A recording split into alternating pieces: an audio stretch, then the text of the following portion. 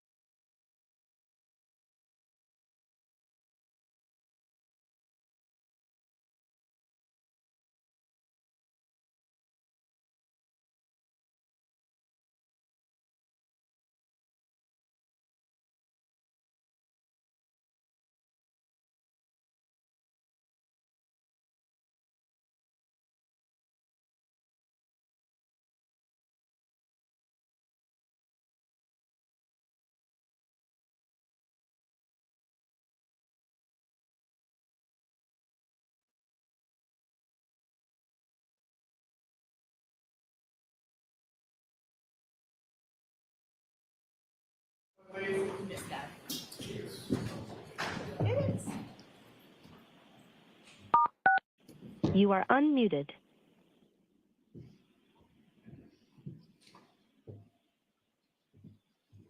It's now open, you may be seated. All right, so I was told, Counsel, Mr. Alessi, you wanted to see me? Yes, please, Your Honor. Okay.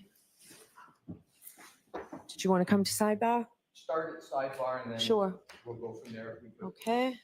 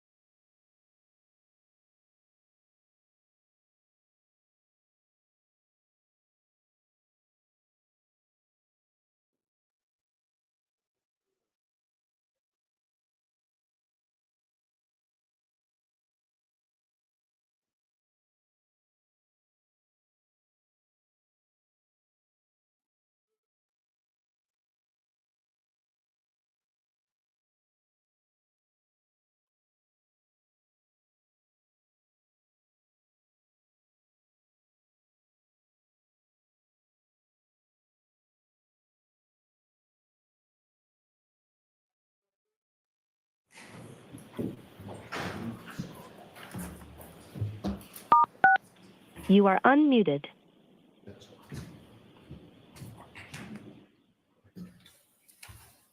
All right. I was told counsel wanted to see me at sidebar again.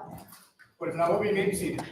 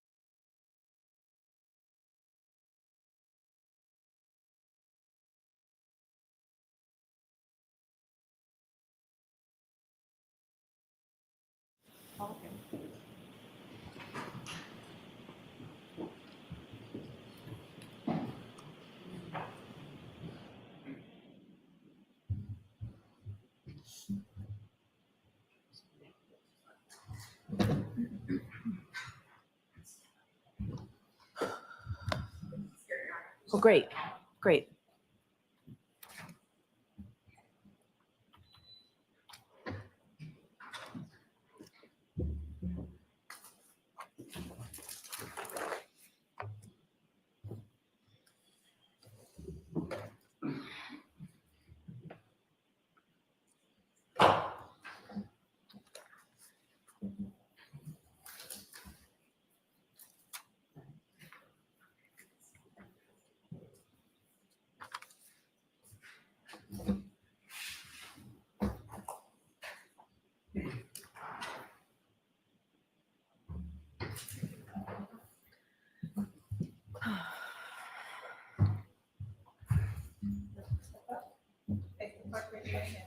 You solemnly swear the evidence of the court in case now and hearing should be the truth, the whole truth, and nothing but the truth, so help you God. Yes, sir.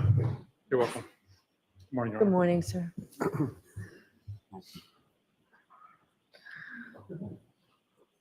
So we're going to have a short voir dire. Yes, ma'am. Okay, so Mr. Lessie? Thank you, Your Honor.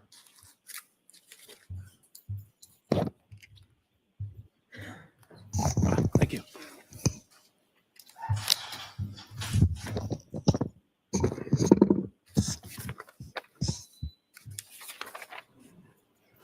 Morning, Dr. Welcher. Good morning. If you look at any documents in answering my question, I appreciate you letting me know that, okay? Okay, Do you have any documents open in front of you at this moment? I do. I have a binder.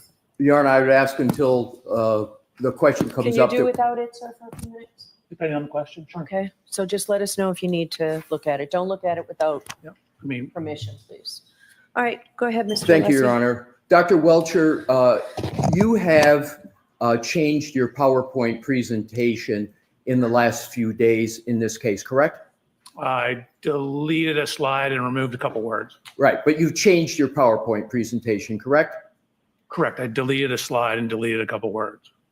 Who have you spoken to at the Commonwealth in the last 2 weeks? Anybody associated with the Commonwealth? Who have you spoken to? In the last 2 weeks, Mr. Brannon, Mr. Lally, Lieutenant Tully. Anyone else? I think Mary Ellen Gray, Anyone else? the tech person Cindy this morning. And with regard to those conversations, what prompted those conversations? Who initiated them? I was originally told I was going to have to be out here last Monday.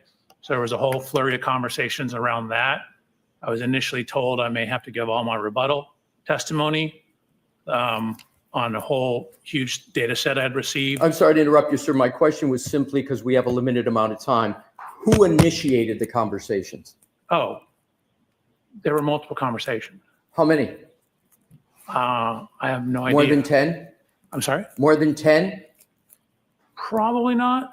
All right. What did you discuss with, do you understand it's no longer Detective Lieutenant Tully? It's, as I understand, it's Lieutenant Tully. Did you have you said you had conversations with him, correct? Correct.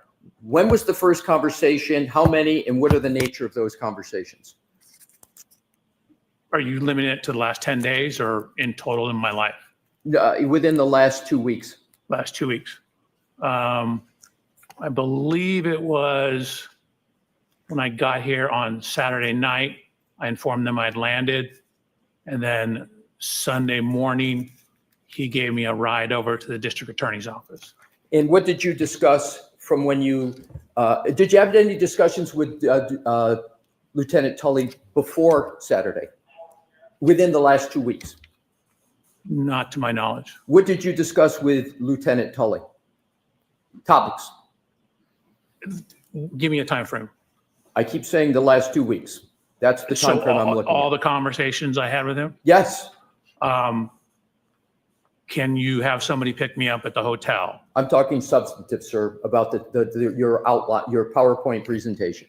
Topics of, what discussions about the topics in your PowerPoint presentation? I had no discussions with him about the topics of my PowerPoint presentation.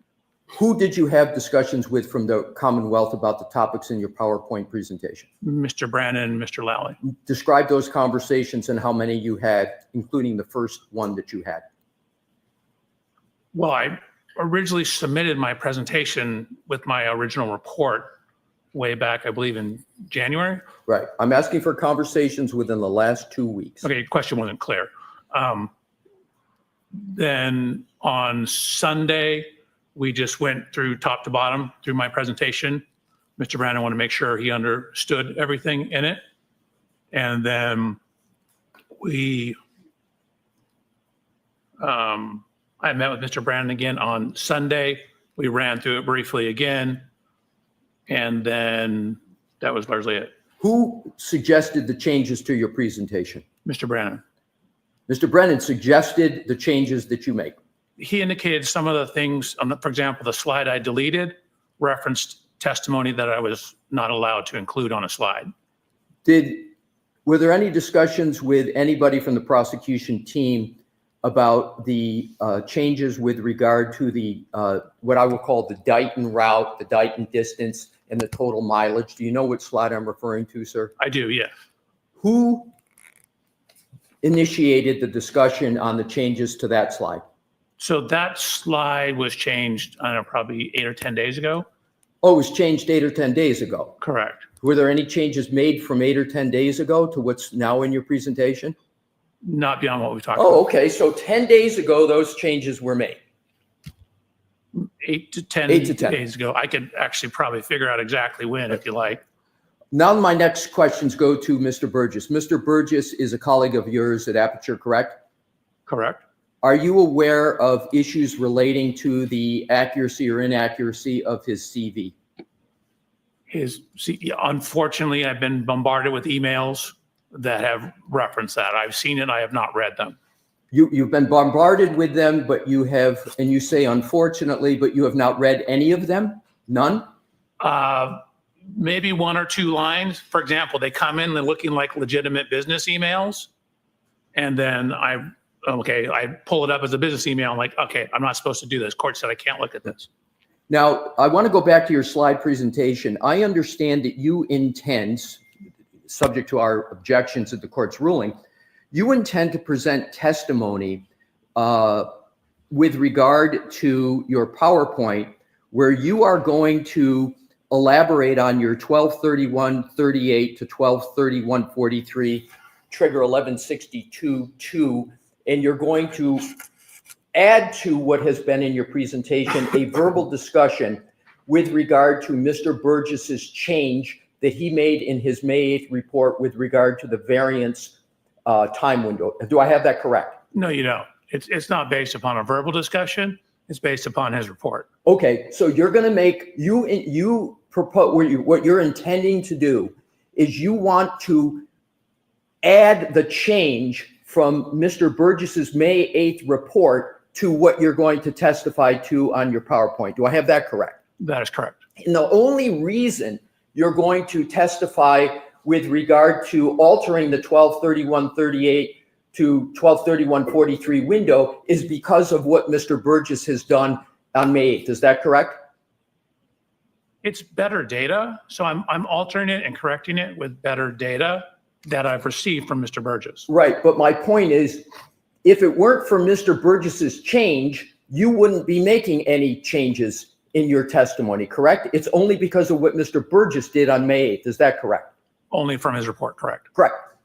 So, and you understand, sir, that that change has significant effects on the very issues in this case with regard to the timeline and the collision you allege occurred, and comparing it to human volitional conduct of Mr. O'Keefe with regard to his manipulation of the phone. You understand the consequences of that change, do you, sir? I do. I would disagree with your assertion that it's consequential. Again, my original data, which is in my PowerPoint and has not changed, that data is still there. The timing was extremely close within the error of the measurements, which Mr. Burgess ultimately showed in his subsequent report that was within the variance associated with those timing devices. I understand, but my point, sir, and I want to understand if I have it correct, is that is going to move the time that you assert the 1162-2 trigger occurred, correct? Correct. And You would agree that's a substantial change given the issues in this case when seconds matter? Or do you think it's an insignificant change? I wouldn't say it's insignificant. Again, I haven't modified my PowerPoint at all. I was happy with the data I had and satisfied with the data I had. Again, once presented as engineer would with better data, we use better data. I'm sorry. Please, voir dire, let him finish. Yeah. It brings it closer in time to Ian Whiffin's last contact point data. But even if we don't have that, given what I knew about the variance in the cell phones, my time was still within that window anyway. Sir, you've just answered my question, which is you agree that it affects the timeline in the activity of Mr. Whiffin's report. You said brings it closer. Did I have your words correctly? Correct. What I was concerned about was your word about significant change. It brings it closer. It doesn't necessarily bring it significantly closer. My original timeline was very close, within the range of the accuracy of those types of cell phones, infotainment system data. So even if I didn't have Mr. Burgess's subsequent report, the data is still within that time window. Sir, isn't it a fact that with the variance of Mr. Burgess that you want to testify to, that there is a change because your 1162.2 trigger 1231.38 to 1231.43, you know that there's a device lock event on the phone of Mr. O'Keefe after that time period. You understand that, correct? So again, there's a window of plus minus on that. Technically, those timestamps on that are, as you indicated, again, there's literally, I wrote that on my slide. It includes my slide where I have that exact comment. But my question, sir, is the change means now that with the Mr. Burgess variance moving, you now have part of the moving range that occurs after the device lock, whereas before your change, the device lock occurred after every bit of your range of 1162.2. I have that correct, don't I, sir? You do. Okay. Okay, so Your Honor, that's it. that's all I needed. Thank you. All right, so we're going to bring the jury in.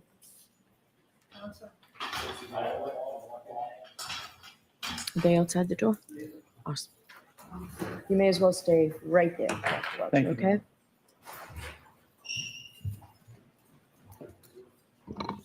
I'll see you at sidebar. No, they can come in.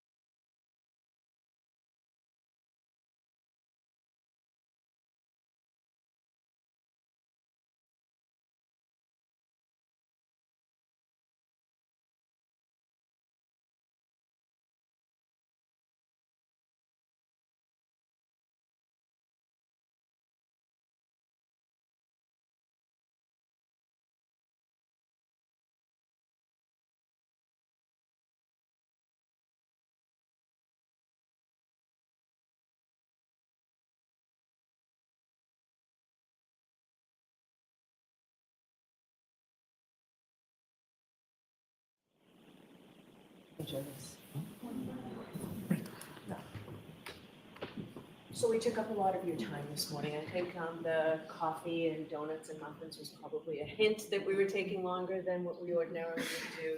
I do appreciate your patience. So I have to ask you those questions. Were you all able to follow the instructions and refrain from discussing this case with anyone since we met last week? Yes. Everyone said yes or nodded affirmatively. Were you also able to follow the instructions and refrain from doing any independent research or investigation into this case? Everyone said yes or nodded affirmatively. Did anyone happen to see, hear, or read anything about this case since we left here last week? No. Thank you. With that, Mr. Brennan? Thank you, Your Honor. Sir, can I just stand and raise your right hand? Yes, sir. You solemnly swear the evidence given to the court and jury in the case now hearing the truth, the whole truth, and nothing but the truth, so help you God. Yes, sir. Thank you. You're welcome.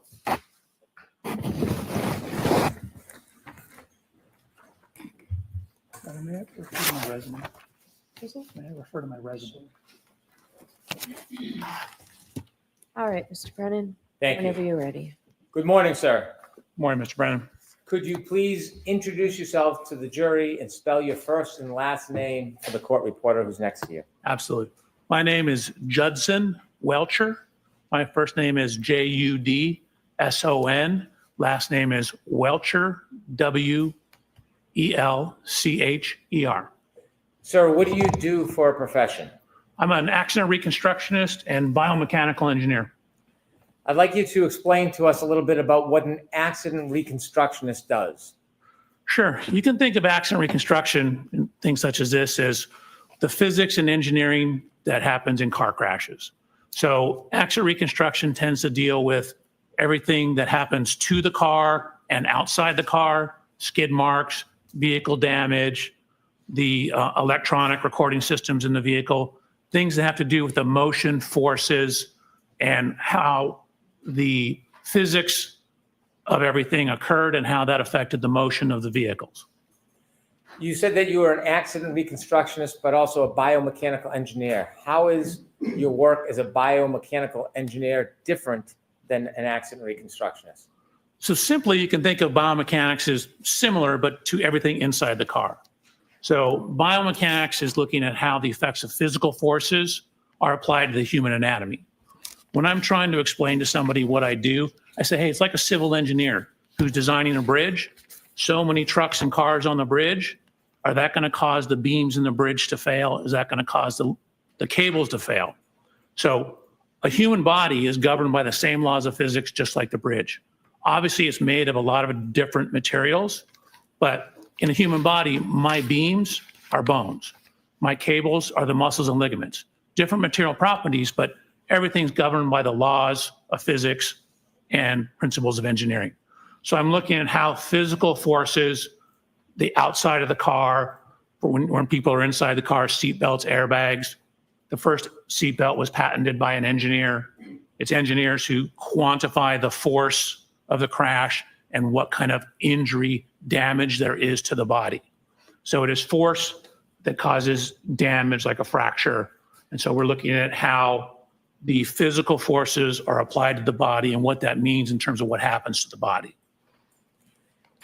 Dr. Welcher, I want to ask you a little bit about how you became a biomechanical engineer and an accident reconstructionist. Can you tell us? Sure. So when I was getting ready to go to college, my father, who was a physician, said, whatever you do, do not go to medical school. Because I was getting ready to go to medical school. So this was 39 years ago, I believe. 35 years ago, 39 years ago. He said, it's just not worth it. So I said, okay. So then I entered into the mechanical engineering. I grew up riding motorcycles, taking things apart, frequently pissing my parents off when I couldn't put it back together. But I like taking things apart and figuring out how things worked. So I went to university and got my undergraduate degree in mechanical engineering. From there, I happened to be at a Thursday meeting of the American Society of Mechanical Engineers. A group came in from a company that did this type of work, and they showed some examples of how you apply engineering concepts that you learn in mechanical engineering to the human body. And so I was like, man, that's a great job. That's the perfect mix of engineering that I have and my desire, to learn the medical side of things as well without becoming a doctor. So I talked to them. I actually applied to the company and was ultimately hired as a biomechanical engineer. How long did you continue as a biomechanical engineer until you went back to school? So I actually, very quickly after I started the job, I took a human anatomy class at a community college. I quickly realized that wasn't enough. And so in around 1993, I went to the USC Medical School and enrolled through what's called concurrent enrollment, which means you can take the class, but you're not actually in medical school. It's a medical school class. But I took gross human anatomy. So it was me and 160 or so other doctors. I took the same human anatomy that first year medical students at USC took. So it began in 1993. Did you continue to work as you pursued your higher education? I ultimately started my own company, continued to work, continued to do research, had a wonderful opportunity to have 2 beautiful children, and continue to this day. Tell us a little bit about the company you started and when. Sure. So in about October of 1994, I started my own company. Me and the guy who was my immediate supervisor said, hey, we can do this better. We can do more research, more testing. And so we started our own company. What kind of company was it? It was an action reconstruction and biomechanical engineering company. We also early on did a bunch of testing and design work for amusement park rides. The same concepts for car crashes applies to roller coasters, basically anything. So we worked and had some contracts on improving ride safety. And I was also on the ASTM committee that looked at amusement park ride designs. Did that company grow from 2 people? Correct. We took it from 2 to about 25 people, and then we ultimately sold it in right around January 1st of 2022. Before 2022, did you obtain a master's degree? I did. And what was that in and where was that from? So again, I was working full time. Actually, while I was doing my master's degree, I was also teaching classes at Texas A&M through their law enforcement training division. So it was extension classes. But I ultimately completed my master's thesis in December of 2001. That was from USC, University of Southern California. And I received my master's degree in biomedical engineering. I wrote my thesis. It was basically on automotive seat design, but it was titled Whiplash-Associated Disorders, Related Anatomy, Biomechanics of Injury, and the Relationship Between Injury Potential and Automotive Seat Design. Excuse me, Your Honor, if I may, pardon the interruption. If Dr. Welcher reads from this report, which I think he just did, can we know if he's doing that? Sure. Dr. Welcher asked me if he could refer to his resume, and I said yes. So if you read, just let us know. Thank you, Your Honor. And it's my resume, not my report. Your resume, did I say? No, you did. He said report. Yeah, no, it's his resume. You share with us that your company continued to grow until you ultimately sold it in 2022. During that time, did you continue to pursue higher education after you obtained your master's degree? I did. So again, ever since 1993, I've been slowly pursuing higher education, both obtaining my master's degree as well as my PhD. During that time frame, I also published 20 peer-reviewed scientific publications. I taught for 5 years at Texas A&M and served as a peer reviewer for both the Society of Automotive Engineers and for a short period on the Archives of Physical Medicine. So I was working and running a company with my co-creator, as well as teaching, conducting research, publishing, also while going to school part-time. Take us to 2011. Were you still pursuing education at the University of Southern California? I was. And what occurred? What did you achieve in 2011? So in August of 2011, I finally obtained my PhD in biomedical engineering. I wrote my dissertation, reading from my resume, titled Development, Validation, and Testing of a New Sensor Array for Intra-Articular Pressure Measurement, In Vitro Human Lumbar Spine, Intra-Articular Facet Testing, which is a lot of big words to say. I was testing cadaver spines, looking at the loads inside the spines associated with various motions of the spine. Did you achieve your PhD in biomechanical engineering? It's actually in biomedical engineering. Biomechanics is within the field of biomedical engineering. So you have a PhD in biomedical engineering. Correct. You mentioned that you have published many articles. Have there been articles that you have published that are relevant to some of the subjects that you're going to talk about during your testimony? I mean, I have a number of, again, peer-reviewed scientific publications. Peer review just means you submit it to a journal and they have other people review it, give you comments, your peers in the field. I do believe there are a number of them that could certainly be relevant to both the physics and, for example, pedestrian injuries. If I could mention a few. You wrote an article on sideswipe collision dynamics. What's sideswipe collision dynamics? So I was actually an invited speaker at the World Congress, or sorry, not the World Congress, the World Reconstruction Expedition. They asked me to give a presentation on the theory, science, and mathematics behind sideswipe or side impact collisions. That would include side collisions, glancing collisions, shallow angle impacts, such as like a corner of a bumper goes into the side of a car, any kind of glancing or clipping type impact. Similarly, in many of the articles that you wrote, is one of them about methods for quantifying the impact severity of low speed side impacts at varying angles? It is. Tell us a little bit what that. So that was a Society of Automotive Engineers paper. Again, another peer-reviewed paper that we worked on. It was kind of an extension or continuation of all that research, where we just looked at the physics and the mathematics, basically the reconstruction of glancing or sideswipe type impacts. Similarly, methods for quantifying the impact severity of low speed side impacts at varying angles. Is that similar to the other papers, or was that different? Yeah, I thought that was the same one.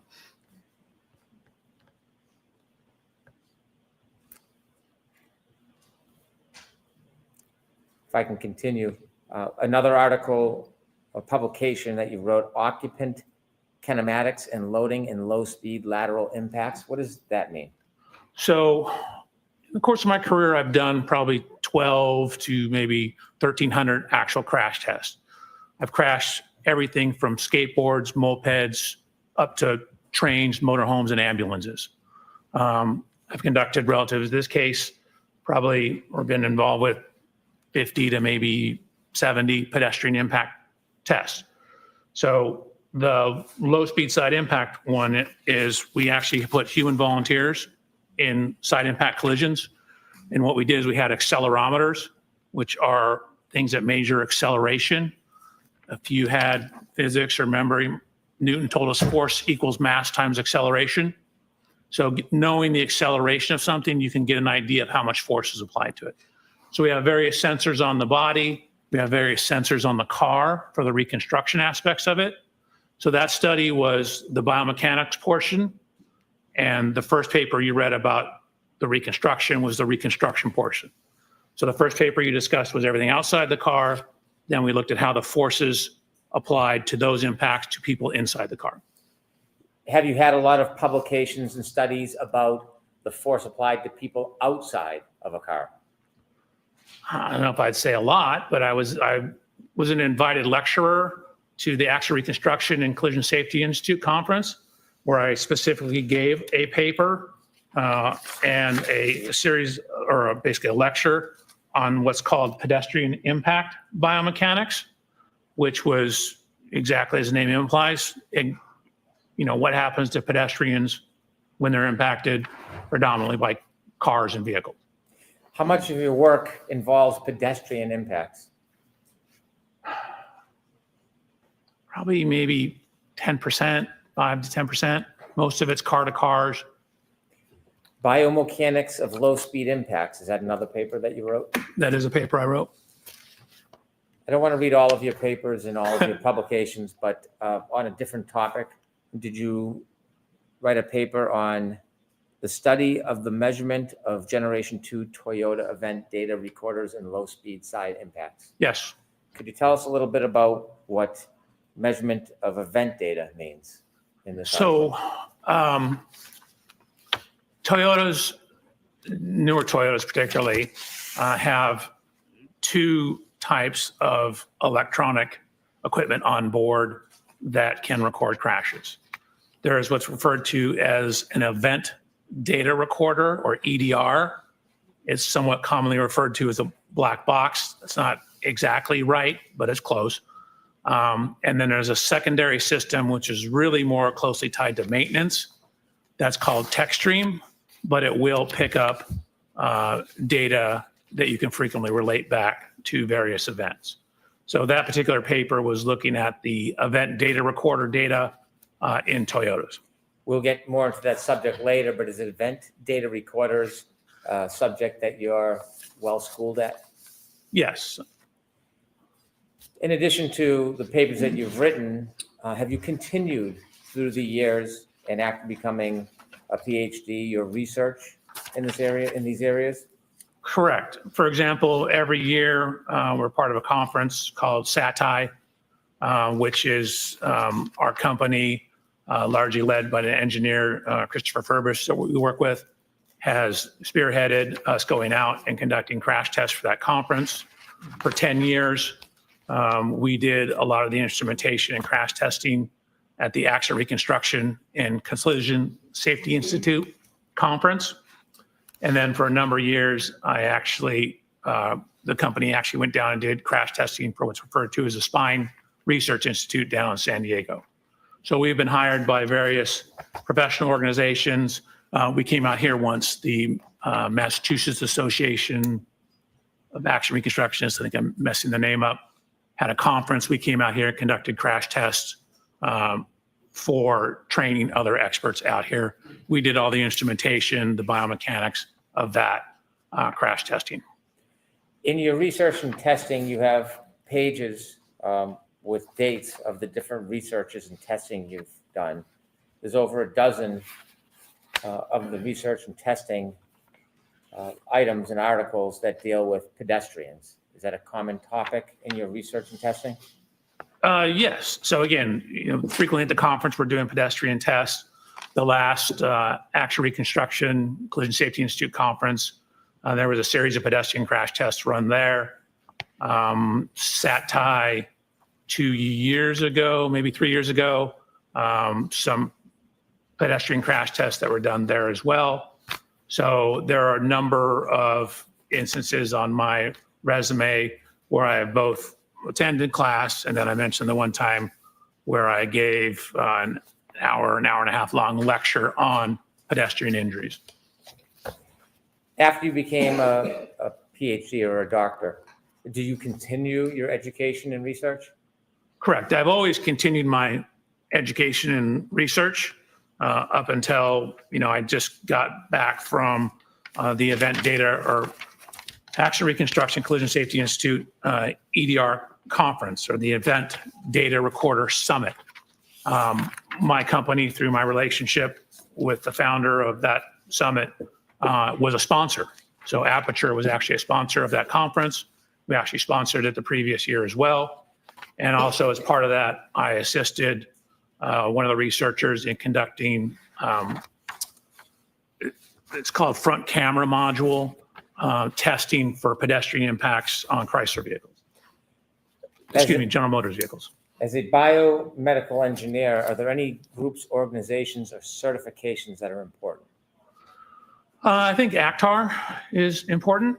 So ACTAR is an acronym. It's ACTAR, and that's short for the Accreditation Commission for Traffic Accident Reconstructionists. And so it's a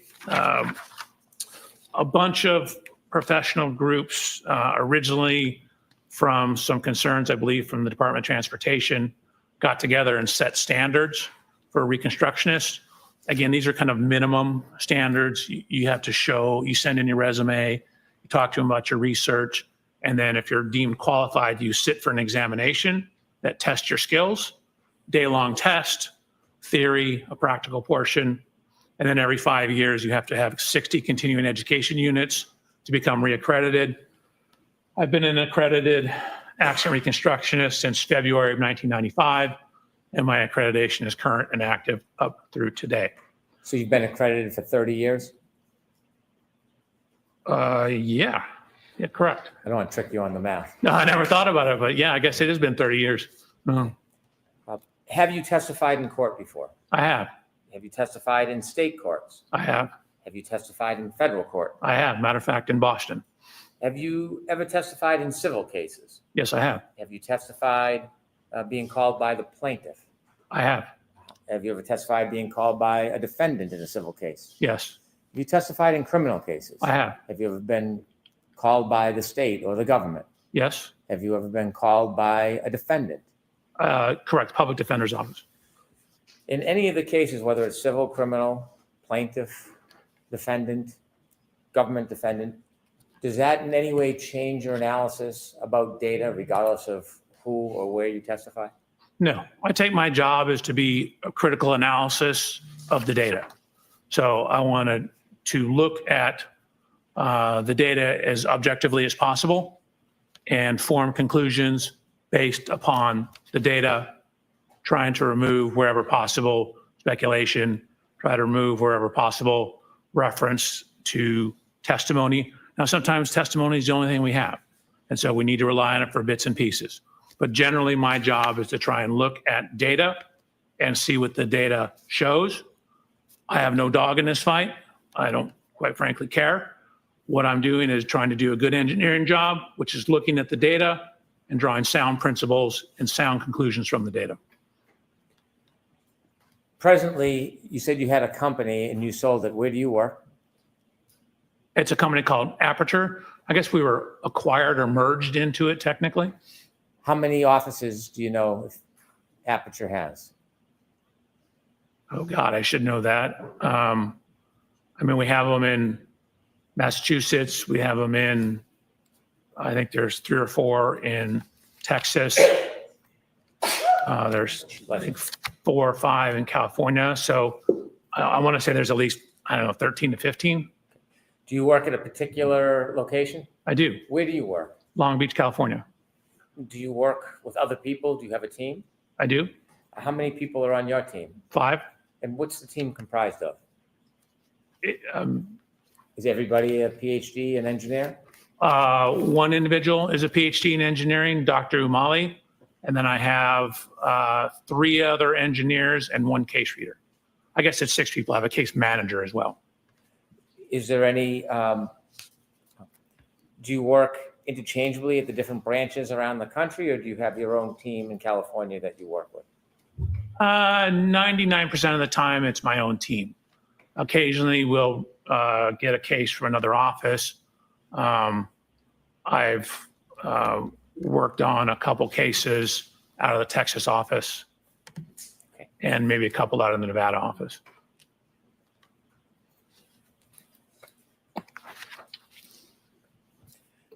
Were you asked to look at any data or information relative to this case? Yes. In looking at data and information, do you try to look at a narrow or broad range of information? So I definitely cast a very broad range. We try and get as much information as possible. And then, weed it down to what is important, weed it down to what is consistent with the data. So start off very big and then get down to sort of the meat and potatoes of it, the important information. Do you necessarily rely on everything you look at? No, I certainly consider everything I look at, but I frequently don't rely on everything because sometimes it's not reliable or it's irrelevant. In this case, can you share with us materials generally that you looked at in your review? Sure. Your Honor, may I read from my report? Yes. Thank you. So, Mr. Reporter, I apologize. It's a lengthy list. Slow? So I have police reports, including the Canton PD incident report, and I have 8 other reports, also the 34 Fairview Road Rams final report or CARS report. I have the ring video from Mr. O'Keefe's residence. I believe that's One Meadows. I have the cruiser cameras, which are the police vehicles, onboard cameras, both front and rear cameras from 1, 2, 3, 4, 5, 6, 7, 8. I believe 10 different videos. I have photos and videos of the scene from Sergeant. I have photos of the vehicles, 140 photographs of the vehicles lined up together. I have 25 additional photographs of the scene, 18 separate photographs of the scene, 2 photographs of the scene, one group of 92 of the scene, one group of 50 of the scene, another video showing the cars lined up bumper to bumper, 4 videos of the scene. I have a video showing Miss Reed's vehicle being pulled into the Sally Port at the Canton Police Department. I have a 360 diagram, surveillance video files from McCarthy's, surveillance video files from Waterfall Bar, Canton Police Report, Sally Port videos from Dighton. I have the Lexus Connect Verizon records. I have the alarm.com videos. I have a video of the tow truck arriving at the Canton Police Department. One titled Native Location, John O'Keefe's phone. Past witness statements. The report of examination from the coroner. Jennifer McCabe's Cellbrite data. Something called Lexus infotainment. Different past summary testimony of numerous witnesses.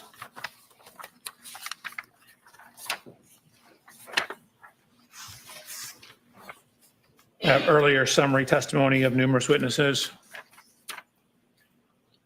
The Boston Magazine interview with Miss Reed, a Dateline interview with Miss Reed, a 2020 interview with Miss Reed, lab reports from BODE, the Crime Scene Response Unit Boston, Crime Scene Service Section Maynard, Crime Scene Service Section Southeast, the Criminalist File Folder, Trace File Folder, UC Davis Veterinary Report. I have Verizon records, GPS location records, John O'Keefe GPS points, Axiom cache location, weather reports, medical records, including the Canton Fire Department run report for both Mr. O'Keefe and Miss Reed, medical records for both Mr. O'Keefe and Miss Reed from Good Samaritan. I have 2 retrograde extrapolation reports, one, and a serum plasma conversion report relative to Miss Reed. I have the neuropathology report. I have the Orange County Medical Examiner's report, the diagrams, the postmortem toxicology report, and a second same autopsy report, more pages. In addition to the information that you reviewed, did you on your own go out and obtain information that you thought might be helpful for your review? I did. So first what happened is I asked for all the information on the case. So I received some information, and then what we do is we start doing our homework.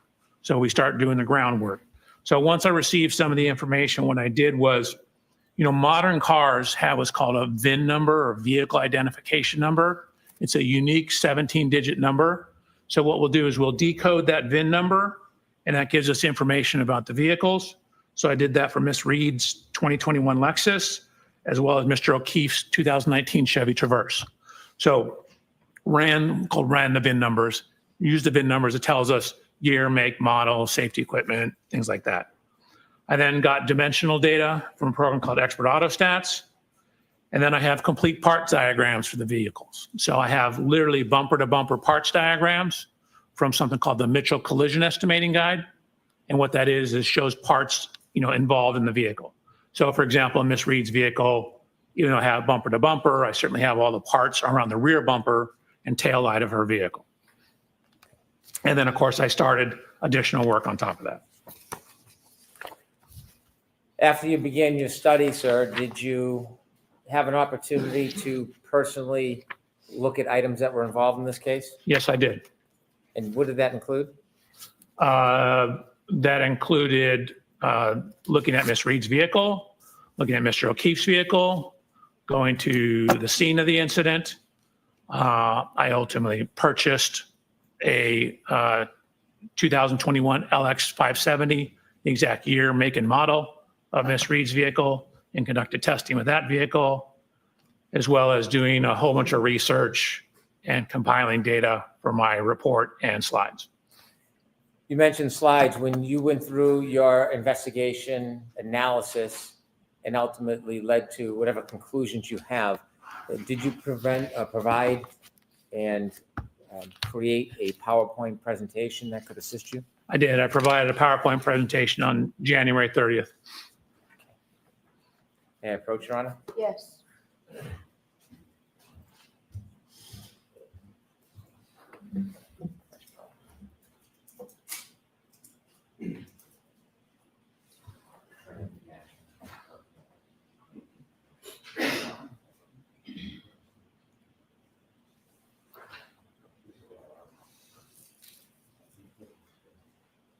Yes.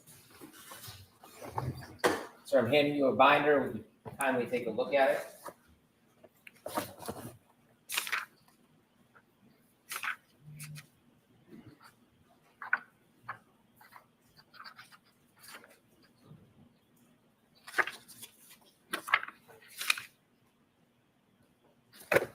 Okay. Sir, does that appear to be a copy of the PowerPoint presentation that you prepared for us today? It appeared, right? 141 pages. Didn't look at every page, but it looks right. All right, I asked to mark this for identification. Okay.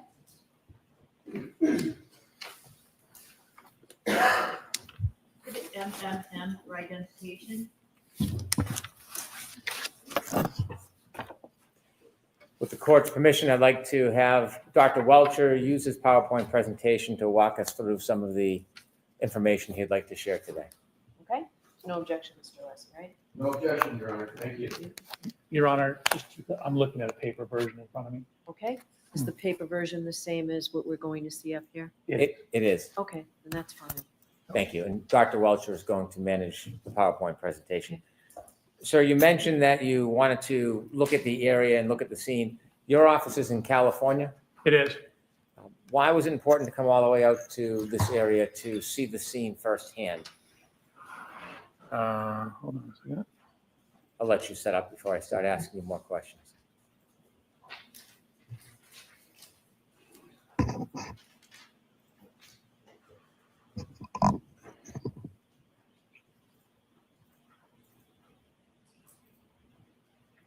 We went through this, had it working perfectly.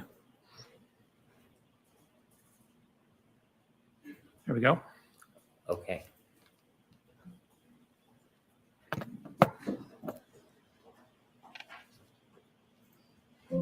So that's me.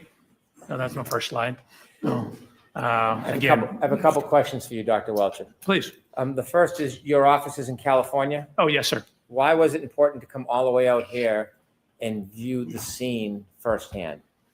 And you want to have as much information as possible. So I wanted to, physically look at all the things so I can actually see with my own hands, my own eyes, lay hands upon it, look at it as best I can.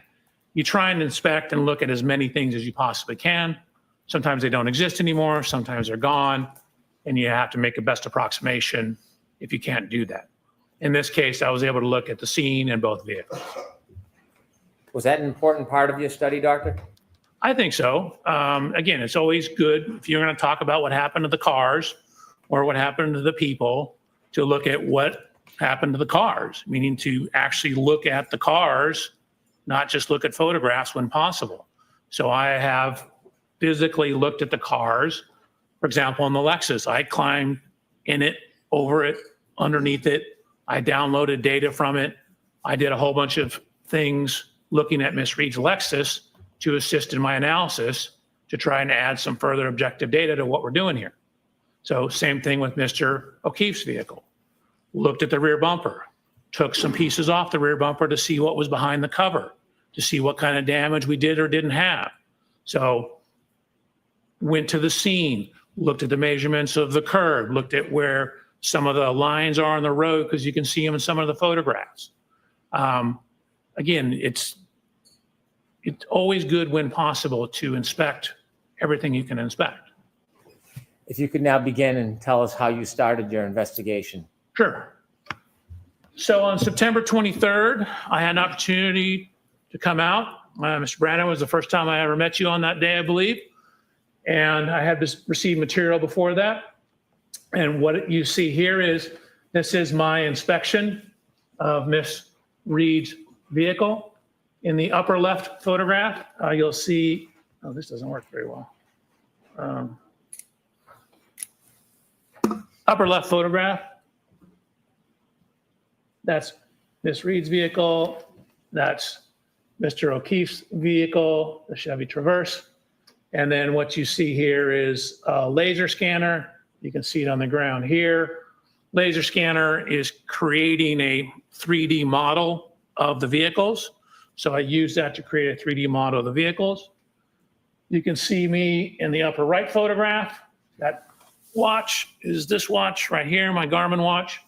And what I'm doing is looking at the construction composition of that right rear corner of the bumper. I'm looking at things such as the dimensions, where various lights and components are, and how does the geometry of that bumper relate to things that would be hit when backed into. Dr. Welcher notes this is 9/23/94. Is that an accurate date of when you came and first started looking at the vehicles in the area? You said 24, correct? I did. You said 9/23/24, correct. And then on the slide, what I tried to do is underline what I'm doing. So this is inspection of the Reed Lexus. And as noted, I'm only showing you a couple. I actually took 445 photographs. Do you remember when you began this case, the month of the date?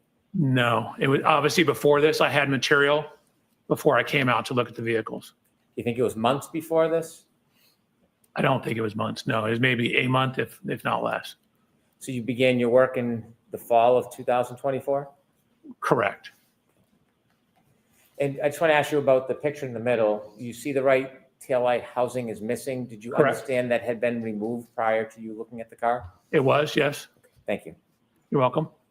However, some of the evidence stickers, these white stickers here, were still on the vehicle. You did not place those. Did you place those stickers on yourself? I did not. Were they there when you first saw the car? Correct. They match what I'd seen in other photos. Thank you. So just continuing on. So what you see is, again, I mentioned looking underneath the bumper. So we wanted to see what, if anything, was damaged on the corner. So I'm putting my hand to show where the frame rail ends. This is me looking up underneath to the backside of this taillight. If you can see, this red taillight actually sticks out. And so I'm checking the front here for damage. I'm checking the back for damage. 1 second, please.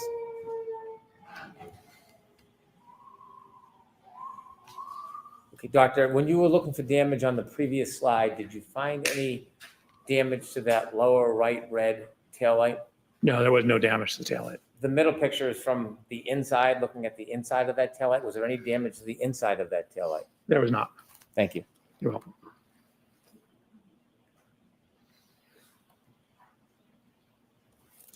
So again, looked at the height of it.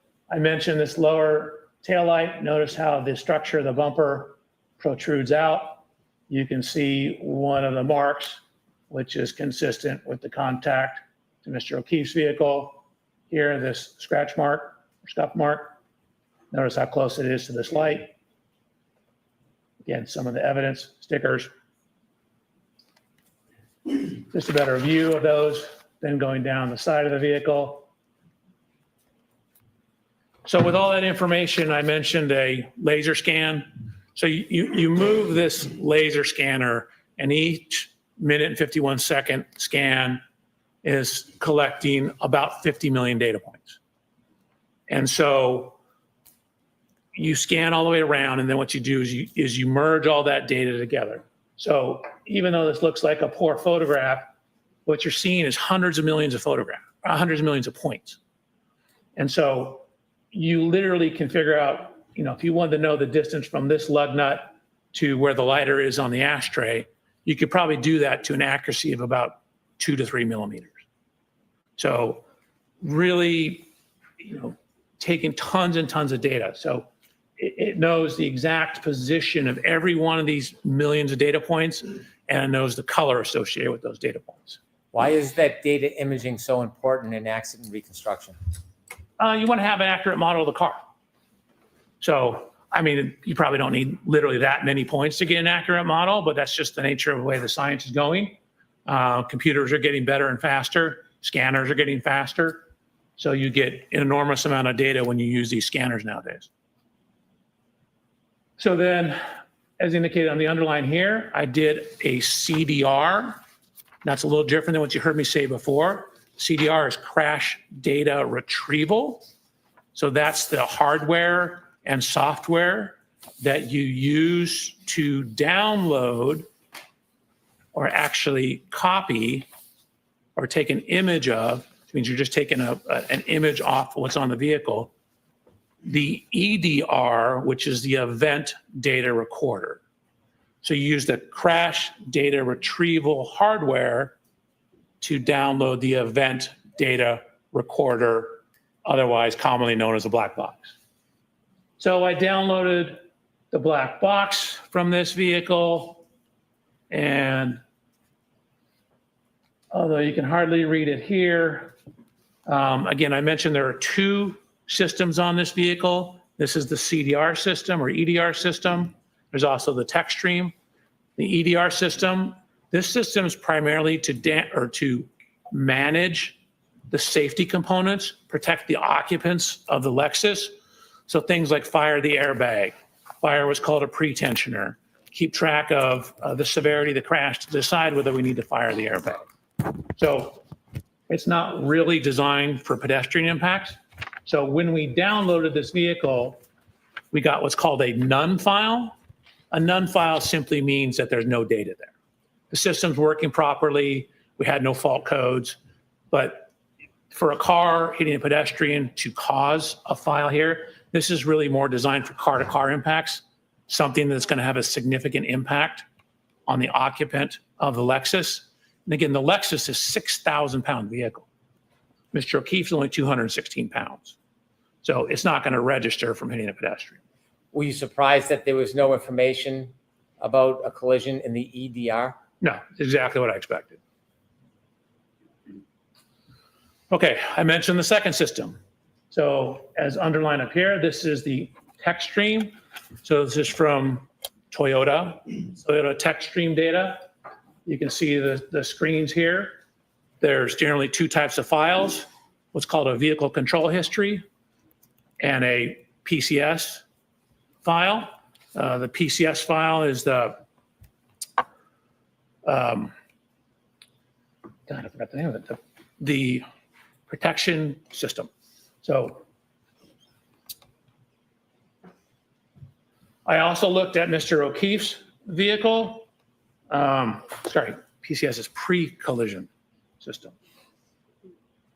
Looked at Mr. O'Keefe's vehicle, same thing, took a series of photographs, laser scanned it, looked in it, underneath it, behind it. I mentioned taking some of the bumper parts off. So I took this rear cover off here to look at the damage behind the bumper cover. Most cars have what's referred to as a face bar. That's that piece of metal that you see here. And there's a piece of energy absorber here. That's your face bar. So I'm looking to see if there's any damage to that. There was no damage to that. Before you go forward, I want you to take a couple steps back because I want to ask you some questions to explain Please. tech stream data. Could you go back a couple slides, please? Sure. Okay. You mentioned that in the EDR, which is similar to a black box, there was no information found.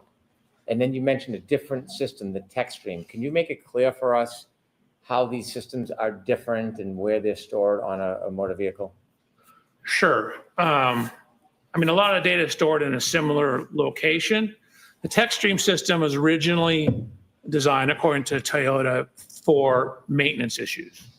It seemed to come about around the same time Toyota was having problems with sudden accelerations or allegations of sudden accelerations. So the TechStream data or vehicle control history will give you information when there's, for example, excessive acceleration or rapid shifting of the vehicles or rapid steering of the steering wheel.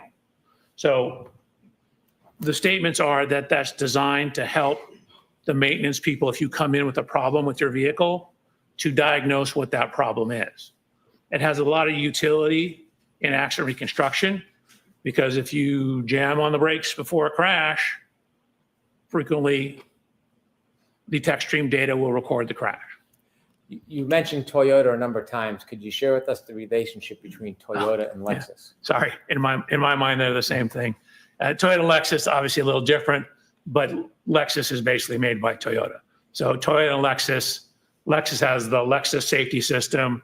Toyota has the Toyota safety systems, which you both read with the TechStream data. The TechStream data, in this case, does it play an important role in your analysis? I think so, yes. The TechStream data, did you independently download that data yourself? So I independently downloaded it, and then I also ran a test with Miss Reed's vehicle, and I created a new TechStream file so that I had a stamp in the ignition cycles of what the current ignition cycle was. So I did a sudden acceleration test of the vehicle. On the Lexus or on the exemplar vehicle? On her Lexus. When you did the downloading, why did you do it yourself?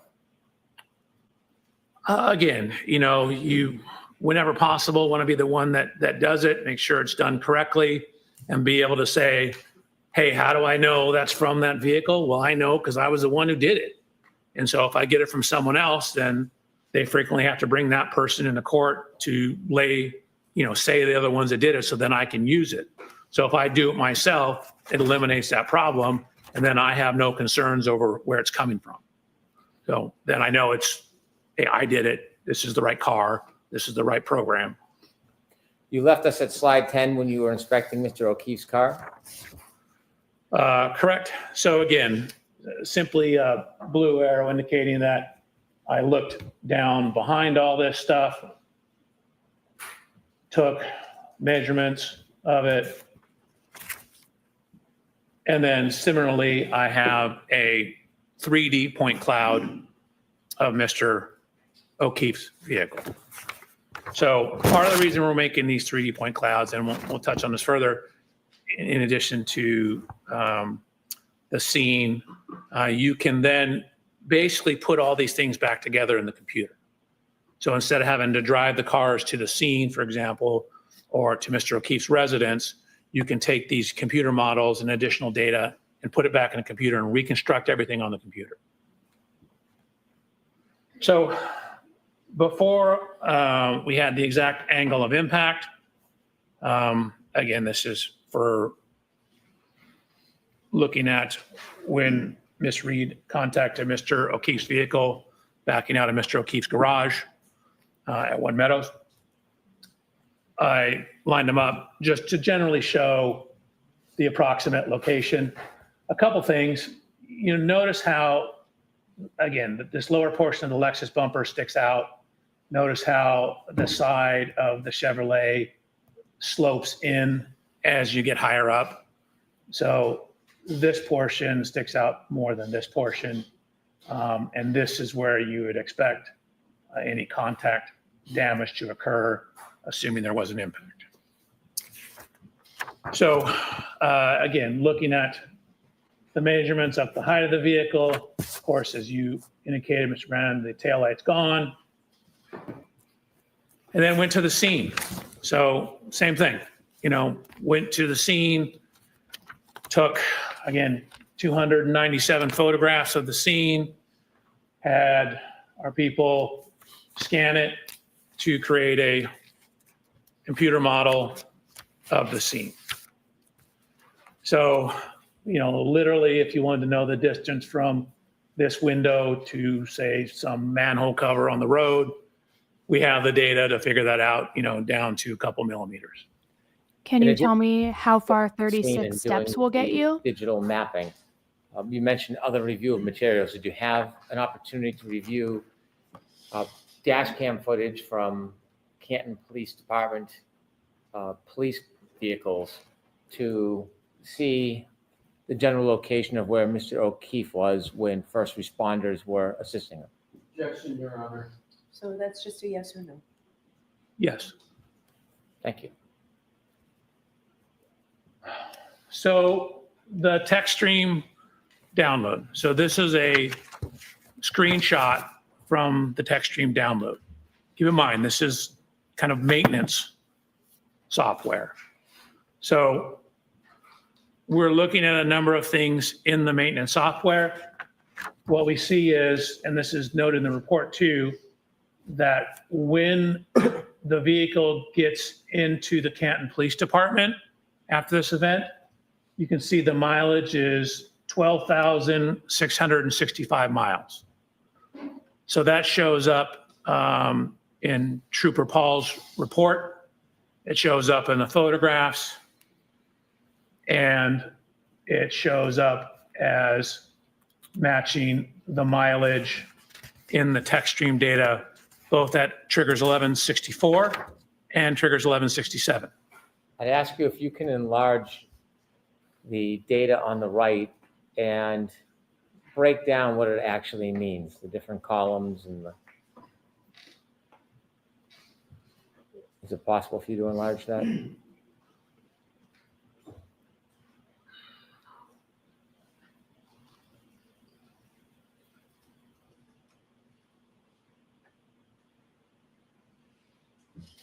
My fingers are too fat.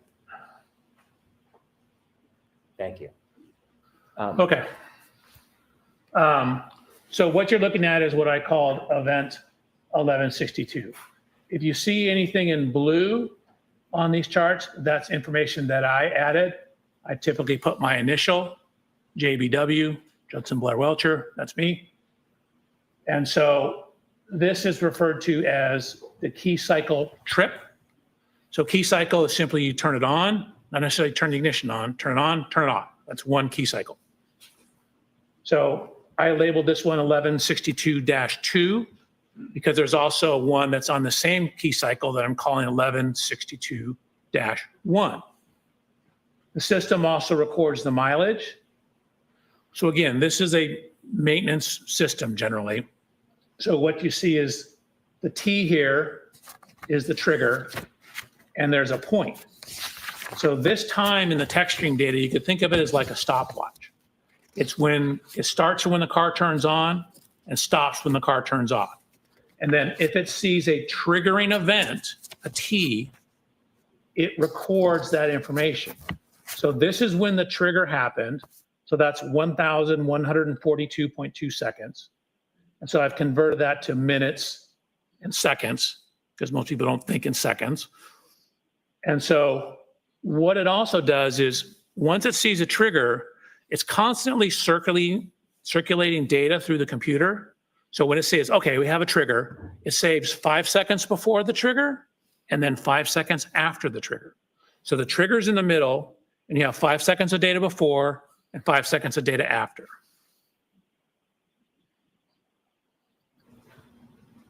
I have a couple of questions for you, Please. Dr. Welcher. First, starting with the clock, the time in seconds on the left. You mentioned that begins when the car is turned on. What type of clock is that called? It's just a continuous clock, meaning it's not a clock like a time clock. It's more like a stopwatch kind of clock. Has it ever been referred to as a running clock? It's the same thing. You start the stopwatch, it's running. Based on the text stream data alone found in that one spot, can you tell from the data in the text stream alone what time the power was turned on? No, not alone. It simply tells you how long it's been on. It doesn't necessarily immediately tie it back to a clock time. You need additional information. And so this in and of itself, the text stream data doesn't give you a certain time on a clock, like 1 o'clock or 2:30, anything like that. No, it simply tells you in this case, when the trigger occurred, it's been on for 19 minutes and 2 seconds. You also mentioned I'm going to mute him just for a second while I tell you this. I'm going to pull up a video right now of when I was at 34 Fairview last week. It's way smaller in person, even smaller than the small photographs. And the flagpole is so close to that bedroom window. So I'm going to send it to myself and I'll pull it up here for you. So it depends on what the something is. So if there's another trigger, then it will record more data. So you can have two triggers that are recording things on the same time window as well, or very close to the same time window. So you need another trigger to keep it going. But in essence, what it does is when it sees a trigger, it saves that 10-second window and then just keeps monitoring things until it sees another trigger. If the data captures a trigger, it has a 10-second window, and an event continues past that 10 seconds, so past the 5 seconds on either side, and there's no further trigger, do you get any other information from the text stream data? No. For example, in the trigger event, and say 5 seconds later the vehicle's still moving, well, the data just ends, and it says it's going, I don't know, 17 miles an hour, for example. It doesn't continue on. We just know that when the trigger ended, it was going 17 miles an hour. Thank you very much. Okay. Okay, so we have mileage recorded in this system. So what we're trying to do is use the available data to see if we can determine, you know, like what event this is, or is this the event, or is this something that could have occurred outside 34 Fairview on the evening of this event. And so one of the things we're utilizing is the mileage. Okay, so Oh God, the laser pointer. 12629 is at the end of event number 2 on the 1162 ignition cycle. When the vehicle ultimately comes into the impound yard, and this is actually before that, comes into the impound yard, it has 12,665 miles. That's a difference, did the math for you here, of 36 miles. Okay, let's consider where that could have come from.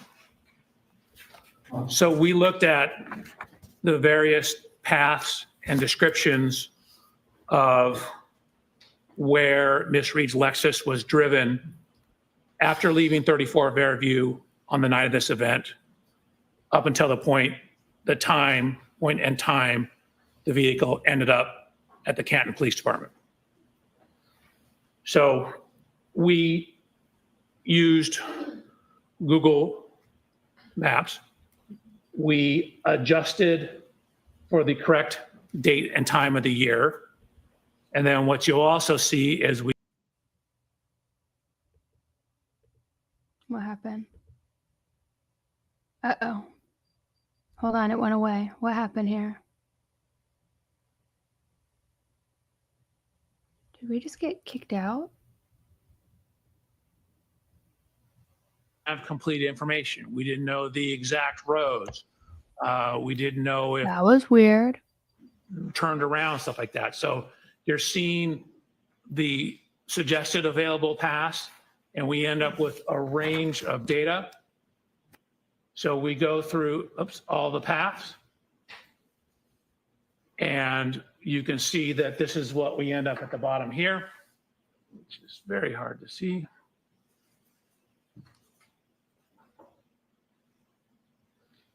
So the minimum suggested route is 36 miles, 36.1 technically. You have a range of 37.9 to 39.7. But again, that's right in the range of the 36 miles. So that's a data point that's starting to build our confidence in what is in the text stream data being related to our event. This is all an effort to match whether or not the 1162 data is relevant to a particular event? Objection, Your Honor. Let me ask it this way. Matching all the distances by miles, is this the only way you're trying to determine whether 1162 is the event in front of 34 Fairview Road? No. So again, these things are all tools. You can't take necessarily one data point in a vacuum. You need to consider the totality of the data.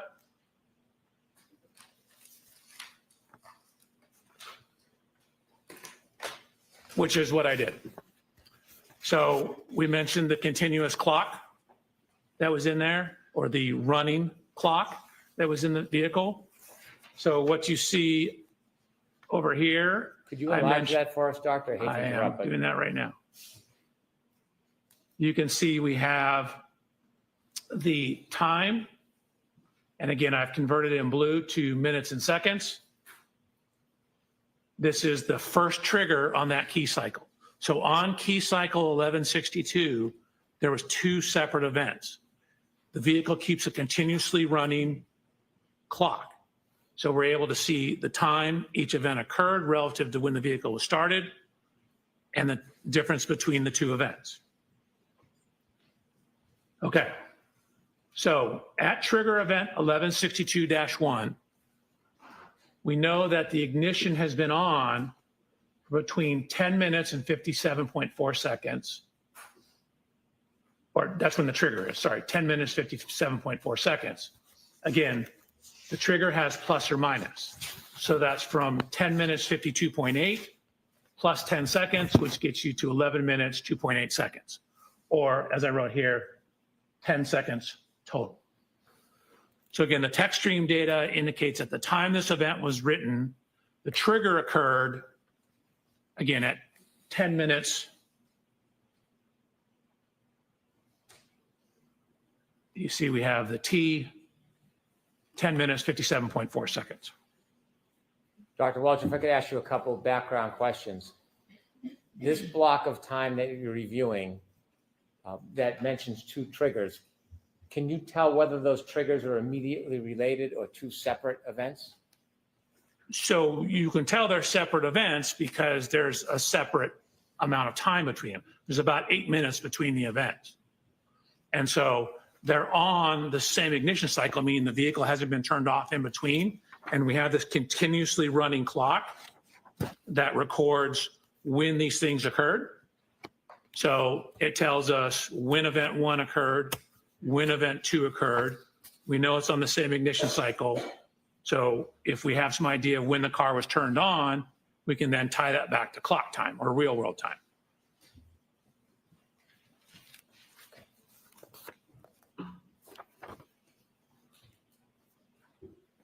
Okay.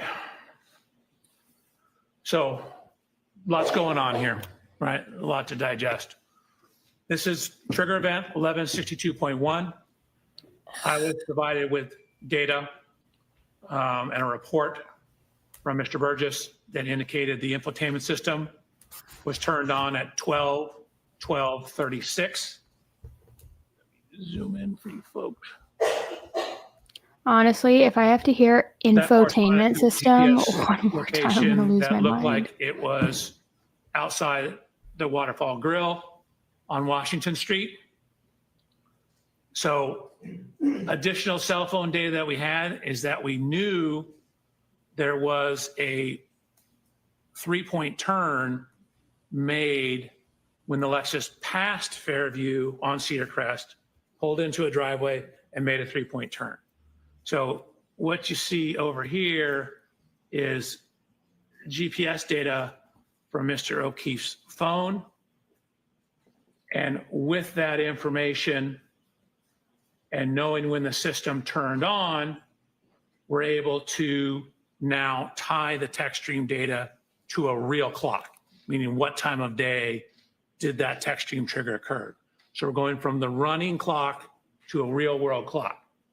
So if you take when it was turned on for Mr. Burgess's report, you can see that the Lexus was turned on at 12:36. You add in the text stream information, you get it at 12:23:38. And now we have a cell phone data point at 1:54. So at the time my report was written in these slides back in January, that was all the information we had in terms of data point 154. That was the one that was closest in time to it. So we had since received additional information. Dr. Welch, let me ask you a couple questions, and if you can zoom in a little, we might be able to see it a little better from here. Where would you like it? If we can start at the top when you explain in text.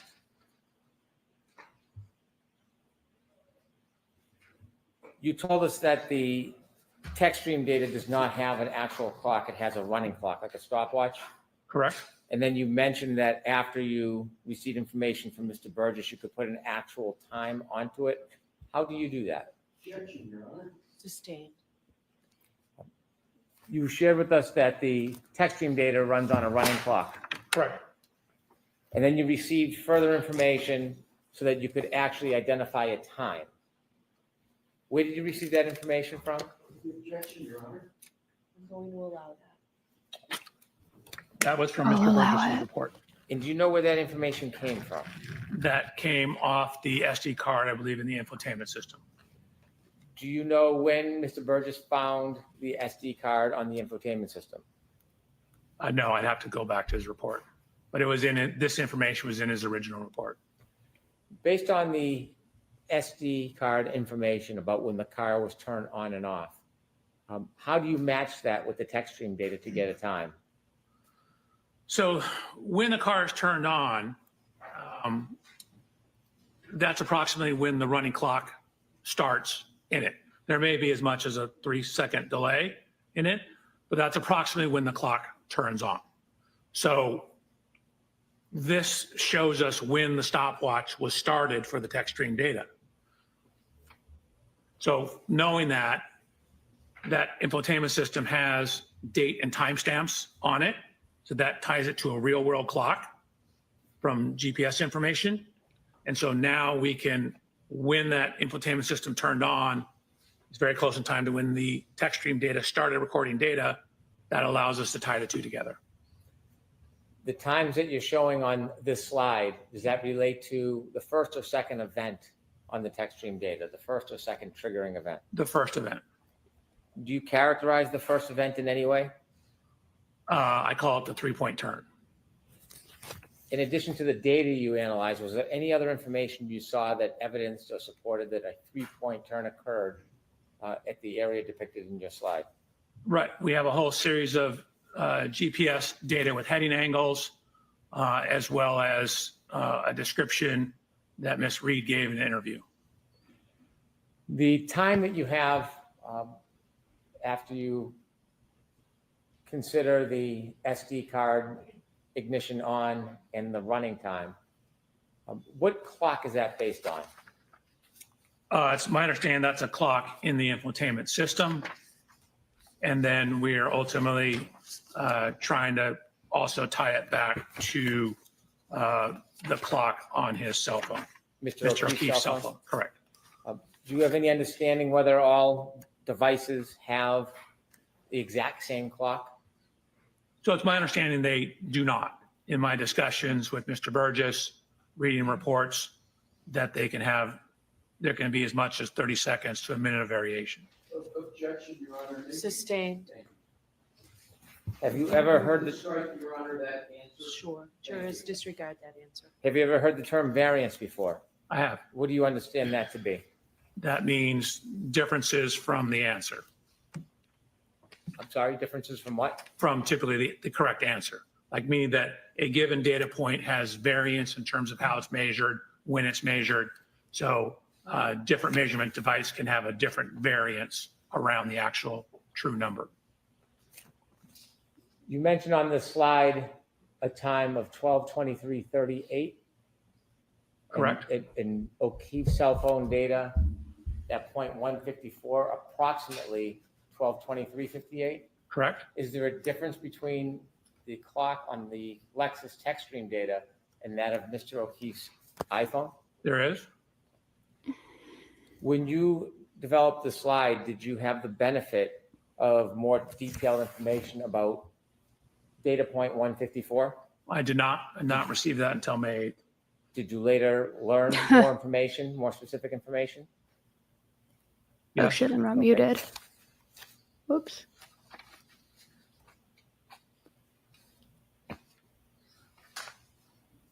Your Honor, I'd like to show an exhibit to Mr. Welcher that's already been admitted. Okay. 192A.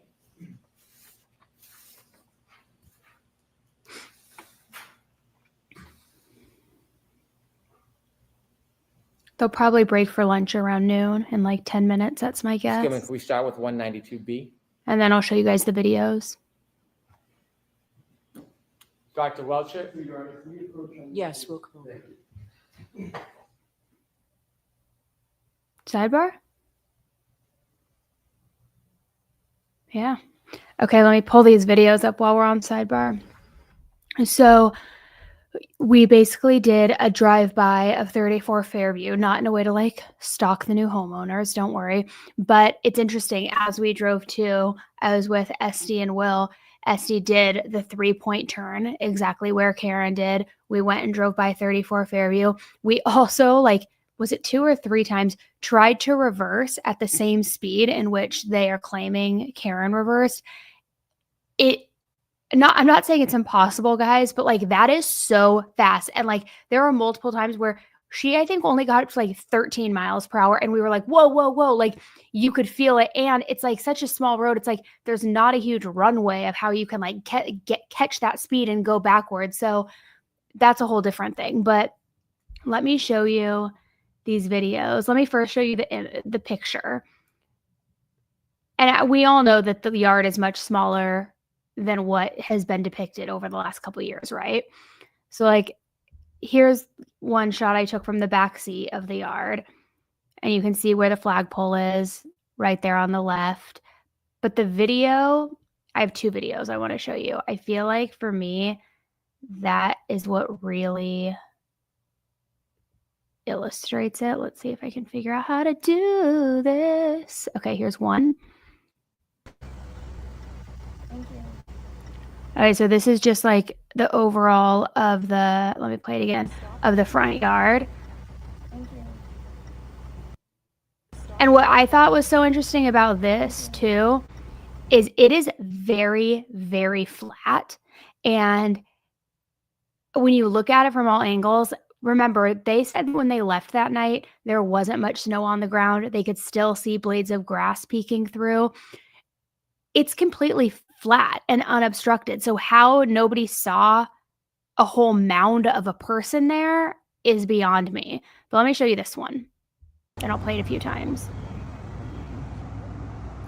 No fucking way. Fire trucks, all kinds. You can hear Will. So the flagpole to the window. Not very far, right? Fire trucks, all kinds. It's like, it's very, very close. I'm just going to keep playing it for you. I guess I'll put it on mute here.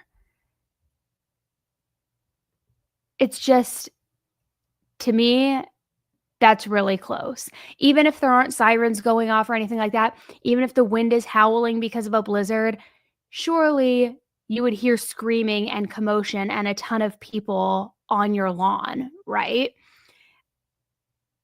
I don't know. And then let me go back over to this one again, just so you can see the whole front yard. It's very, very flat.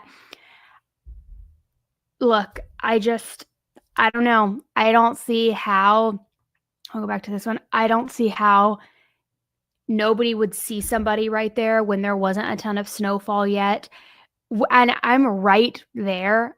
So I'm in the car in this video that I'm taking, and it's right there on the curb's edge. So it's like, from being in the car too, you're only about, call it, I don't know, 6 or 7 feet away from the flagpole. So it's like, if you're driving and they all exited that way, it's like, how are you not seeing anything? Let me play this one more time. It's I don't know. And let me pull up the picture again. And you guys tell me what you think.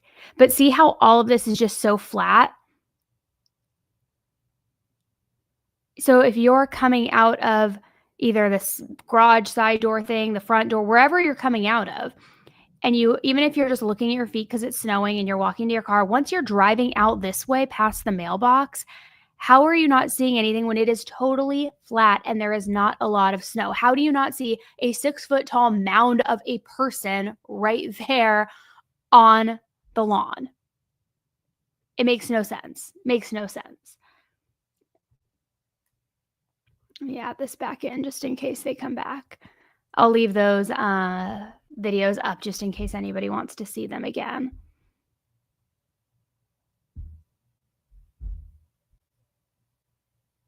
And then let me see if I can find. Have you guys seen the video that somebody posted online about backing out of the driveway when it's dark out and what the headlights show when you drive away? I'm going to try to pull it. Let me see if I can find it. Because it is also a very interesting. Let me see. It's a really interesting video. Oh, here we go. Is this one it? Let me just make sure I'm getting the right one. Not the Microdots video, but Microdots is obviously so good. I met him when I was there. We all went to dinner and let's see. This is an actual. Okay, let me send this to myself. This is an actual video, not an animation. Let's see, copy link. I need to figure out how to be more tech savvy, but here we go. I found it. So let me pull it up. Send. Okay.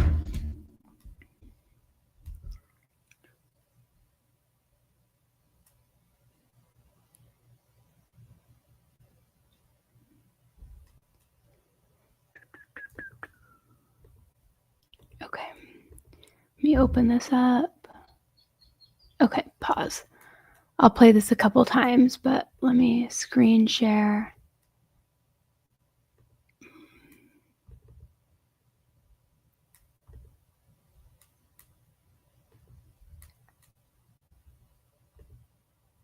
Let me make it bigger.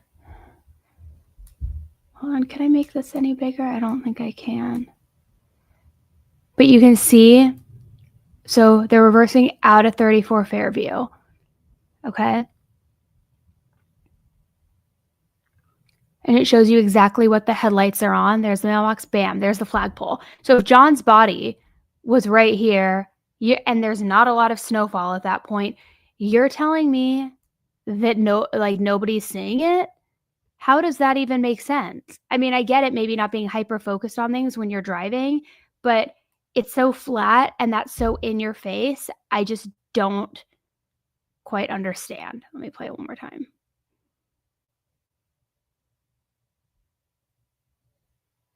And for anybody too who wasn't backing out of the driveway, but for who was, if they weren't backing out of the driveway but just driving down the street, still it's like it's so flat.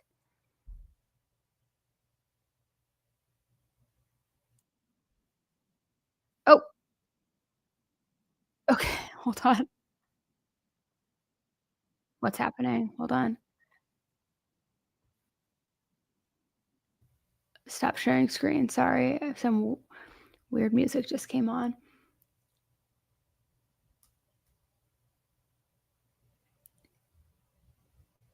Let's see. Okay, let me go to the comments now.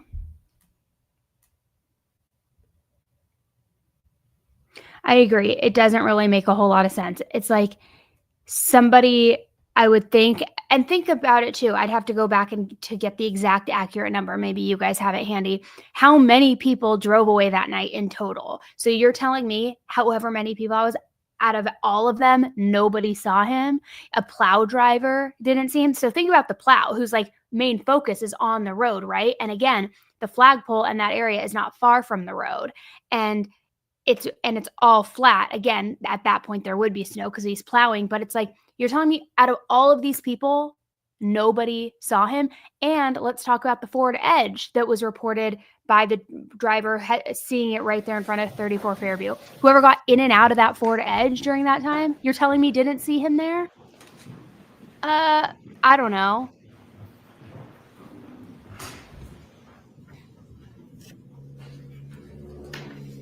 Dr. Welcher, if you could take us back to slide 30.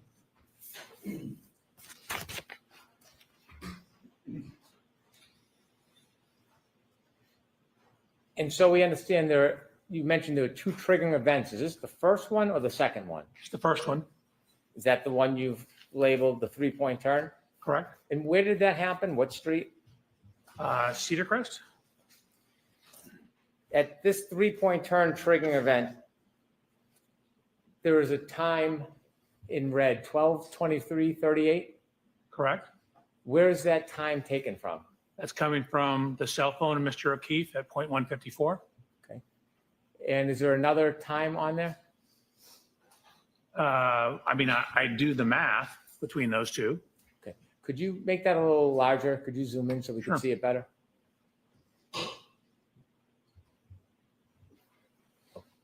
So there's an infotainment time of 12:12:36, I guess another time to answer your question. Then we have, The 12:12:36, what does that indicate? What's that relevant to? that's when the text stream data basically turned on, plus or minus a little bit. When you say the text stream, is that relative to when the car turned on? Correct. Sorry. Okay.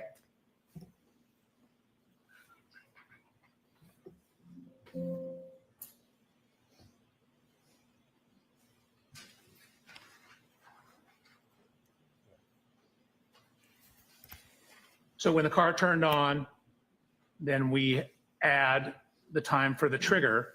So what we have is we have data in the text stream that shows the speed, the position, the steering of the vehicle on that trigger. And so we're trying to match the timing and the description of what the vehicle was doing with the text stream, the infotainment, and the cell phone data. Is the data that you analyze regarding the speed, the direction, and the timing to determine whether this was consistent with a 3-point turn? Yes. Okay. Continue, please.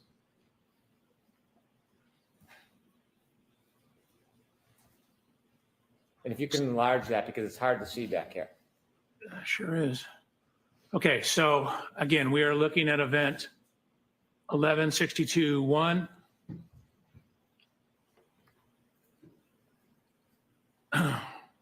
The information in blue is speed.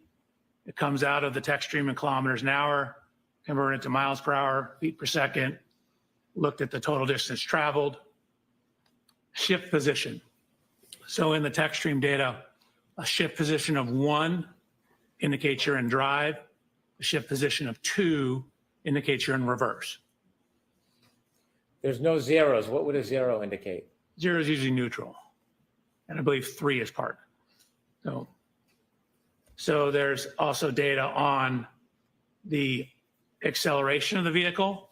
So basically, what is the effect of whatever you're doing in terms of stepping on the gas or not stepping on the gas? And there's also information on the steering of the vehicle. So again, there's trigger 5 seconds before, 5 seconds after. So over here, a positive number equals a leftward steer. So you can see we have in the forward velocity or forward motion in drive, goes forward with leftward steer, stops, shifts into reverse, and then continues with the rightward steer back. Could you take us over to the left of that data?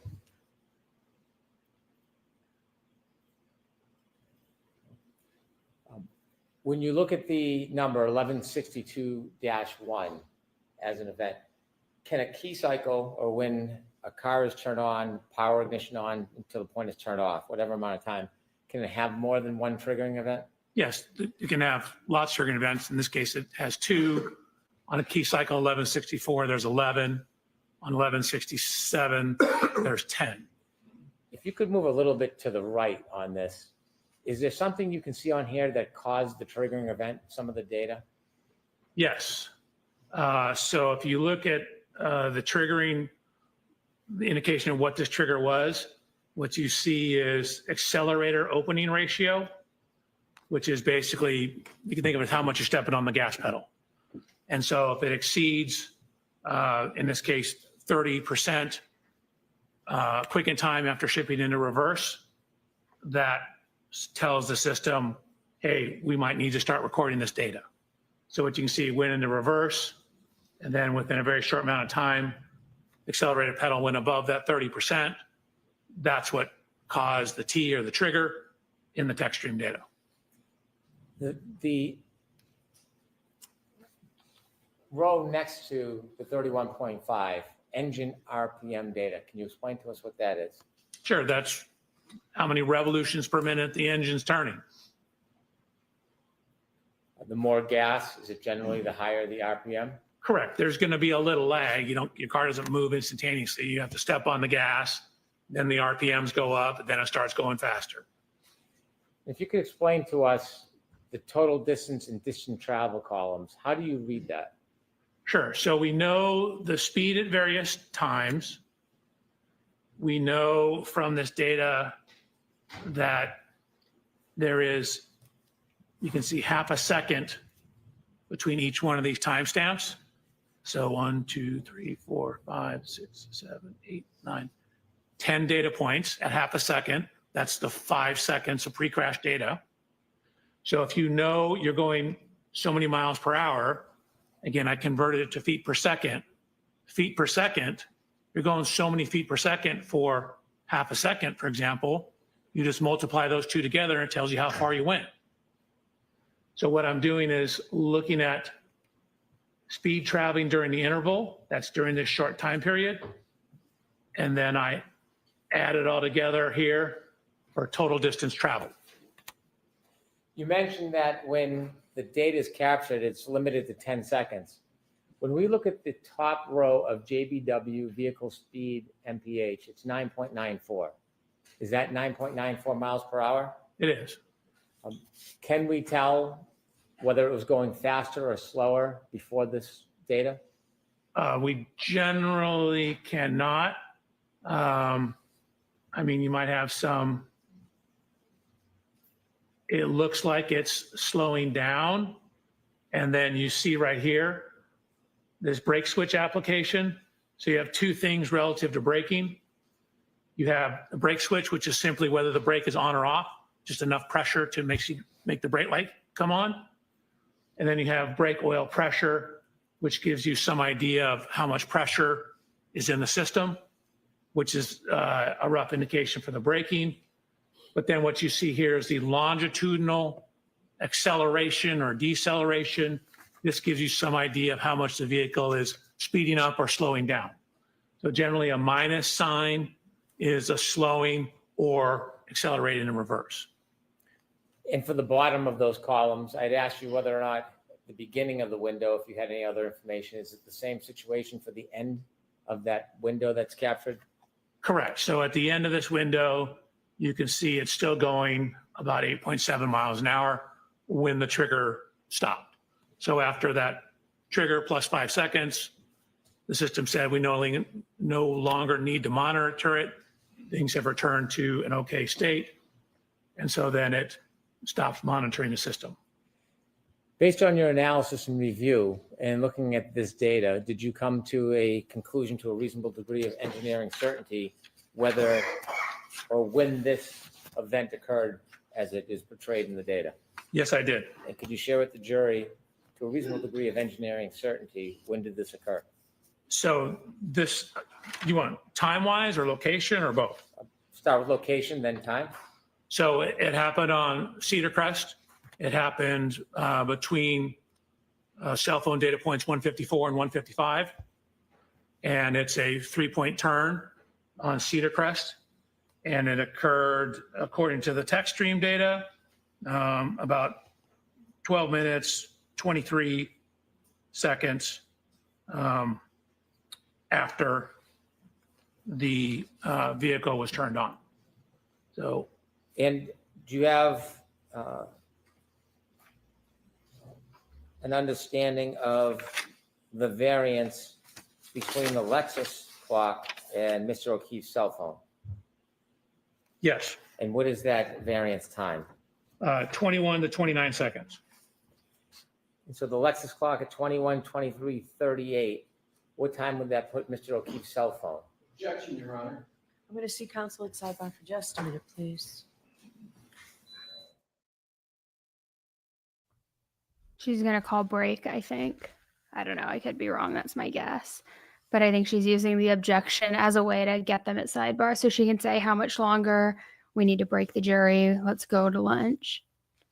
And I noticed too, when I was in the courtroom, she definitely had a tell 100% of like when she was tapping out and when she wanted to either call it for the day or call break. Like she would start kind of going like this in her chair, like spinning her chair. And then she would like just look and you could tell like the wheels were turning in her mind. Then she would look at her watch and then she would go, I want to see counsel at sidebar. Like I saw it happen multiple times.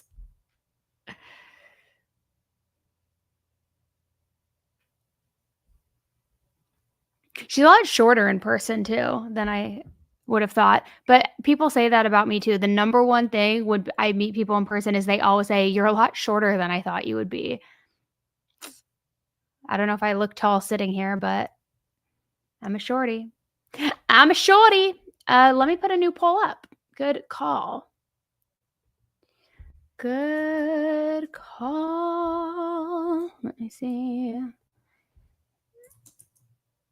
And then I'm going to have to record in a couple minutes here, but while we're on lunch, we can talk for a minute and then I'll do my little BTS thing. Whoa. I'll do my little BTS where you can watch me record if you want. You don't have to. I also have a new video that I'm releasing in like 5 minutes. Okay.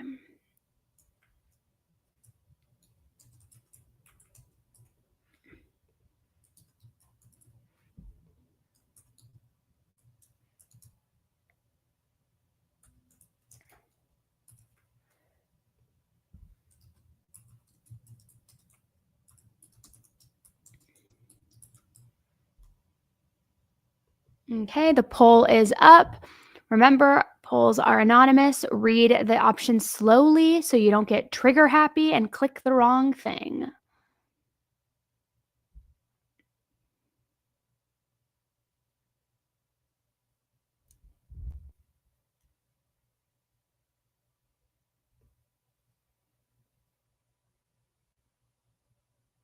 A lot of people were coughing. I tried to find the coughing culprit. A lot of people were coughing, though.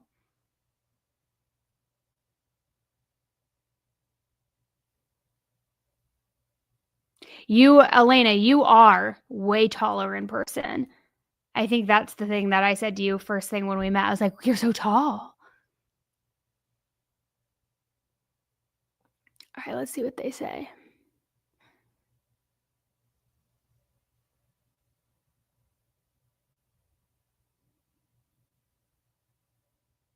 I'm 5'4".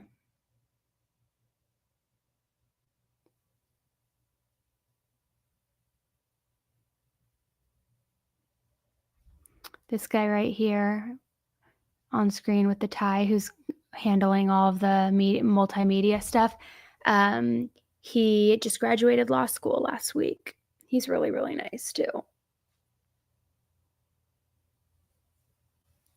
Ugh.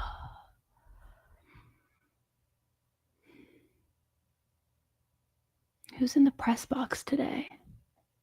Sue O'Connell, USA Today, Christina Rex.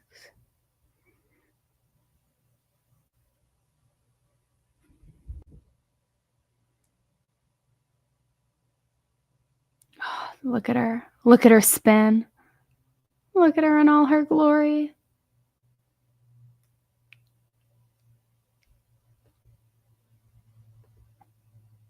Wow.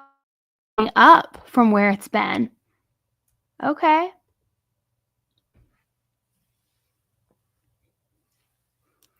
So depending on how long direct examination is and then how long cross is, I wonder if the Commonwealth will rest today. I mean, if not today, for sure tomorrow. And then the defense is up. And they have made it very clear that they are presenting a more robust case. I hate that word, but whatever. It's the only way to describe it. A more robust case than they did last time. So it's going to be interesting to see who they call, what additional witnesses there are. I've heard some back and forth if they are going to call Proctor and Higgins. My guess is no. And I think that is strategy, which I explained in my recap episode last week. But I don't know about Brian Albert. We'll see there.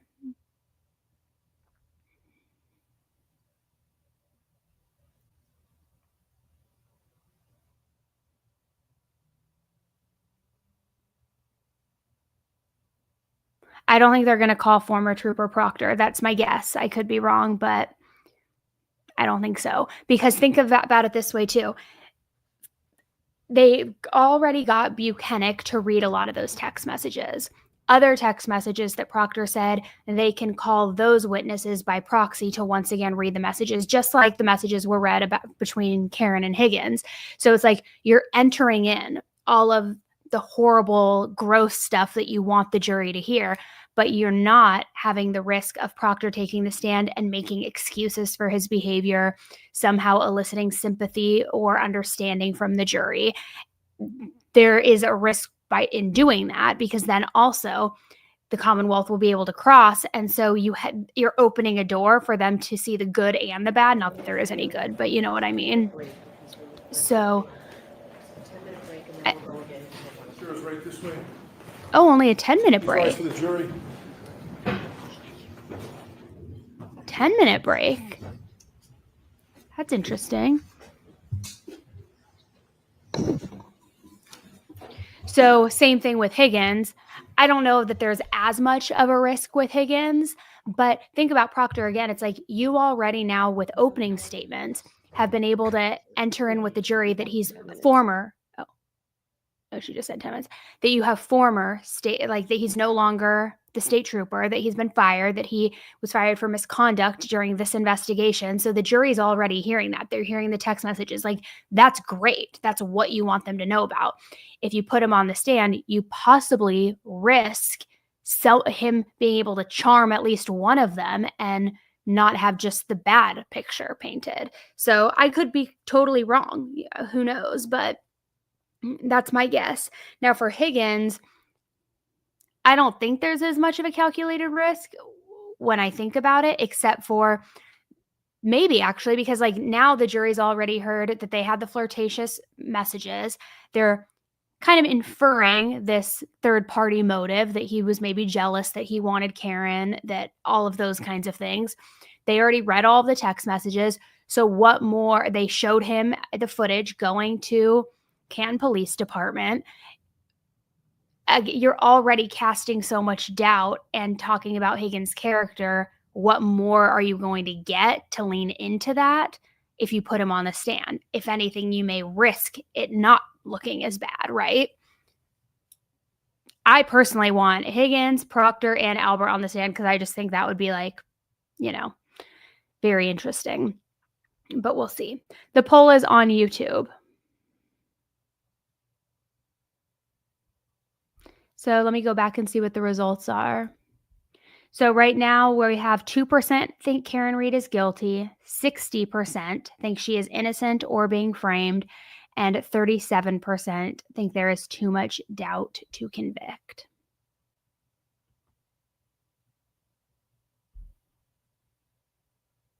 It's interesting.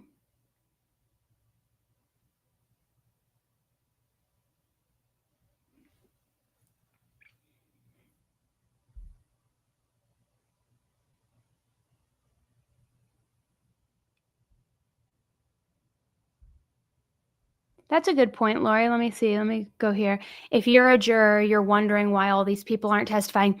100%. But then are you wondering in the sense of why isn't the defense calling them if they don't? Or are you wondering, okay, Michael Proctor was the lead investigator for the Massachusetts State Police. Like he was the former lead investigator, Trooper Proctor. Why, if they're bringing all these witnesses, these neurosurgeons, these aperture guys, why isn't the Commonwealth calling the lead investigator? If I were a juror and I were thinking that, I'd be like, is it because they do have something to hide? Why don't they want him testifying?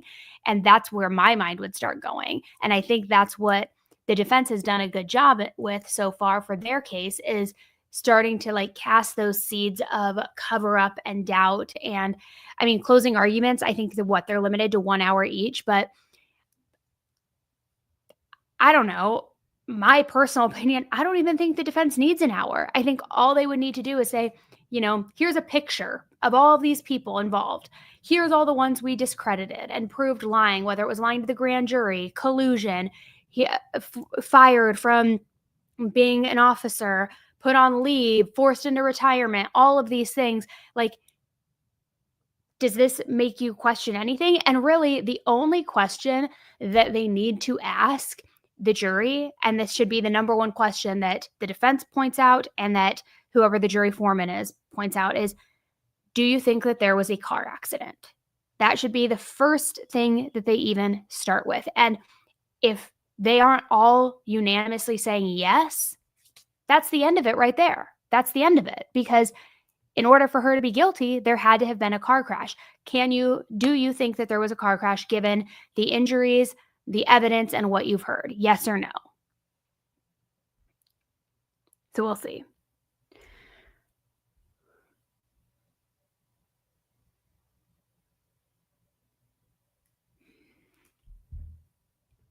Let me go back over here.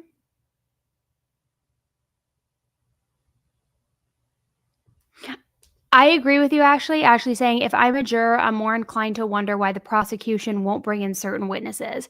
It's not as practical for the defense to bring in the prosecution's witnesses. Agreed. However, I do think, again, not that they would do this because I don't think the benefit outweighs the risk, but I think it would be interesting if the defense did call in Proctor, say, and if they said, like, hey, Proctor, you're here today, but you're here as a defense witness. The prosecution didn't call you, right? Even though the state is who is filing these charges and pursuing these murder charges against Karen, and they don't even want to call you as a witness. Why is that? It's like, once again, you would be able to get into the jury's mind a little bit. I definitely think that they are going to bring up the dog bite theory, 1000%, especially because now that the ARCA experts are allowed in, I think they're going to be talking about the injuries on John's arm, the collision reconstruction, and how the injuries to John don't physically align with being struck by a vehicle. I think they're going to bring in all of that. So it's like, right now, I would be curious to know where the jury is sitting, like in terms of like where they're leaning, because right now, let's say even they're 50-50 split right now. The defense is going to present their case, which of course the state has then the opportunity to kind of like give their rebuttal and cross and do all that. But if it's even 50-50 right now, the defense is going to definitely put together a very compelling case. So that could certainly sway.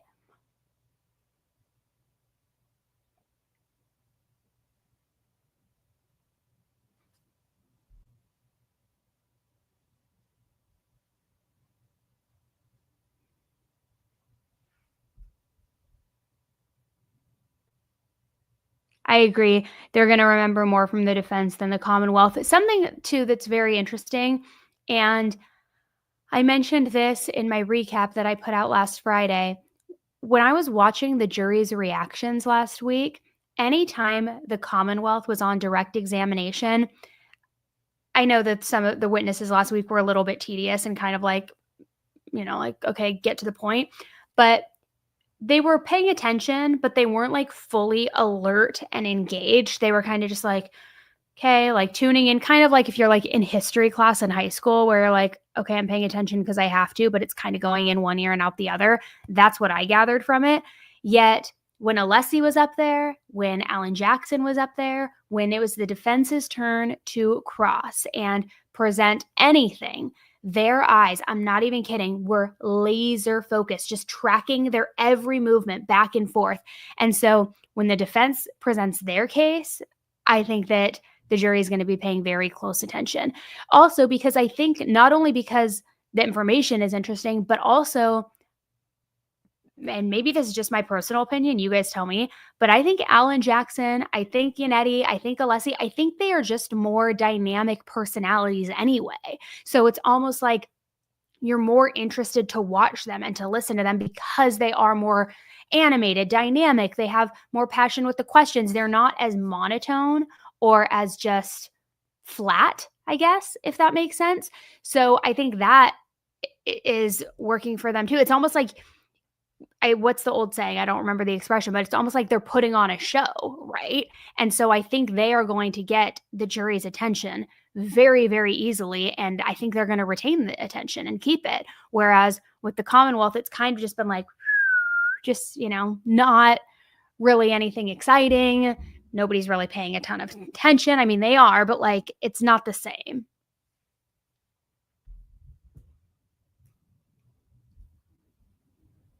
And I don't know how many weeks the defense is expected to go. What week are we in now? Are we in week 5 or 6? 6, right? Was it the start of week 6? I'm not sure.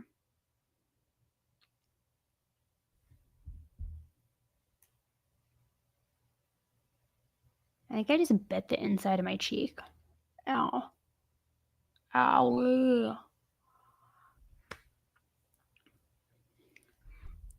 Gosh, this light is like blasting me. What's going on here? Yeah, day 21. I think we're in week 6.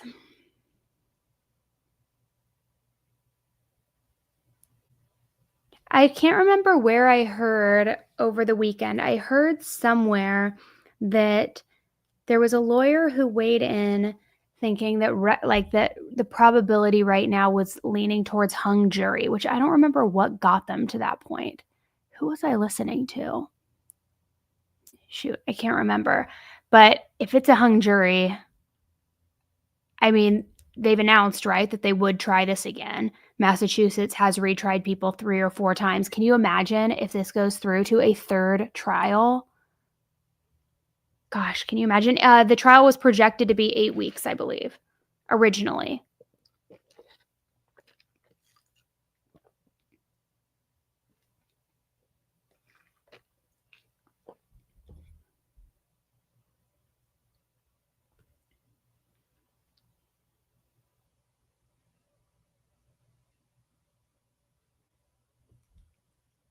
And I don't know if it's going to work in Karen's favor or against her that the jury does skew younger. I've mentioned that, so that's no surprise. They definitely skew a little bit younger than I would have anticipated, like the overall makeup. I would say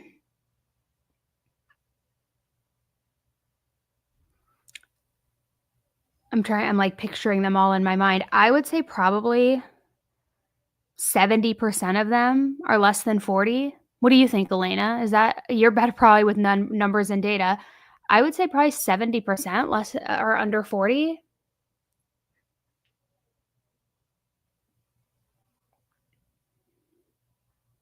And I think that it's good because I think younger people are more, how do I say this carefully? I think younger people, given the state of the world and what has gone on over the past few years and so much darkness being brought to light, I think younger people have opened their minds more to the possibilities of corruption, conspiracy, and people in powerful positions not necessarily doing the right thing.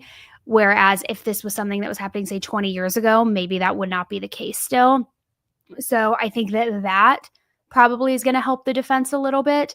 But I also think that although we would hope that they're not looking at social media or doing anything like that, I do think that when you are a younger person, you probably are more likely to be exposed to the case, especially a high profile case like this. I mean, I think I mentioned it last week too. Imagine if they have TikTok, even if they're not researching the case or actively looking it up or talking to anybody about it, you go on your For You page on TikTok, you give it a couple swipes, something about the Karen Read case is bound to come up. And we would hope that they would continue to be honest and have integrity and just swipe past it and not get involved. But what's the likelihood of that really happening? And the majority of the stuff, at least that I'm seeing out there, is more on the defense's argument for the Karen Read case. I'm not really seeing anything that is necessarily strengthening the argument of her guilt out there on social media, unless that's just my algorithm. I don't know.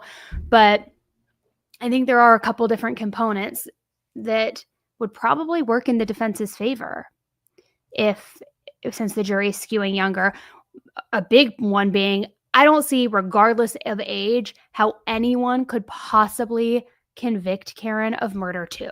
I mean, that charge shouldn't even be here on the docket. Like, that never should have even been in the realm of possibility. I could understand manslaughter being one of them, but murder too, I mean, come on, you've got to be kidding me. We heard the voicemails. We know the text messages from even that day leading up. Like, I don't even understand how they got there.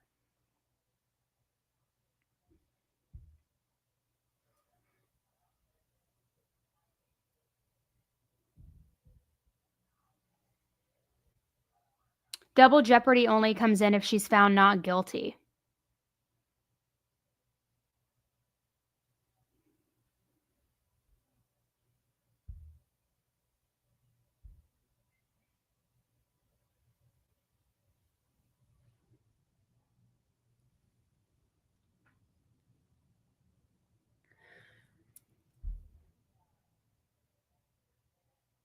Oh, okay, wait. This actually kind of brings up a really good question. Okay.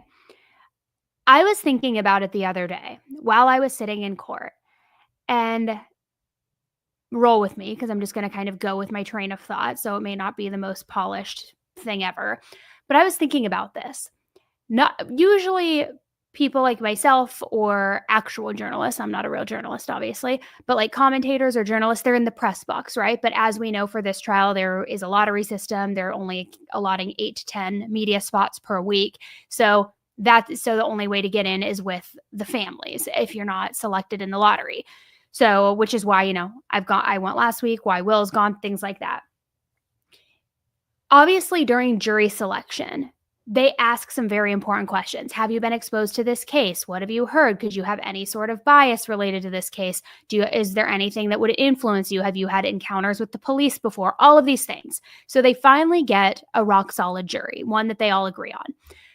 What happens if there is someone who then attends the trial who you follow, who maybe you're influenced by, who maybe you're curious about? And I wonder if in like the next, 3 to 5 years, just like how they have the question every morning when the jury comes in, have you refrained from looking on social media? Have you made sure you haven't discussed this case with your peers? Blah, blah. Could one of those questions be, do you recognize any new faces in this courtroom? Because think about it, and I'm just going to use myself for an example, not that I have carry a lot of weight or anything like that, but imagine if on the jury, if somebody did follow me, if somebody was like a diehard 10 to lifer, went to my tour, whatever, and they saw me sitting on the defense's side, right behind Karen Reed, would that then give them some sort of bias? And they're like, Annie's here and she's on Karen's side, so surely something must not be wrong. Or say even in the press box, because I know it's not very common to sit on both either the state or the defendant's side, but even if they saw somebody they recognize in the press box, like if I went to a trial and if I saw Keith Morrison in the press box and I'm like, Keith's here, why is Keith here? I wonder what's he saying about this case? I wonder if now that there is such a more mainstream lens of trial coverage, if that could ever come into play. Because certainly it does carry a lot of weight. So is one of the questions ever going to become do you guys recognize any new faces in this courtroom? That, yes or no? And then what does that mean for alternates, or do they then just ban people? But again, even if you're not allowed to have somebody come in with the families, even if it's somebody identified in the press box, like if say somebody saw me in the press box and I was a follower and listener, they wouldn't know what my point of view is on the case. However, if they saw me in the press box, would they then be like, wow, Annie's here, Annie's covering this case, I wonder what her thoughts are on it. I am going to look it up tonight. I want to see what she's saying about this. Something like that, to where it's I don't know. It's like a whole new age of things now. And I think it's interesting. I don't know what you guys think, but it was something I was thinking about while I was sitting there. I was just kind of like, that is weird. I don't know. So maybe I'm just on my own island with thinking that, but it was something that it piqued my curiosity a bit.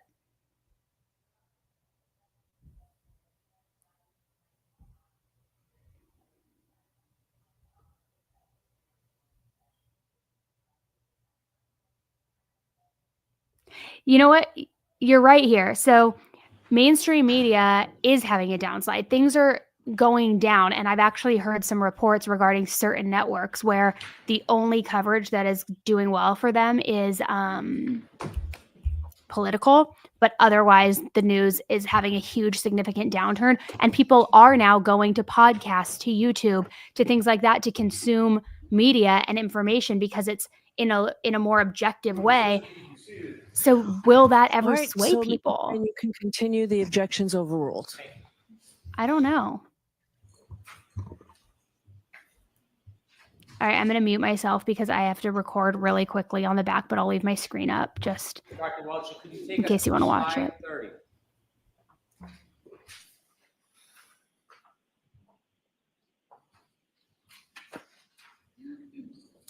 Could you zoom in a little bit on the right photograph and the text under the right?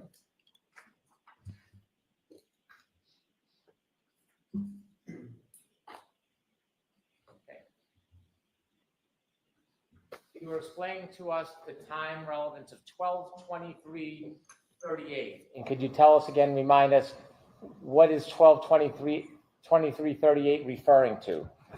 The 12:23:38 is syncing the text stream time to real world time. So we know how long the text stream is on. We know when the vehicle was turned on. So we're adding those two together. So if you add the 12:12:36 to, for example, 11 minutes, 2.8 seconds for when the end of the trigger is, that gives you 12:23:38. So the end of the trigger in real world time, no longer in the running clock, is now 12:23:38. Based on the infotainment clock? Based on the infotainment clock. And that's from the Lexus? From the Lexus. Sustained. And where's that from? The Lexus. Thank you. The 12:23:58 number, what's the significance of that? So that is Mr. Keefe's cell phone data at 0.154. Again, from the original data we had just at 154 and 155 and not the in-between points. So. And at the bottom in parentheses, explain to us what that means. Sure. If you look at where the text stream math works out to be, 12:23:38.8, and compare that to 12:23:58, the difference between those two is 19.2 seconds. The difference between which clocks? Between what the text stream infotainment system would show compared to what 0.154 on Mr. O'Keefe's cell phone is. And based on new data, do you now have information about what the variance, the difference is between the clock on the Lexus infotainment and the clock on Mr. O'Keefe's cell phone? Yes. And what is that? Objection, Your Honor. I'm going to allow that. It's, you need to advance the text stream clock 21 to 29 seconds.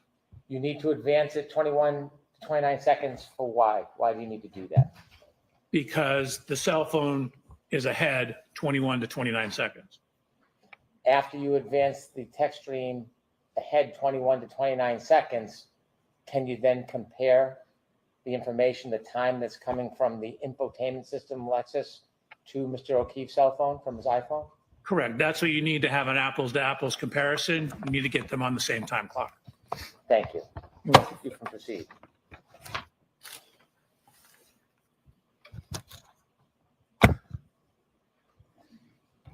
So I think we left off here. So that's 1162-1. So what we have is we have the cell phone data, the original cell phone data on the right-hand side. And then from that text stream data, you know, we have whether it's going forward, we have the speeds, we have the steering angles. So from that information, we ran a simulation to show you what the text stream data means. This is what the 10 seconds of data is.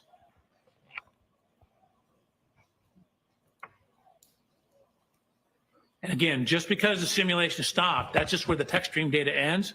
Again, as we showed you earlier, that the car's still moving. That's just the last data point we have.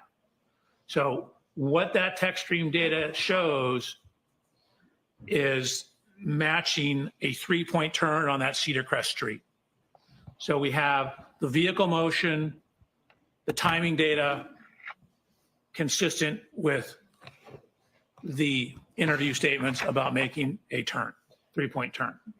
Can you take us back to the data chart and show the 2 points that you just mentioned, the turning? Where's that reflected in the data? Sure. So you can see You'll have to enlarge that. I'm sorry, Doctor. column N, that's the ship position. So that's looking, we start off going forward right here. And you can see at the start of the simulation, we're going about 9.94 miles an hour. And then as you start a 3-point turn, you generally start, in this case, if you're going to the left, with the left turn.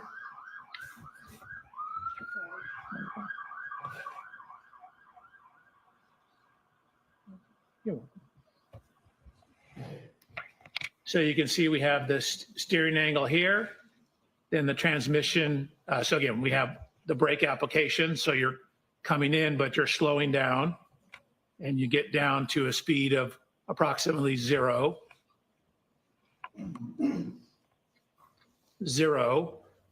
shift into reverse, back up, and then start to turn the other direction as you're backing up. So again, you want the rear to go to the right, you turn the steering wheel to the right, right is negative, and then as you start to pull around and pull forward, you turn back to correct for the steering, and so that's what this shows. So again, if you put it all into a simulation program, the speeds, the shifting, the distance, keep in mind we only have that 10-second window of data, and the steering angle for that Lexus, that's what it indicates. Can you enlarge the photograph on the right with the data points and explain to us the significance of that? Sure. So again, what we're trying to do is we have the infotainment, we have the text stream. We're now trying to see how that correlates to Mr. O'Keefe's cell phone. So we had originally very coarse data points, 154 and 155. There's additional data points between here. So we're looking at how well does our predicted time compare to those two. So with the cell phone correction, you end up with the text stream data at 12:23:59 to 12:24:07. So that's actually right in between these two data points. And so we know 154 was closest, but it's on the right-hand side of the road. 155 is when it's turned around and heading back in the southerly direction. So the cell phone data corroborates the text stream timing data in conjunction with the infotainment system data. Thank you. Please continue.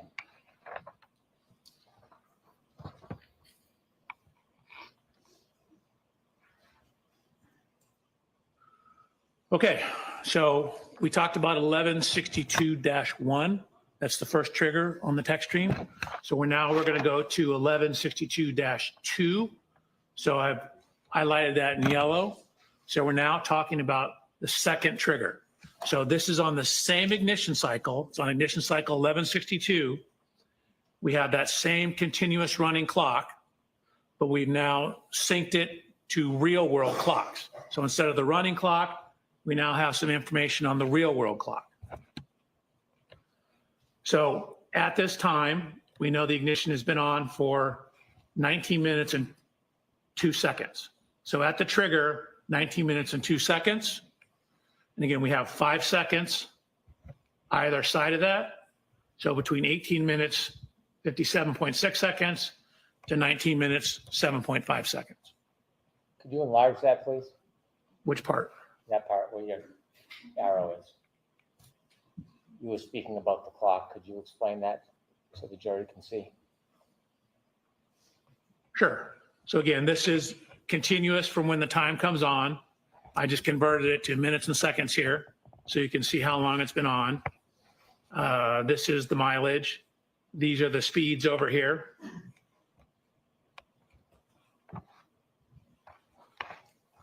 And this is some information on how far it traveled. Again, we have the plus minus on the steering. That gives us some information on the steering. Really, there's very little steering going on at this point. Slight leftward steer. Dr. Welcher, did you determine how long after the first trigger, that 3-point turn, that this second trigger occurred? Yes. 3-point turn occurred about 8 minutes after.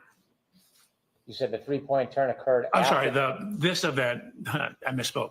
11.2 occurred about 8 minutes after. After the 3-point turn? Correct. Okay, thank you. Can you walk us through this data? Sure.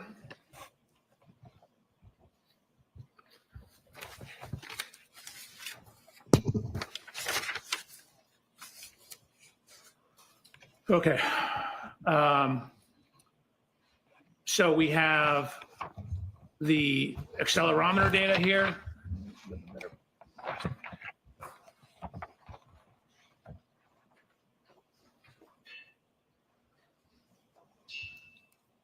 I've highlighted a shift from drive to neutral to reverse. I'm sorry, Again- you're gonna need to zoom that in so we can see it. Absolutely.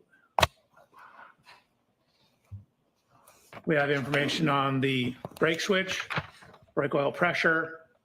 We have the acceleration data here. And then from that information and using the acceleration data, calculating the speed at which it's backing up. The reason we have slightly different calculations here is we have some evidence that the wheel's slipping on the ground. So we need to use the accelerometer because the wheel speed is simply telling you the speed of the wheel. It's like if you're stationary burning rubber, the speedometer reads a certain speed, but you're not going anywhere. But the accelerometer tells you how much the vehicle's moving. So from all that information, we get information on how far the vehicle's traveled. We've done it in terms of total travel distance. We've done it relative to the start position. I'm going to ask you to start on the columns on the left and take us through the information that you have regarding this second triggering event. So if you can scroll all the way to the left.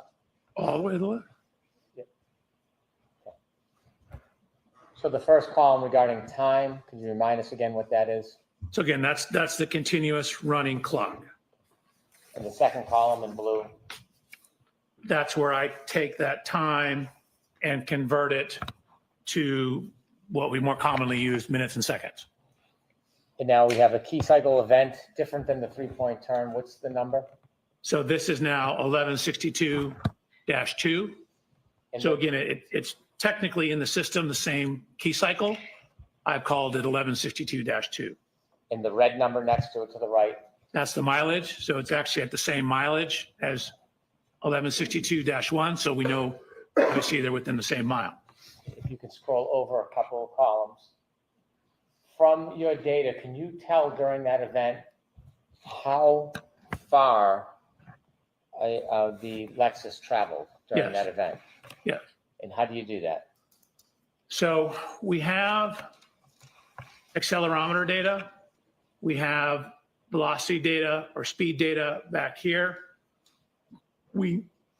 I've corrected for what you see down here is, and I go through this on a later slide, but right here you can see a significant increase in RPMs, but yet the acceleration is dropping.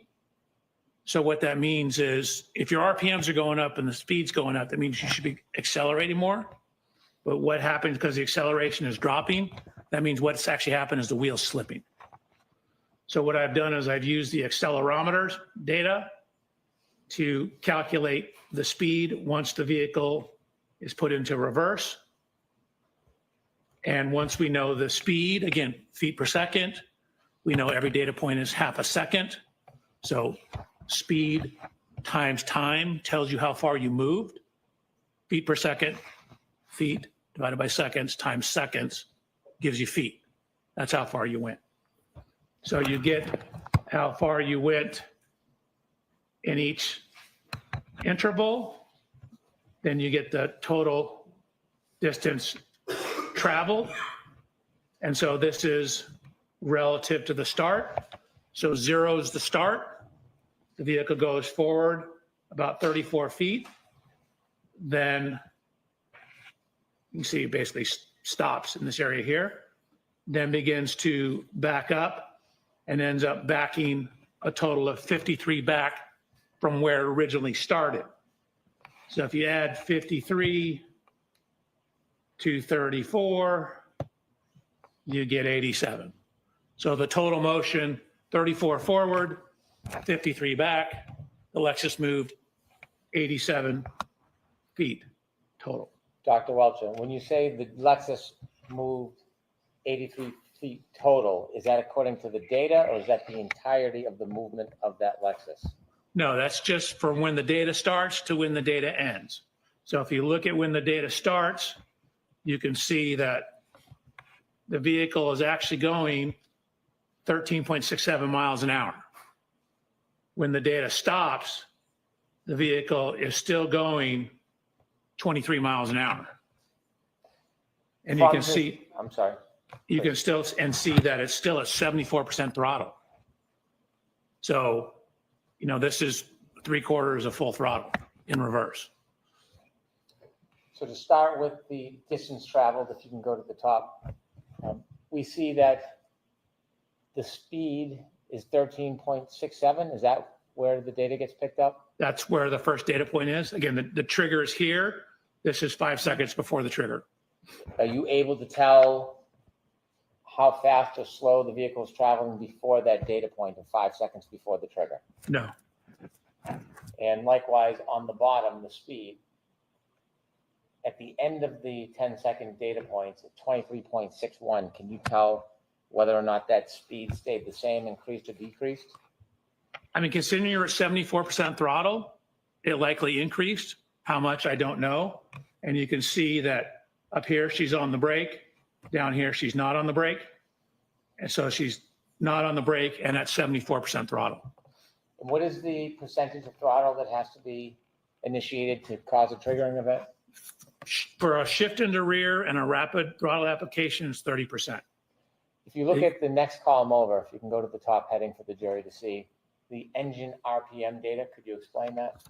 Sure. Again, that's the engine RPMs. And so, as I mentioned, you have this jump in engine RPMs and a very dramatic jump in the reported speed of the vehicle. But when you look at the acceleration is actually dropping. So again, that's a telltale sign that the tire is spinning because the vehicle is not being accelerated. And so I've used the accelerometer data. Again, if you just, a process called integration, you integrate the accelerometer data, it will give you the velocity. So what I've done is, it's called piecewise integration to get the speed data that takes into account the tire slippage, and from there calculated the speed or the position at each interval going across the top here. If I could stop you at your column that says JBW speed at each time step. Yep. If you go to the bottom, please.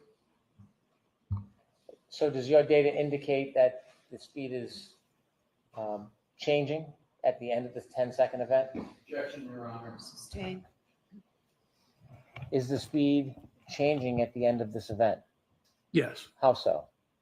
Well, again, you can see it's increased about 2.7 miles per hour. And again, we know from what I already stated that that last time step, you're still at 74% throttle and you have 0 brake application. Is it possible from the data to tell how far the Lexus went forward before it went in reverse in total as far as feet? Not in total, no. We just have this 10-second window. I can tell you what it did during this 10-second window. Is it possible to tell how far it continued after the data? No. The shift position changes from 1 to 0 to 2. Can you again explain to us what that means? Sure. 1 is drive, 0 is neutral, 2 is reverse. And then brake switch status, again, a 1 is you're on the brake pedal, enough to activate the brake lights. 0 is you're off the brake pedal. Each one of those indicators, 1, 0, 2, how much time is for each of those? 0.5 seconds. So can you tell how long the Lexus was in neutral for? So again, it only occurs at one time step. And again, there's a little timing issue. Like we only have data every half second. You don't know exactly where in that time it was. Okay, you can continue, Dr. Welcher.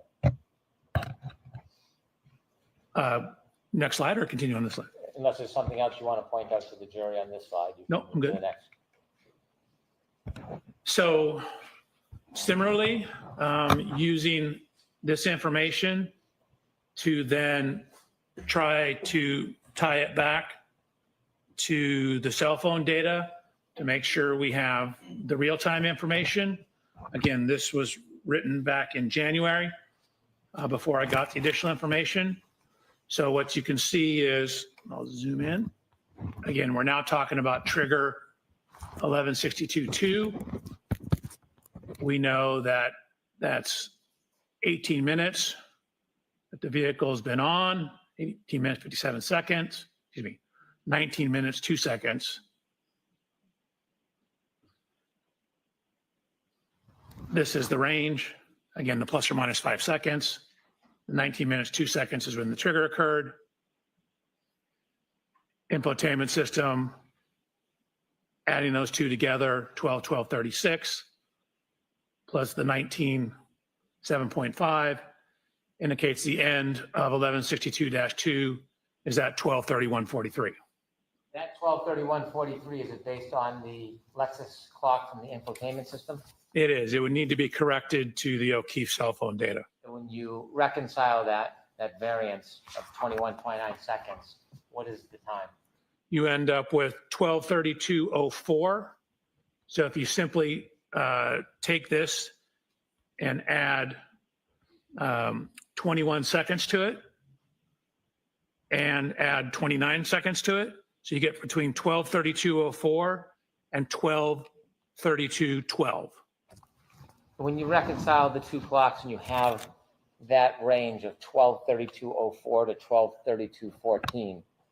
12:32:12. I'm sorry, 12:32:12.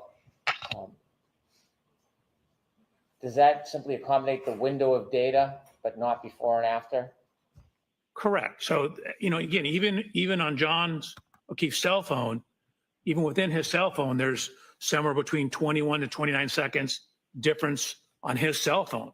So even that one piece of instrumentation has some variance to it. So we know it's between 21 to 29 seconds at this approximate time. So this is taking into account that variance.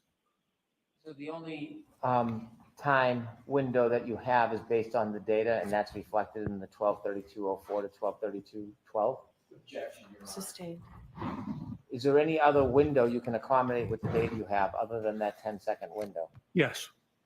What's that? So I was given information about a final lock event on the phone. Let's stick with this window if we can. Okay. Since you only have 10 seconds of data, is it possible from the Lexus clock data to have a larger window than this 10-second window? No, the text stream will only give you a 10-second window, but it doesn't tell the whole story because the vehicle's still moving. Understood. Okay, continue, please. So I have this other event, a lock event, and the information I was given that at 12:32:09. And so we have the text stream data ending at somewhere between 12:32:04 and 12:32:12, which puts this number right in the middle of that, more or less. Continue. Is this a good place to take a luncheon break? Certainly, Your Honor. Okay, so why don't we do that, Junior? So we'll take 45 minutes for lunch. And again, Dr. Wilson, you can just follow up. Thank you, Your Honor. Thank you very much. You are muted.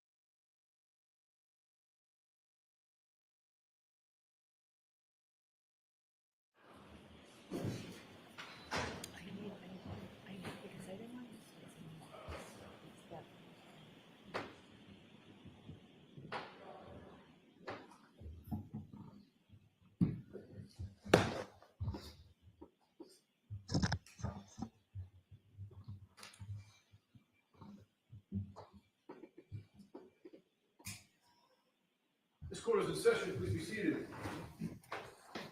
All right, Mr. Brennan. Thank you, Your Honor.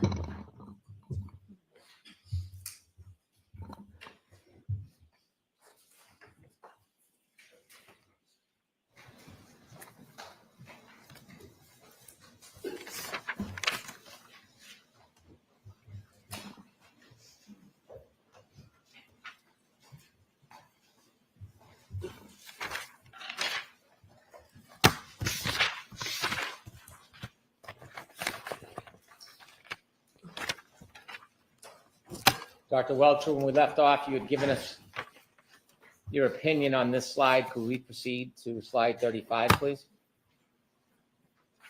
Slide 35. I believe the next slide is 35. Correct. Okay. Now, when we look at this slide, I'm going to ask you to zoom in, and if we can start from left to right, and we can identify each category as you discuss it and explain to us the importance of the columns. So we already touched on this from left to right.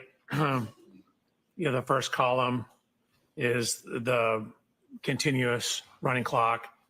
Second column is where I converted it to minutes and seconds. You can see we're on trigger 1162.2. This is the second trigger. The particular boxes that are highlighted are where there's change. For example, in the upper right, when you're transitioning from drive to neutral to reverse. And then I already discussed this a little bit, but where the wheel's slipping, you can see you have high acceleration pedal application, increase in the RPMs. But when you look at the effects on the vehicle, you can see that it's accelerating less. So that's indicative of slippage of the wheels. And then I simply show at the bottom the math I use to derive all that. So again, we touched on most of this. It's the same slide you saw before, just to show how corrected for the speed. If you could zoom in for a second, I want to ask you a question about the RPM column. RPM column, go ahead. If you could zoom in. Oops. You see in the last line, the last piece of data captured, the RPMs changed from 3,200 to 3,300. Correct. And the accelerator is fair to say, is that depressed? What's the way you characterize that? Objection, Your Honor. Sustained. How would you characterize 74? What does that mean? I mean, it's 3/4 of full throttle. It's 74% of full throttle. If above it's 74.5, it drops to 73.5 and then back to 74. Why is the RPM higher than above? So there's, again, this data is referred to as being asynchronous. You're reporting it at particular times, but the computer's scanning the network for the data. So it's not all on exactly the same time step. Not only that, but there's frequently, oh, sorry, I'm sorry. Sorry. There frequently is a delay from when you step on the accelerator pedal to when that translates to increased RPM at the engine. It takes a little time to build it up or take it down. Okay, thank you. You're welcome. So similar to what we did on the first one, basically what we did is we took all the text stream data that we had, which includes the shifting, the forward, the reverse, and the steering. Again, there was a tiny bit of leftward steer, and put that into a simulation program where we're simulating what the Lexus will do. So we've taken into account the mechanical characteristics, the steering response of the Lexus. So this is to show what it represents on the left-hand side. So each one of these little hash marks, different color, represents 10 feet. The red lines show the extent of motion. Remember what I said, it initially pulled forward, then backed up past its initial spot, and then went backwards further distance. So what this shows is where we simulated this in a program called HVE. So that's the vehicle, the Lexus pulling forward. And then it accelerated in reverse, past its initial starting position, and came to rest right there. Doctor, when you say it came to rest there, do you I'm have sorry. data that the that the defendant's Lexus stopped there? No, it did not come to rest. I misspoke. That's where the tech stream data ends. As you can see here, it's still going.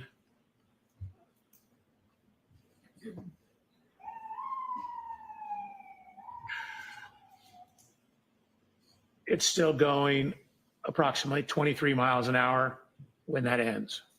You'll have to zoom in on that so the jury can see what you're referring to. Please. So again, as I mentioned, the tech stream's taking a window of data. It doesn't take anything outside the window.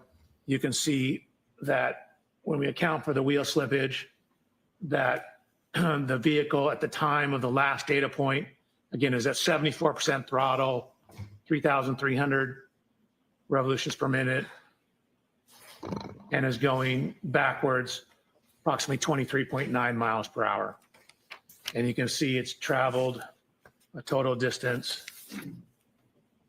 backwards of 53 feet back from where it initially started, or if you consider where it pulled forward 34 feet and then backed up 53 feet, add those two together from the point it pulled all the way forward.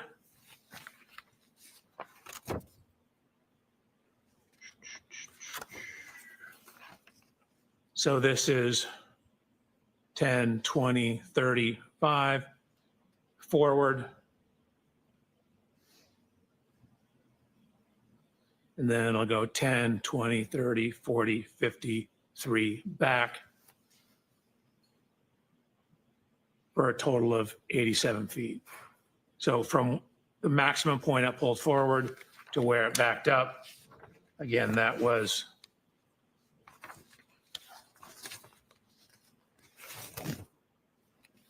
34 feet forward, then a total of 53 back, total travel distance of 87 feet. So went all the way forward where it stopped, it then backed up 87 feet. And when the tech stream data stopped, it's still moving. It's still moving about 23 miles an hour, and you're still at 74% throttle and 3,300 revolutions per minute on the tachometer, RPM gauge. We could turn the light on for a moment.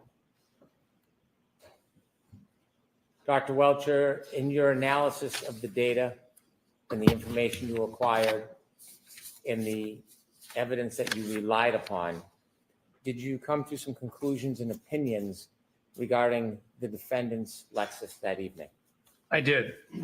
As part of that opinion, you mentioned that you considered mileage to map distances as one way of mapping the location of the vehicle. Do you remember that? I do. If you could provide us with slide.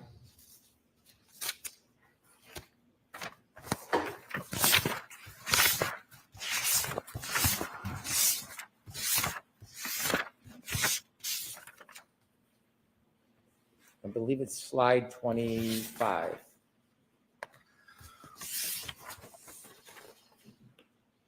And could you widen the left-hand box a little bit?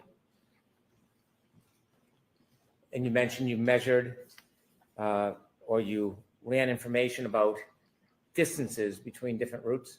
Correct. Specifically regarding Fairview to Meadows, the first box. Do you see that? I do. There are 3 different mileage numbers. Yes. And then there's streets to the left. Can you explain what's set out in that box? Sure. That's basically 3 different routes you can go: Sherman Street, Pleasant Street, Washington, and Sherman Street. When you considered the shortest route, 2.3 miles on Sherman Street, did you attempt to determine how long it would take to travel 2.3 miles, how fast the car would have to be moving or how slowly it would have to be moving to travel 2.3 miles in 4 minutes and 15 seconds? Yes. And what did you determine? So to go 2.3 miles in 4 minutes and 15 seconds, you would need an average speed of 32.47 miles an hour. What if you took the longest route, 2.8 miles, and you considered 2.8 miles in 4 minutes and 15 seconds? Did you make a determination? I did. Could you share that with the jury? It's 39.5 miles per hour. Is that what the average speed of the Lexus would need to be travel that distance in that Correct. time?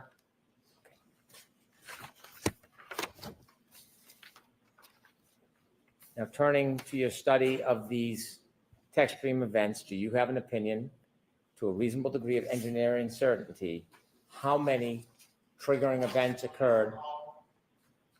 How many triggering events occurred in that ignition cycle 1162? Objection, Your Honor. I'm going to allow that. In 1162, the tech stream recorded 2 triggering events. And do you have an opinion as to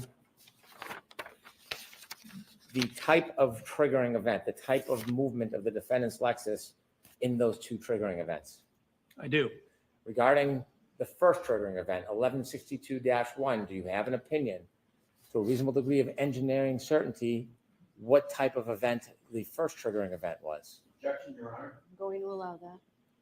The actual trigger was excessive rearward acceleration. The event was during the course of a 3-point turn.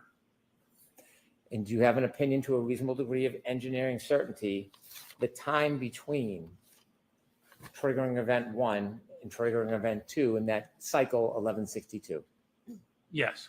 And could you share with the jury your opinion to a reasonable degree of engineering certainty the time between those 2 triggering events? Approximately 8 minutes and 5 seconds. Do you have an opinion to a reasonable degree of engineering certainty as to the type and triggering event of the second event, 1162-2? I do. And could you share with the jury your opinion to a reasonable degree of engineering certainty the type of event to that second triggering event? Objection, Your Honor. I'm going to allow it. It's, again, the trigger event itself was a transition into reverse and then high throttle application. It's a forward motion followed by a lengthy high-speed rear impact or rear motion. Your Honor, I'm going to move to strike that portion of the answer. Yes, I'm not going to highlight it. I So appreciate that. get the answer again. Do you like me to ask the question again, Your Honor? Yes, Mr. Lessie, yes, right? I'll strike the previous answer. Go ahead and ask the question again. Okay. Do you have an opinion to a reasonable degree of engineering certainty as to the nature of the second triggering event, 1162-2? Just for the record, Your Honor. Yep. Yes. Could you share your opinion with the jury? The triggering event was high throttle opening in a transition to reverse. It's a forward motion followed by a higher speed rear motion. And at the end of the trigger event, you're still at 74% throttle. Do you have an opinion to a reasonable degree of engineering certainty the entire distance captured in that 10-second window during the back maneuver or 1162-2? Do I have an opinion about it? Do you have an opinion to a reasonable degree of engineering certainty about Yes. the entire distance that is captured in that 10-second window of the second triggering event, 1162-2? So it obviously only captures what's going on during the trigger. It doesn't capture before or after the trigger. Understood. Do you have an opinion as to just what is captured as far as the distance? Yes, And what is your opinion? that it's 87 feet. So again, the initial forward motion is 34 feet, followed by it backing, crossing the initial point, and then backing up an additional 53 feet. And finally, regarding this part of your analysis, do you have an opinion to a reasonable degree of engineering certainty as to whether the defendant's Lexus was decelerating, accelerating, or remaining the same at the end of that data captured at the triggering event 1162-2? It was accelerating at 74% throttle.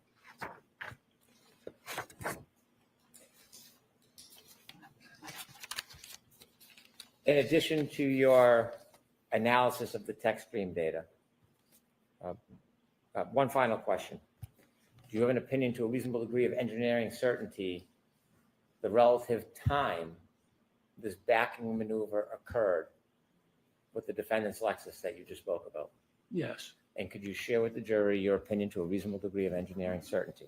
Sure, it matches the window of the cell phone data for Mr. O'Keefe that puts it in front of 34 Fairview.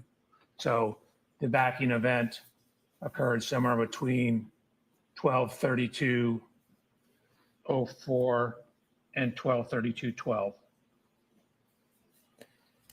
Sir, I end now of the want to event. turn to a different part of your study of this case. Okay. At some point, did you try to determine whether there was an intervening event that could have caused damage to the defendant's right rear taillight separate from a collision at Fairview? I did. Objection, Your Honor. So the form of the questions to Brennan. Okay. At some point, when you looked at the data and analyzed this case, did you consider including or excluding evidence, or did you analyze evidence to reach a conclusion, including or excluding whether there was an intervening event that caused damage to the defendant's Lexus right rear taillight? Yes, I did. When you started your analysis, what information or claim or evidence did you become aware of that you want to analyze to include or exclude as the cause of that damage? Sure. So my approach to this case is three prongs. I'm looking at the downloads, the technical information. I'm looking at this backing incident, and then I'm looking at Mr. O'Keefe's injuries and how they relate to the events, potentially. So the second prong, which is looking at this data. So I had a Ring doorbell video showing Miss Reed backing the Lexus out of Mr. O'Keefe's residence at approximately 5 o'clock in the morning. And so we wanted to look at the backing activity and whether that contacting Mr. O'Keefe's vehicle, whether that was sufficient to cause, or what damage it could cause, and particularly was it sufficient to cause damage to the right rear tail light of the Lexus. When you were asked to engage in the study, were you ever asked to reach a certain conclusion? Never. Was there ever any influence other than the data and facts on your analysis? There's never been any influence. The influence, again, it's whatever the data shows. When you engaged in whatever studies you undertook that you'll explain to the jury, were you given any direction or limitations on what you could or should do? No. When you received the information, did you understand, regardless of the result, it would be provided to everybody? I guess generally, yes. I mean, I go through the data, I give you the results, you do with them whatever you see fit. Okay. And in this case, when you decided to engage in that study, had you had an opportunity to review the Ring video footage from Mr. O'Keefe's home on the morning of January 29th, 2022? Yes. Tell us how you went through your study, how you began, and the steps you took, please. Sure. Probably best on the slides. So one of the things we first did was to get an exemplar Lexus. What does exemplar mean? It just means I got the same exact year, make, and model vehicle as Miss Reed. So Miss Reed's vehicle is on the left-hand side, taken during my inspection. And then I found this exact same year, make, model, manufactured at the same plant, everything Lexus in Texas. So even though it looks like a European plate, it's a Texas plate. Purchased the vehicle, had it shipped out to California. So I verified that the Lexus is in fact the one I got, the same exact one as Miss Reed's. These are all the standard equipment. Miss Reed's is on the left. My exemplar is on the right. It says Reed Lexus TIS, that's Toyota Information Services, Toyota Information System. So I ran it through TIS, which is the umbrella program under which TechStream runs.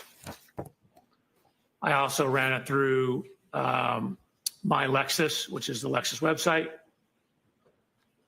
And then started about doing what's referred to as a photogrammetric analysis of the video. Can you explain to us what a photogrammatic, help me with the word, photogrammetry? Photogrammatic. We're doing anatomy? photogrammetry is a photogrammetric analysis. What does that mean? It's just a big fancy word to saying you're looking at data in photographs. And what we're trying to do is take two-dimensional images, say you get from video or photographs, and knowing some information about the photographs and some of the dimensions of things in the image, get or convert it to a three-dimensional space. In other words, be able to get exact three-dimensional measurements out of that two-dimensional image. So I had the video, just to show the provided video that I was given.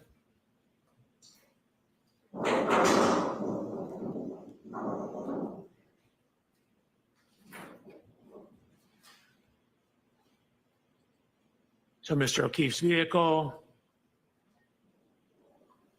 I don't know if you noticed, but there actually is contact between the vehicles.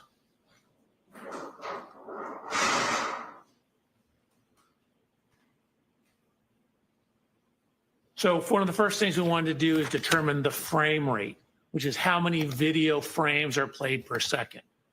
Your normal kind of video camera has about 30 frames per second. Your standard movie is 25 frames a second. You know, a modern IMAX is like 60 frames a second. The frame rate of the camera, how many images it shows per second, because video and films are just single images played really fast, so it looks like motion. And so determining the time between each frame tells you how much time occurred. So if we know the time between each frame, and then we can figure out how far the vehicle moved, distance divided by time is speed.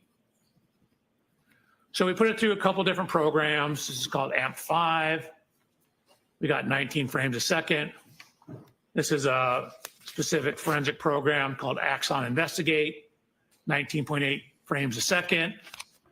This is a publicly available program called FFMS. Same thing, 19.8 frames a second. Another program, Media Info, 19.8 frames a second. Anyways, 5 different sources, we're getting 19.8 frames a second. So then what we've done is add information now. So now that we know how many seconds each frame represents, we now put a clock back in to tie that into time. So it's the same exact video, except we have a frame counter now, and we have a time.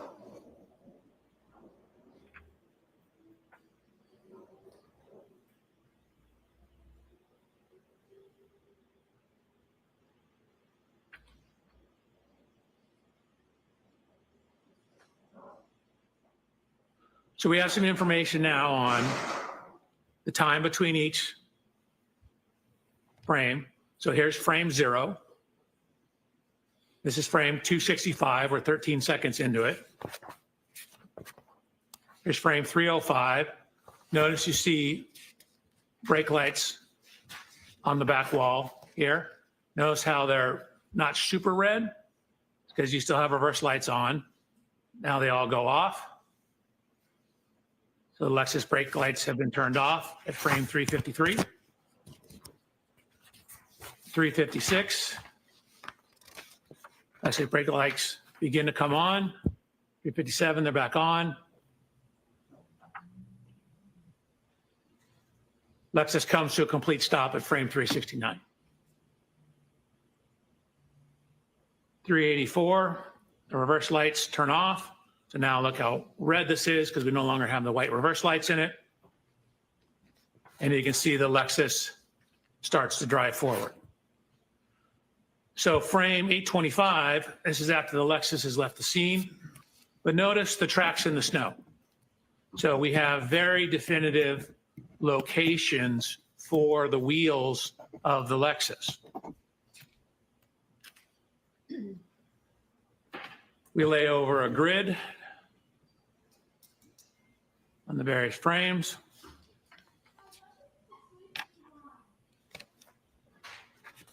So we then took the images and did what's called clarification, which is where you overlay images from multiple versions or multiple views of the same vehicle, and it helps sharpen the image, but it slightly dulls the color. So you get a little cleaner, crisper image. So here's Mr. O'Keefe's vehicle before clarification, after clarification. Excuse me, Your Honor, pardon my interruption. Can we get numbers of the slides as we're toggling back and forth? Sure. Absolutely. Okay, I'll make an effort. So slide 76. You're welcome. Going to slide 77.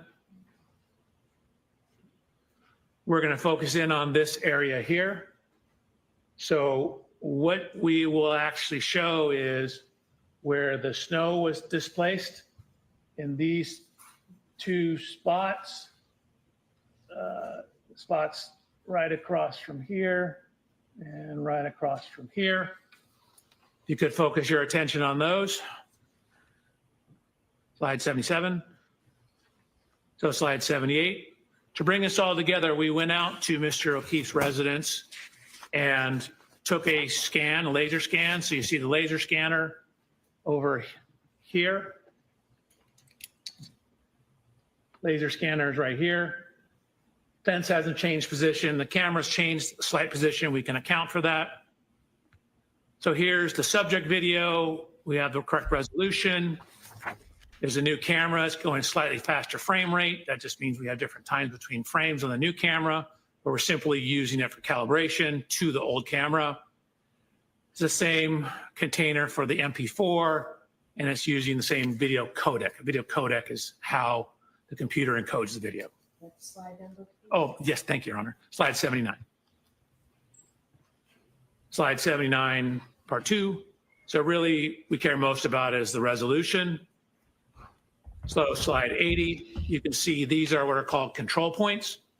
So from the laser scan, we locate these various points. So the 3D scanner knows the exact position of all these points on slide 80 in the image. And so what we can do is use this information in conjunction with the video to create a scaled version of the video. So when we Great. have three-dimensional images or three-dimensional measurements, we can then use that to give us some three-dimensional information from our 2D video. So there's the points on slide 81. Slide 82, excuse me, slide 81, second part, we're basically just fading in. So what you see now, if I go back to the beginning of slide 81, this is Show the us your picture grid. of the video camera. And then what you see here is, which is barely any difference, and that's because what we've done is we've now overlaid the points from the laser scan. So now each one of these little speckly points, we know the exact 3D coordinates of those. So we can now know the exact position of all these fence posts, all the positions on the driveway, and we can use that to calibrate. Going to slide 82. So Oh, using that God. information, it's called solving for the camera. We verify that we have appropriate residuals, meaning we don't have too much error. Slide 83. Okay, subject video.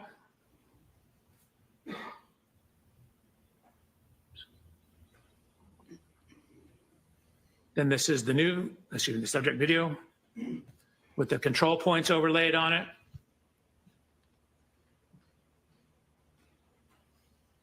That's a subject video where we're phasing in the laser scans of the scene, 84. Okay. So this is both on slide 84. I'm just toggling between the point cloud and the video. And what I'm trying to illustrate is how well we were able to overlay the point cloud onto the video data.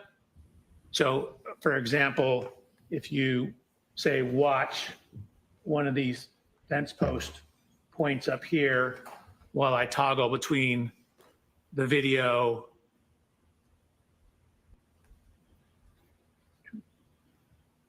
there's a laser scan, there's the video. So we've done a good job. Again, the residuals show that we've done an adequate job of matching the data. Slide 85.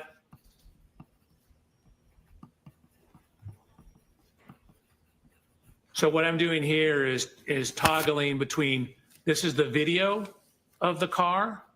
Remember I told you I went out and I inspected Mr. O'Keefe's vehicle and did a laser scan of it?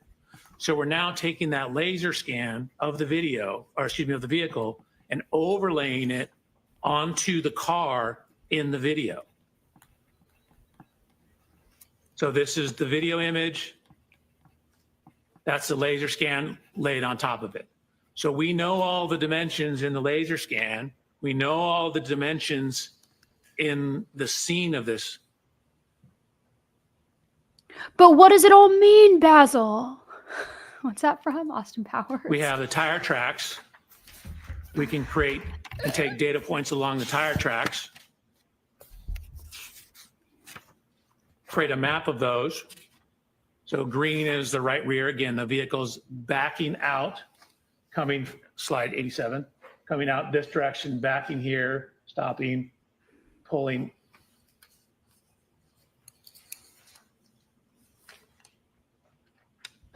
Pulling forward towards the bottom of the screen. Backing out here, pulling forward like here. Slide 88. So this is the Lexus lined up. This is when the Lexus has come to a complete stop. So this would be maximum engagement. Again, this is just toggling frame 88. Showing we have the time and the frame number. 369 on the same slide. We've now overlaid the Lexus laser scans on top of the image of the Lexus. So there's the video image, a still image that we took from the video. And here's where we overlay the laser scan of the Lexus. Just show us So we've the thing overlaid where the you're trying laser to scan show of where the her car Lexus hits. onto the Lexus. We've overlaid the laser scan of the Chevrolet onto the Chevrolet. And we've overlaid the laser scan of the scene onto the scene. So now what that allows us to do, we now know the position of everything in there. And we've also tracked the position of the tire tracks. So that's what it looks like if you overlay the computer model of Ms. Reed's vehicle onto the tire tracks. Slide over, please. Oh, my apologies, Your Honor. Slide 89, and then I'm just toggling slide 89 where I turn the vehicle off so you can see how the tire positions match up. Another toggle of slide 89, how the tire positions line up with where the end of the snow was. From all that information, again, we lined it up in the video, we lined it up in the scene, we have the two vehicles. We can get the exact position of the vehicles when that Lexus stopped. So when that Lexus stopped, that's going to be the maximum engagement. So from that information, we can get the angle of the vehicle. We can get the degree of overlap, the impact configuration. And it's hard to see because of the angles and because these vehicles are not at right angles to each So other. they're saying the bumper hit, not the tail light. The exact contact. Now I mentioned, and we're on slide 94 now, that contact on the rear. So we took a whole bunch of data points within those two areas where the snow got dislodged. And we're looking at where that is. So if you look at that on the vehicle, so this is where it is on the rear of Mr. O'Keefe's Chevrolet. You see it's about 25 and a half inches above ground, 32 and a half inches above ground. Here's Mr. O'Keefe's vehicle. So these marks are kind of, this is the Chevy Traverse words, are approximately right here. Again, I had the opportunity to inspect Mr. O'Keefe's vehicle. There's no damage where these marks are. So sure, it knocked the snow off, but it wasn't sufficient to cause damage to his vehicle.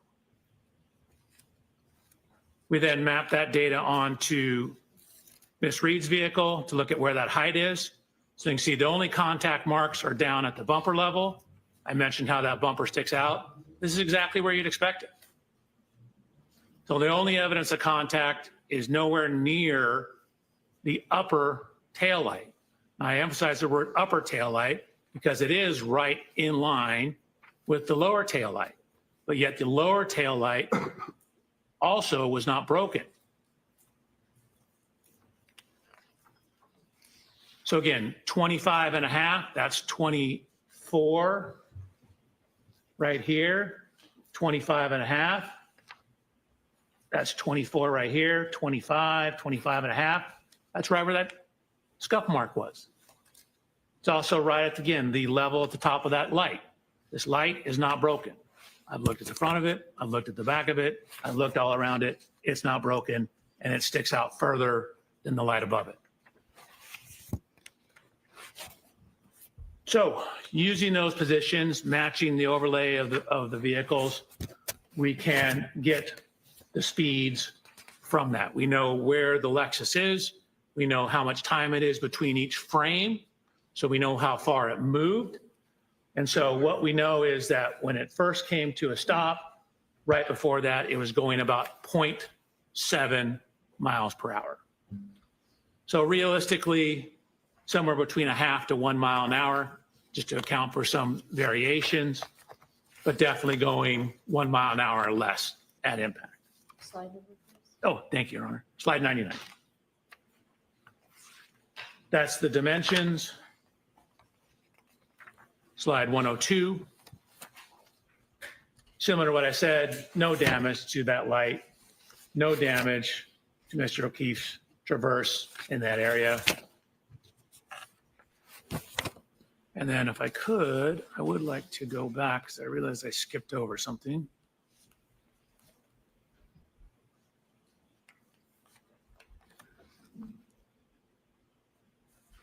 So this is slide 85. So this is Mr. O'Keefe's vehicle before contact.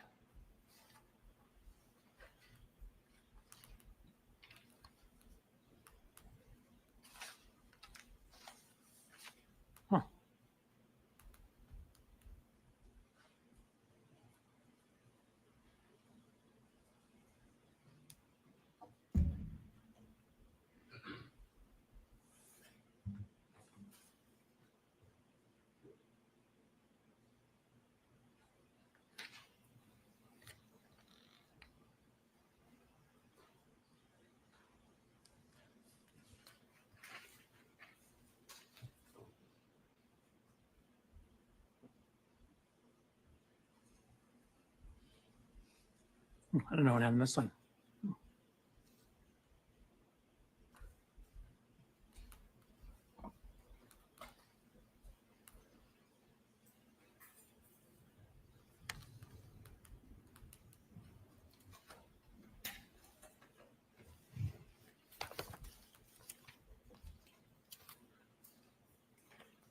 This slide shows that there was snow here, now there's no snow there. Dr. Welcher, did you look on the driveway after the touching between the two cars to see if you could see anything on the snow at the back of Mr. O'Keefe's vehicle?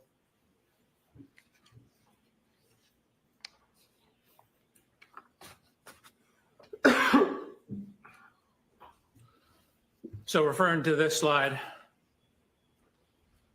this is after the Lexus has pulled away. Looking in the snow, I see nothing in the snow. Were you looking for anything in particular? Of course I was. I was looking for taillight fragments. In any of the videos that you have that show Mr. O'Keefe's vehicle after the defendant's Lexus touches it, do you ever see any remnants or shards or fragments of taillight on the ground? I do not.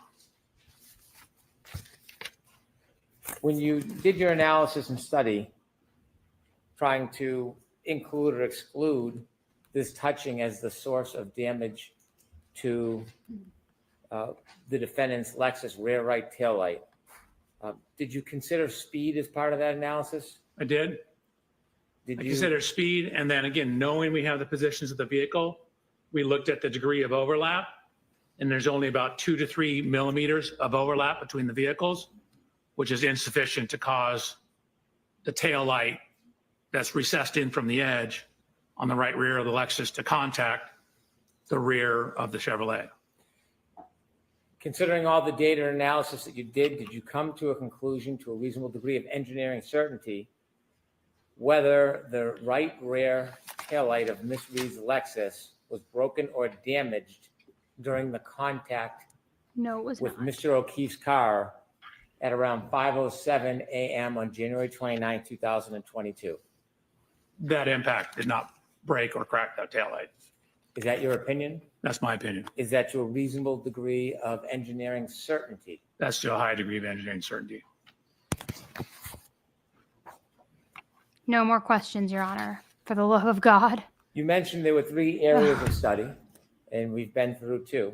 Correct. Could you tell us what you focused on your 3rd area of study regarding this case? So the 3rd area of study, I'm now focusing in on the injuries, the at-scene physical evidence, taillight fragments, broken glass, things of that nature.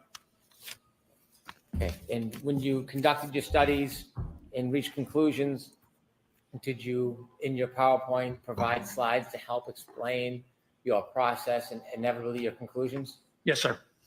If you can take us through the 3rd section of your efforts regarding this case, specifically your efforts to identify the different pieces of evidence and your conclusions about a collision in this case. Absolutely. Slide 104. Please. So this is a... Is this 105, Dr. Welcher? I'm sorry? 105. Yes, sorry. Slide 105. This is a picture of Mr. O'Keefe's right arm, forearm, hand, and wrist. In anatomy, your arm is defined from your shoulder to your elbow, and then from your elbow to your wrist is your forearm, and then this is your hand. So technically, when you say arm, it really means from your elbow to your shoulder. Most people call this whole thing arm. It's actually the upper extremity. Arm is from shoulder to elbow, elbow to wrist is forearm and hand. So you can see I wrote arm and forearm. So arm, elbow to shoulder, elbow to wrist is forearm. So looking at the injuries to Mr. O'Keefe's arm, forearm, as well as his hand.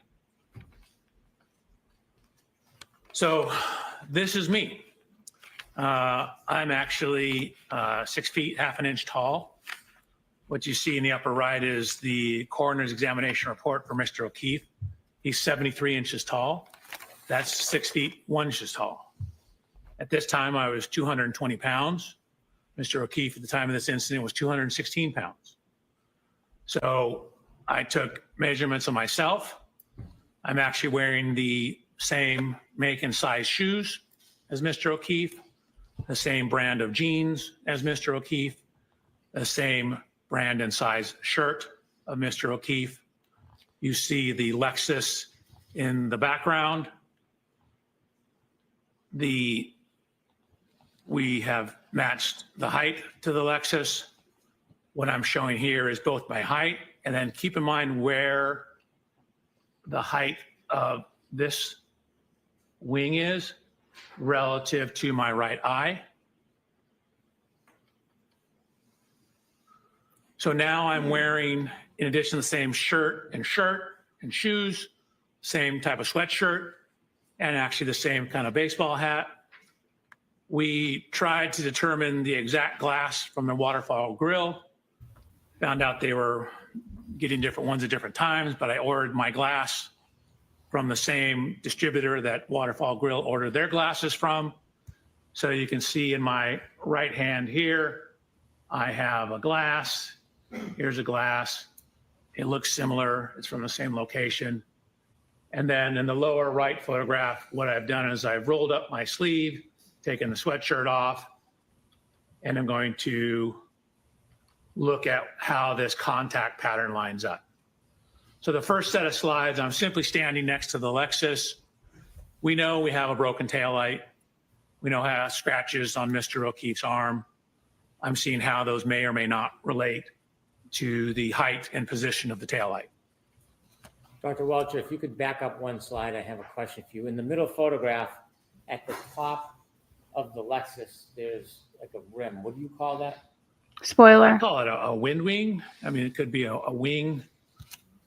Are they going to argue that that's what caused the mark on his nose or his eye? Air dam would be another. Okay, so I then set about to do a little bit of testing with the Lexus. The first test you're going to see is me just walking backwards or actually sideways into the Lexus. What I've done is I've painted the Lexus right rear tail light with what's called grease paint. Kind of sort of like paint, but it doesn't dry. And then I have backed up sideways, side shuffled into the Lexus with my arm out, see what the damage pattern looks like, or basically where someone of Mr. O'Keefe's height's arm would contact the rear tail light. So then what you see is I've shown the photographs again. I show the paint transfer onto my arm. The yellow grease paint on my hand was to show where my hand would hit the tail light. And so just kind of me walking slowly sideways into it, the approximate location of the tail light, and I'll line it up with the broken tail light in a second, lines up with the approximate location of the lacerations on Mr. O'Keefe's arm. I mean, Let me ask you a question. I When can't. you're engaging in these demonstrations, are you attempting to try to show exactly how Mr. O'Keefe was struck? No, so we don't know Yeah. exactly how he was struck. Exactly. And pedestrian impacts are extremely sensitive to exact angles. And so where exactly your foot is, whether your foot's off the ground, can have an effect on where you end up after that. We just don't have enough information. I'm in sorry, this but if he case just to determine rolled all like that this, information. We know the how tail did he light get was all the way to the broken. freaking We know the flagpole? glass How did was he fly broken. so many We feet? know we have damage to the rear of the Lexus. We know we have lacerations in Mr. O'Keefe's arm. So I'm trying to see if there's any correlation between all those. Well, can body can't. posture on a clip or a side swipe collision change the trajectory or the injury? Of course. Can the way somebody moves or reacts before impact change it? Objection, Your Honor. Sustained. What are other things that can change the trajectory of the person and the injuries? So for example, if you get hit and knocked off balance or clipped and knocked off balance, you can take additional steps. That'll affect how far your body travels. If you have one foot on the ground versus the other foot on the ground, affects how the body rotates. If your arm is at 90 degrees or 85 degrees, will affect the kinematics. Well, yeah, and your body didn't rotate all the way to the model flagpole. different possibilities, and we're getting results that were all over the map. Small changes in the pedestrian position give you huge change in the output.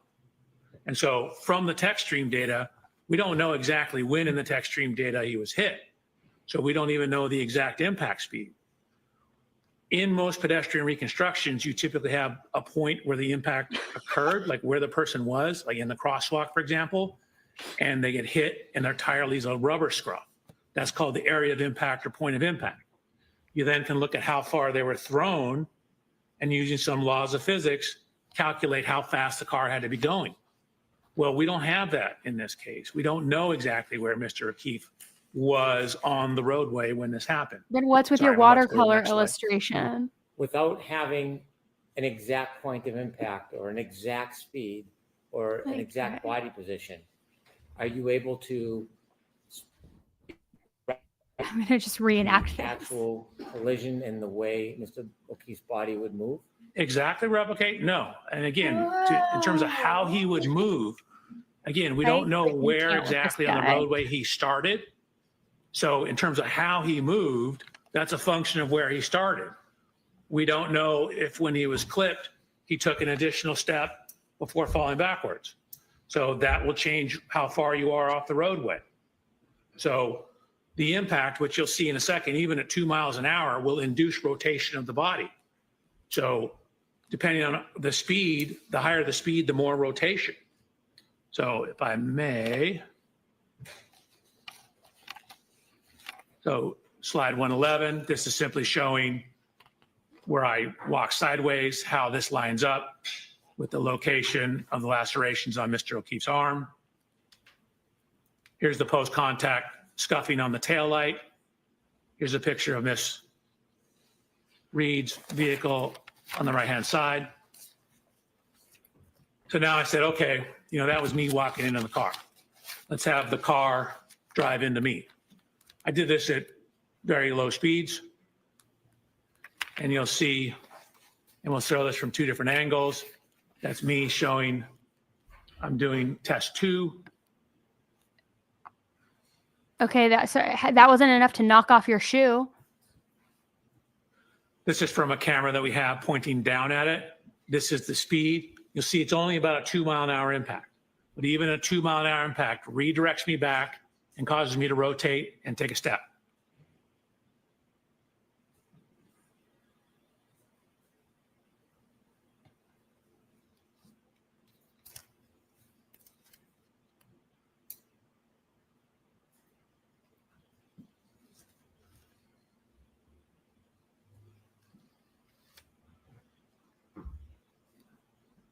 And where'd the glass shatter? I didn't see the glass shatter yet. Did I miss it? Yes. It's hitting his arm, so why isn't the cup shattering against the car?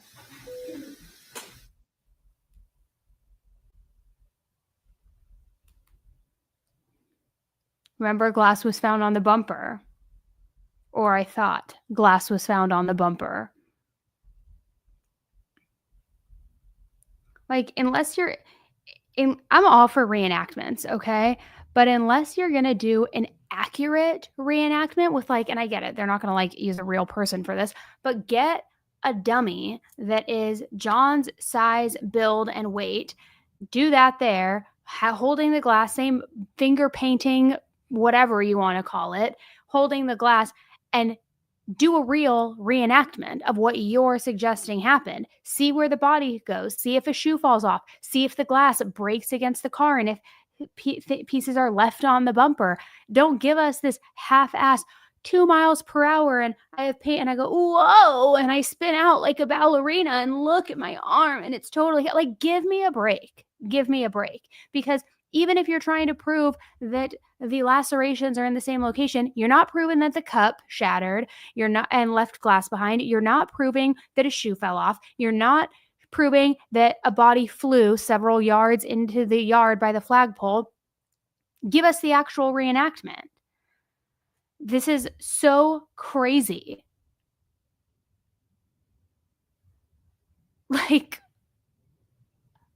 And if it hit you, where's the cut on your eye? From what? The spoiler or a wind thing, whatever you called it? Where's the cut on the nose? Is that hitting you too? Because the way you did your little pirouette right there, it looks like it hits you and nothing else comes into contact with the car. So how do you explain these other injuries? I have a meeting.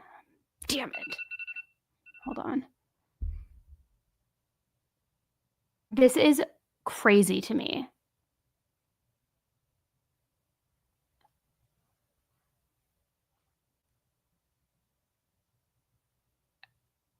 I can't.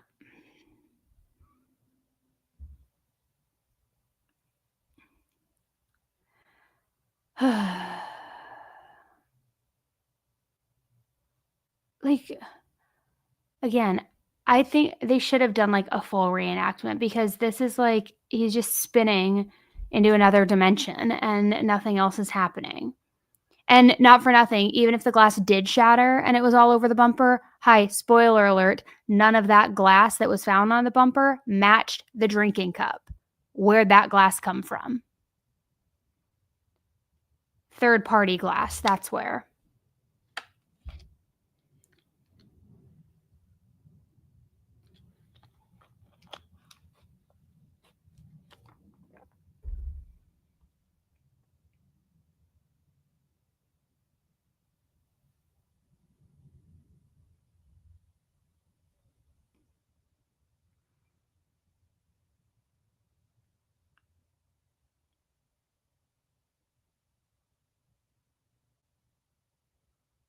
I mean, if all of his boring ass scale data and laser grids was accurate, I'll give him that.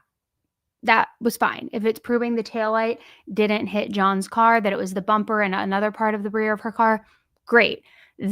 There's some actual science and data apparently behind that. This demonstration,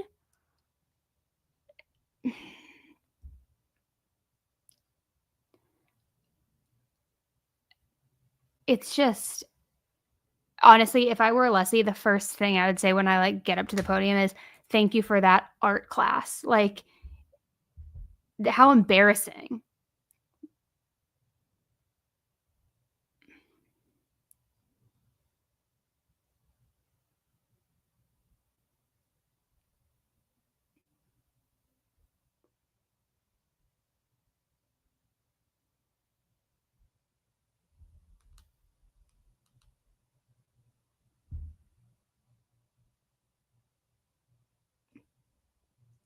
So I have a 30-minute meeting I have to jump on, but I'll be back on here afterwards. I'm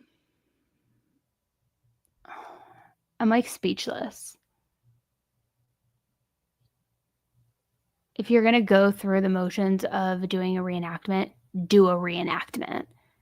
Don't say this is what could have happened if he was standing here and if his arm was at a 90-degree angle, 40 degrees above his hip, and if he were standing just like this with his left foot in front of his right foot, if he was positioned just like this, which we don't know that he was, but if he was, then and it reversed 2 miles per hour, even though we're suggesting it was like 4 times that speed and no more than that, like, but if it went this is what would happen. And here's what the pig, great. None of the variables that you're presenting are what you're even arguing happened. You're saying she reversed at a way higher rate of speed. You don't know how he was standing. You don't know where he was. Why aren't you showing what your case is built on? I don't know. Just a thought.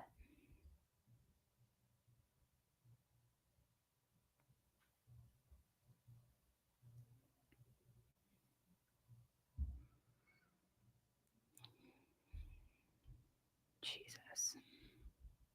What a fucking disaster.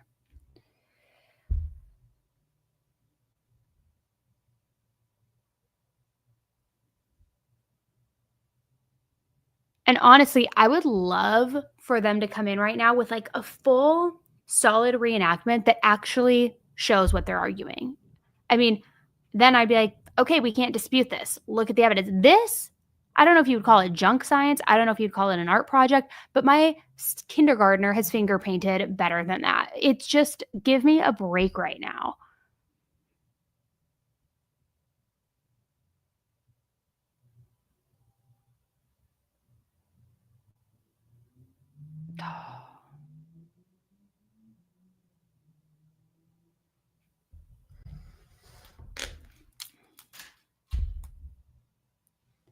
All right. I'll be back. Sorry, I'm so angry. Stand by.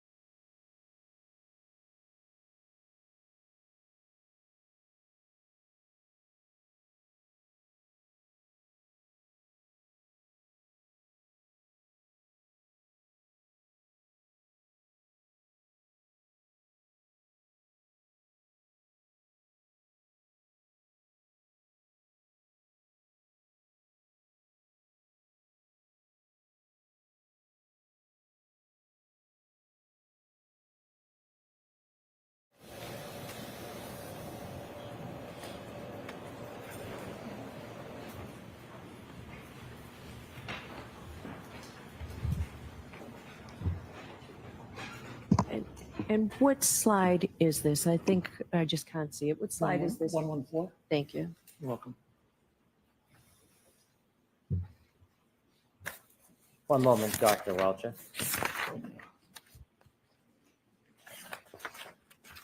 When you were showing us this video, you walked to the side of the passenger side of the car, didn't you? I did. And why did you do that? I was discussing with them what to do. You were discussing with who what to do? The driver. In no way were you trying to imitate or give a demonstration of what you believed Mr. O'Keefe's movements to be? Oh, no. This speed's just 2 miles an hour. I was having a discussion with the driver about what we needed to do to conduct the test. So when you walked up to the passenger side, it wasn't to replicate a study or a movement or give an opinion? No, that walking simply- had nothing to do with this case except for me instructing the driver what to do. Thank you for that clarification. Sorry about that. No apology necessary. Could you go back to the beginning when you were explaining this so we can go through it? So this is the dynamic test 2.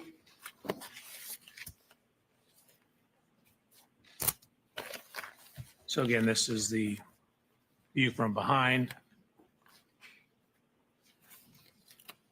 Just to avoid the confusion, I will start it here.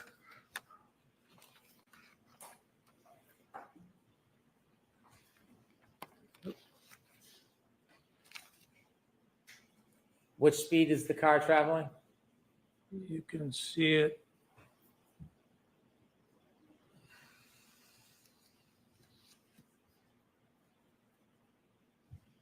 About 2 miles an hour. Excuse me, Your Honor, that is the objection that we spoke about. Oh, and that I okay. would like to go- All right, so that's noted, Mr. Larson.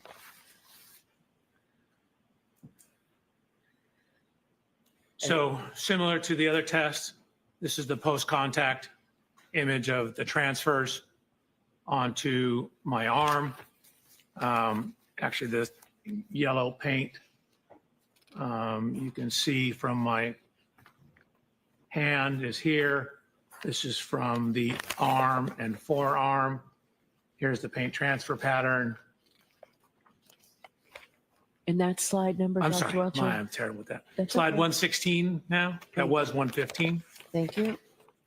Slide 116. What I've done is I've taken these yellow lines to show the extension of the components on the rear of the exemplar Lexus. Then I've done this extension of those same components on the rear of Miss Reed's Lexus and shown how the approximate location of the fractures in the taillight match up with the approximate location of the contact of the arm onto the taillight. Dr. Welcher, do you have any indication of how Mr. O'Keefe's arm was bent, what angle it was bent at? Not exactly, but for these to be taillight shard fragments, they would need to be in the area of the taillight, but it could be further up. We know from the police photographs that there was a damage to the rear body panel in the area I'm searching here. So it's possible his arm was a little higher up and the glass hit the rear of the Lexus and caused that damage. In the bottom right, Excuse me, Your Honor, objection. is speculation. I will strike that last part about the glass. Thank you. the purpose of the circle is for what, Dr. Welcher?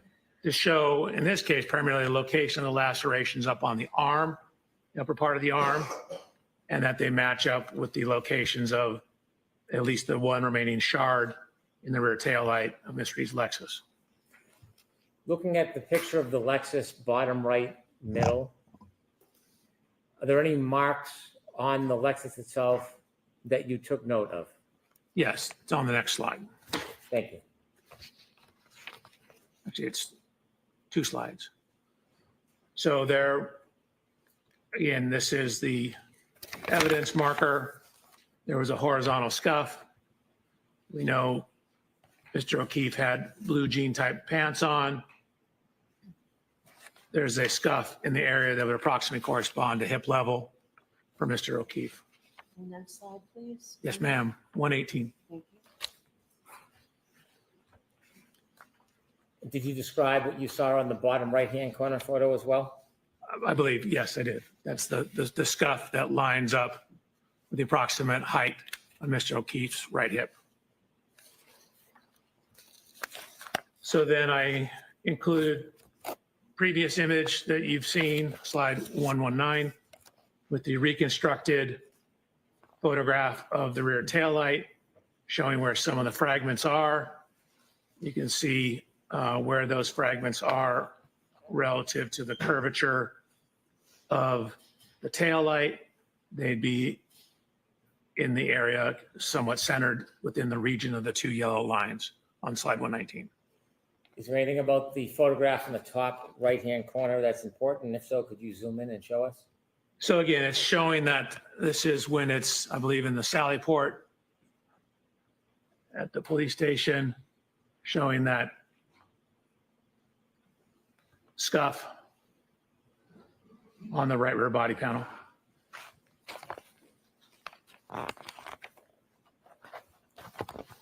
Did you see any similar scuffs in the middle back of the car? Objection, Your Honor.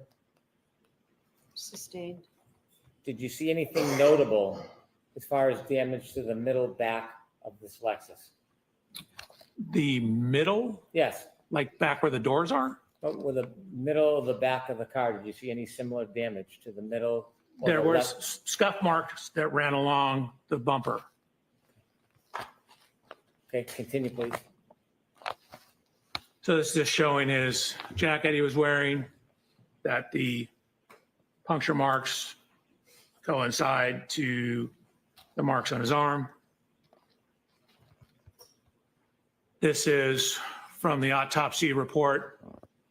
A couple things it notes: a 0.5 centimeter abrasion on his right lateral knee.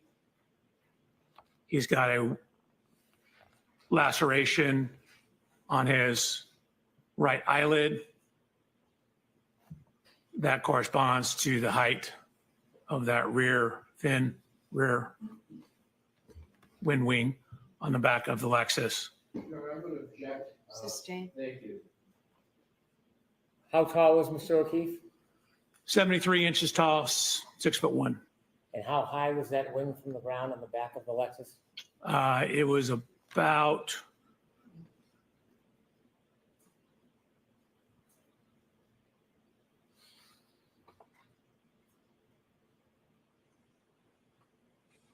it's about 5 feet 11 inches, maybe 5 feet 10 and a half. Thank you. You're welcome.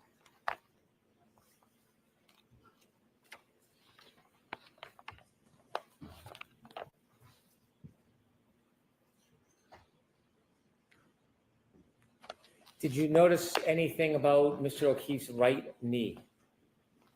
I noticed there was a 0.5 centimeter abrasion on the right lateral knee. Did you note how high from his foot that bruise was on his knee? We don't know the exact length of his knee. The abrasion appears to be right here at knee level.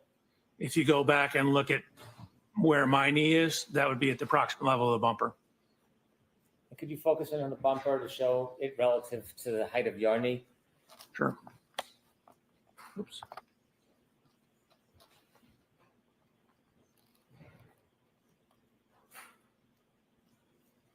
So my knee is approximately right here. This is where the bumper is. So the side of Mr. O'Keefe's knee will be in this general area. Okay, thank you. You're welcome.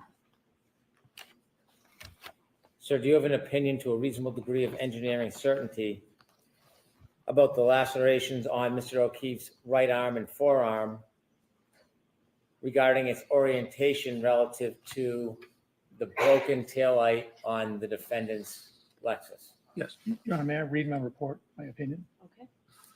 The location and orientation of the laceration on John O'Keefe's right forearm and arm are consistent with the geometry and orientation of the right taillight of the Reed 2021 Lexus LX 570. After considering these three different subjects that we discussed, the tech stream data, analyzing the touching between the defendant's Lexus and Mr. O'Keefe's car, and then your demonstrations regarding the injury to Mr. O'Keefe's right arm, did you consider further evidence in reaching any conclusions as an accident reconstructionist and a biomechanical engineer? Yes, I did. Could you turn us to slide 124, please?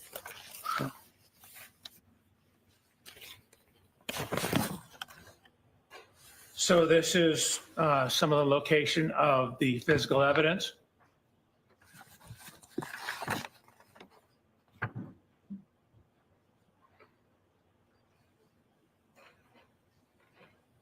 Red plastic, clear plastic. There, his point of rest was indicated to be 7 feet off the roadway. There was a sneaker that was found near the curb.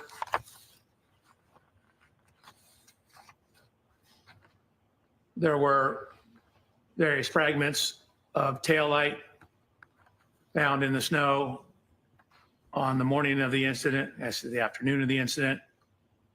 Could you zoom in on those photos so that we can see the dates? The date? Yes. Oh, sure. So January 29th at 5:46 p.m. This one's at 5:52. One's at 5:50, 5:59. This one down here is at 5:46. So there were various fragments of the taillight that were ultimately pieced back together and determined to be from Miss Reed's right rear taillight. Additional evidence was found. This is taken on the afternoon of the accident, again, around 5:50 p.m. Could you zoom in, please, for us? Sure. So what you see here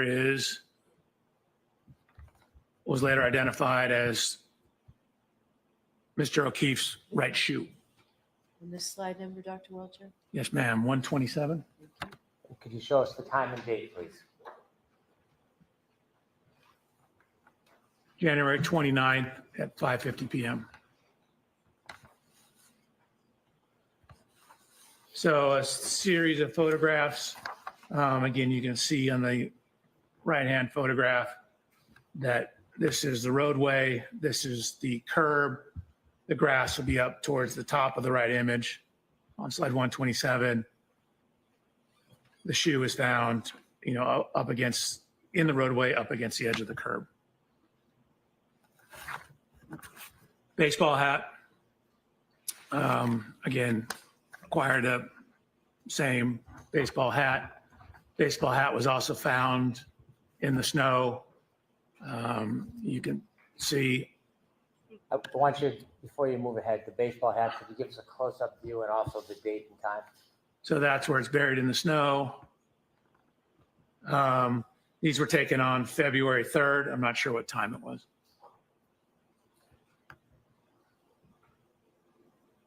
There was also red liquid identified, I believe they indicated to be blood, in the snow as well. And could you give us, So I'm going to sustain that objection and strike the last part of I it. So we understand. don't need to come to sci-fi, right? Just describe the color of what you saw rather than what it was. There was red coloration in the snow. And could you give us that date if it's different than February 3rd? I thought that was February 3rd as well. Is there a date on the photograph to the left?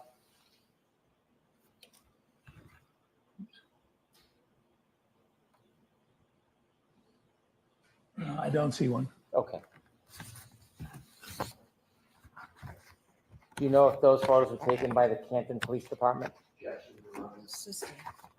Do you know when exactly those photos were taken? I don't, except I have them dated as February 3rd. But I think that may just be the baseball hat photos. Okay, can you continue? Then we have photos of a broken glass.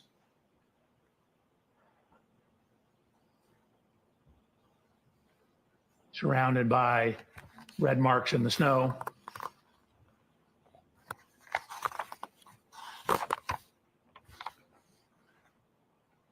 Continue, please. This, by the way, is the flagpole. And that slide number, please, Dr. Yes, ma'am, 129. Thank you. Slide 130. Can you enlarge that and explain to us what that is? Sure. So at the bottom, it indicates where it's from. So this was from a presentation I gave looking at pedestrian injury biomechanics back in 2005. And what it's showing is where what are the most common injuries in pedestrian impacts. So what it shows is head injuries are the most common injury in pedestrian impacts. So on the right-hand side, it's all injuries. You can see of all the individual study, the highest prevalence or highest or most common injury was head injuries. In those that sustained severe life-threatening injuries, again, the highest was also head injuries.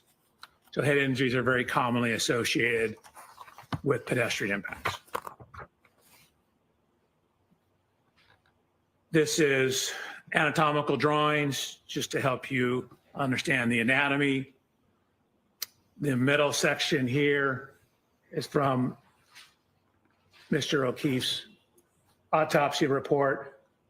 The lower right diagram, the green line represents the fracture lines, predominantly here, at least in the base of the skull.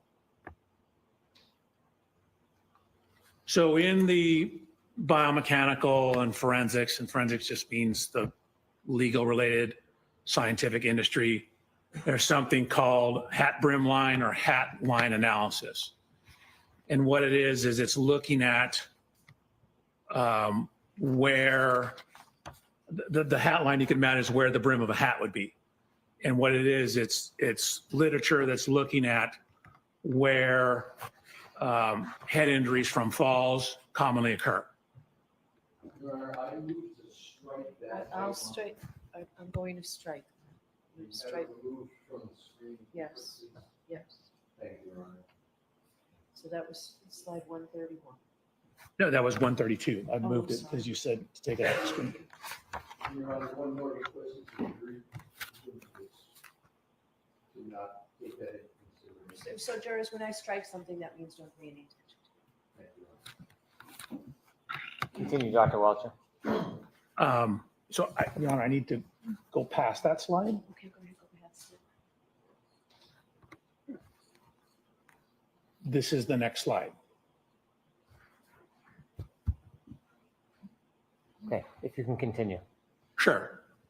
So I provided peer-reviewed scientific literature that looked at a metric where they were publishing research trying to delineate falls versus blows or assaults.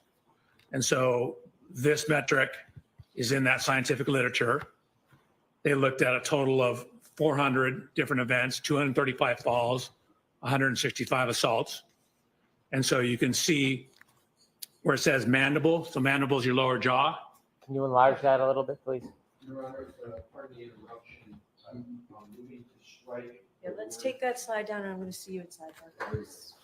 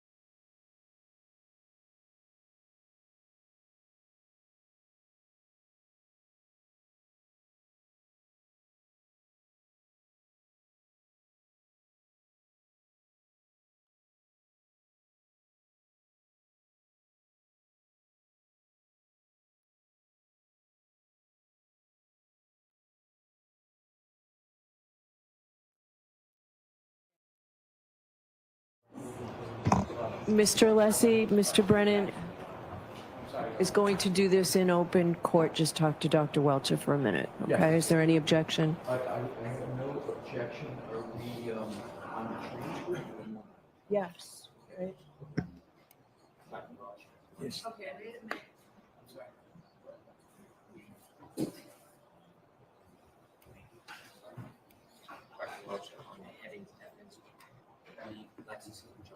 Yes. Absolutely. No talking, court still in session. We're going to remove the heading on each one of the slides. I don't want to repeat what it says, but on each one of them, we're going to put the thank you. Anything else? That's all I was going to do. And I'm going to now use the 3 minutes to see if there's anything else in the report to be read. So it starts on page 124. Is that right, Mr. Brennan and Mr. Alessi? I don't have the whole one in front of me. Have it part of it. Dr. Welcher, is that where it starts? That appears to be, Your Honor. Yes. 124.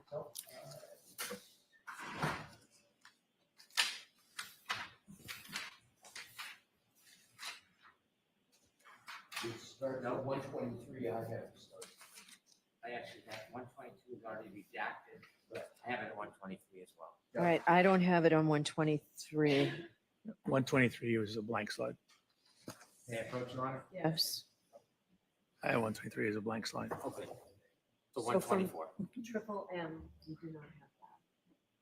For 124. Thank you. Yep.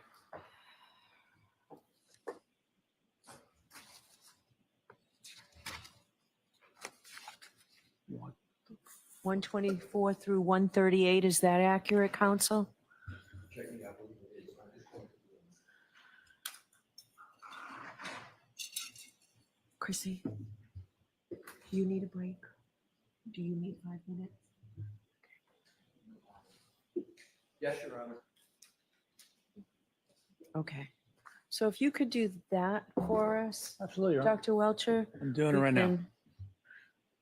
We can bring the jurors back. Your Honor, if we could just, now I just want to look at the rest. Okay. 2 minutes, and then Sure. Your Honor asks us to do that. Sure.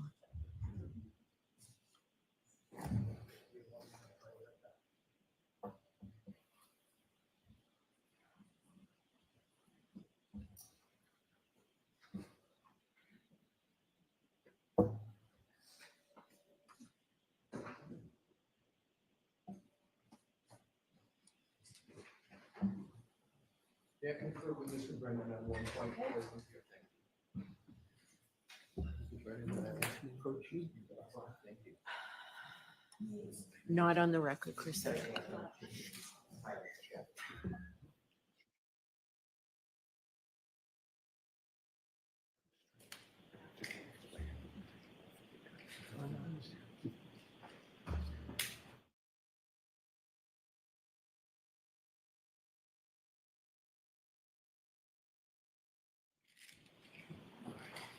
Excuse me, Mr. Brennan.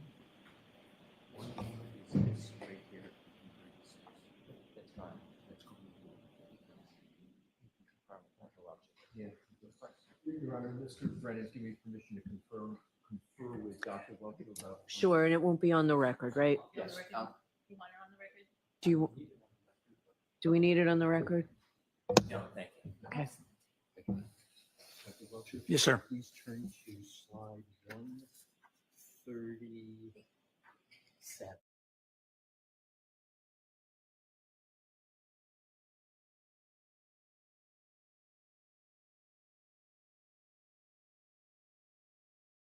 For that opportunity.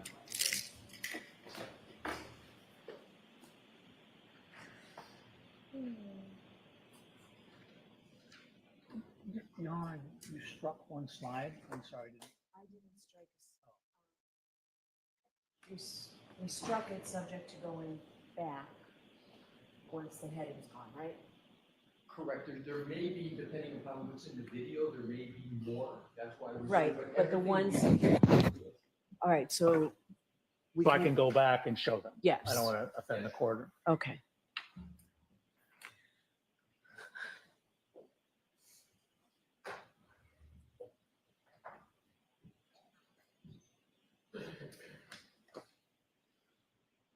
So are we starting on slide 132? 132, Your Honor. Okay, thank you.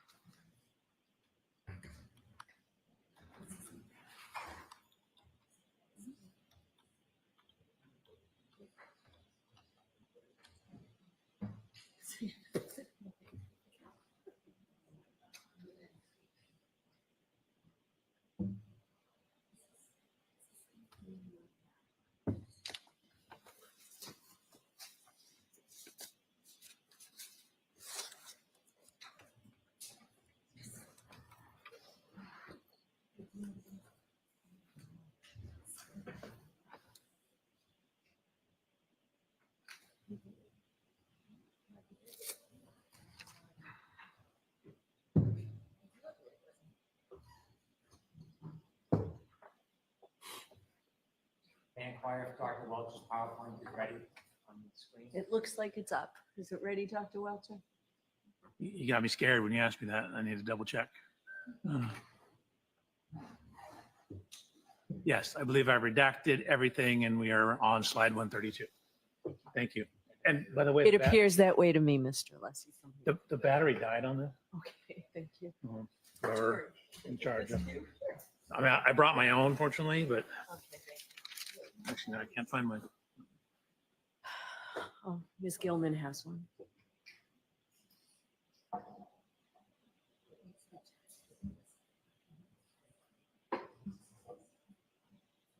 Oh, backup. All right. Troy. Equally bad. These laser pointers do not work on those monitors. Yeah, we've had that.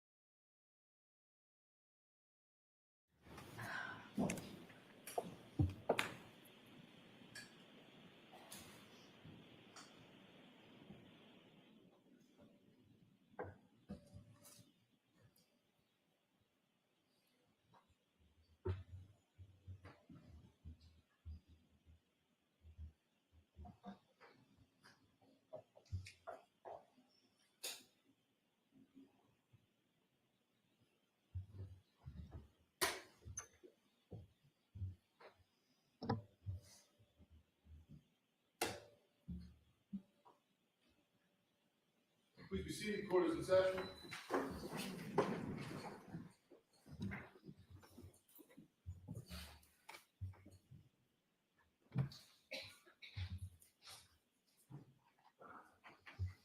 Dr. Welcher, if you could return to slide 132. Actually, 133, Dr. Welcher.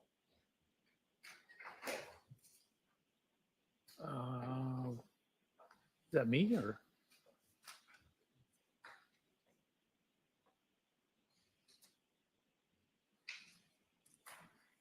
$132 or $133? 133, please.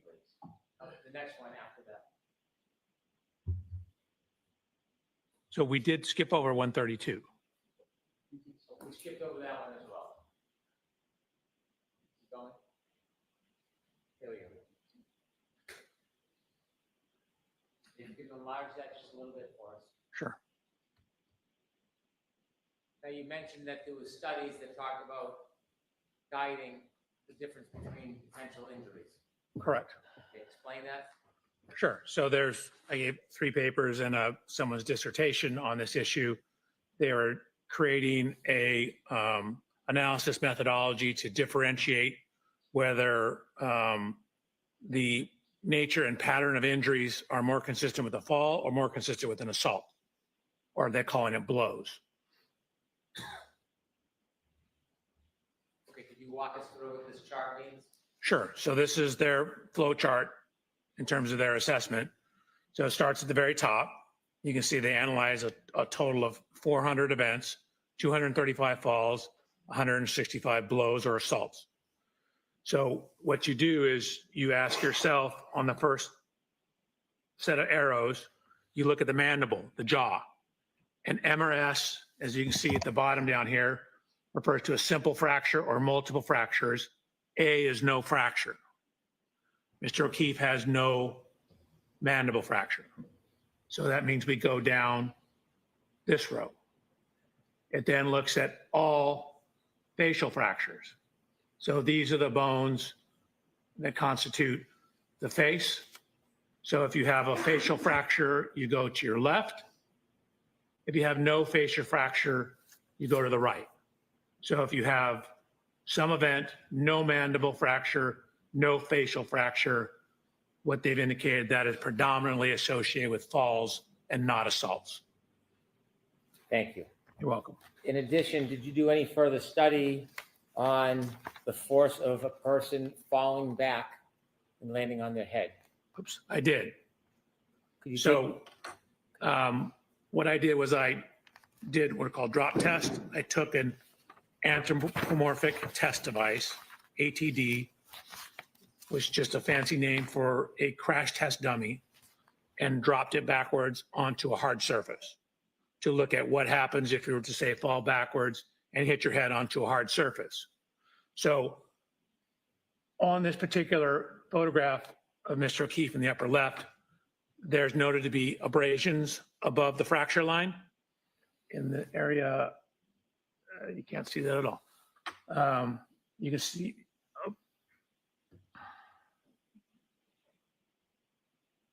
noted to be abrasions right here. Your Honor, I brought a hat. That was the one I used in my testing. May I put it on and demonstrate something? Mr. Lessie, If you would like a sidebar, or I can. are you objecting? I am objecting. That's sustained. No, you can't put it on. Okay, so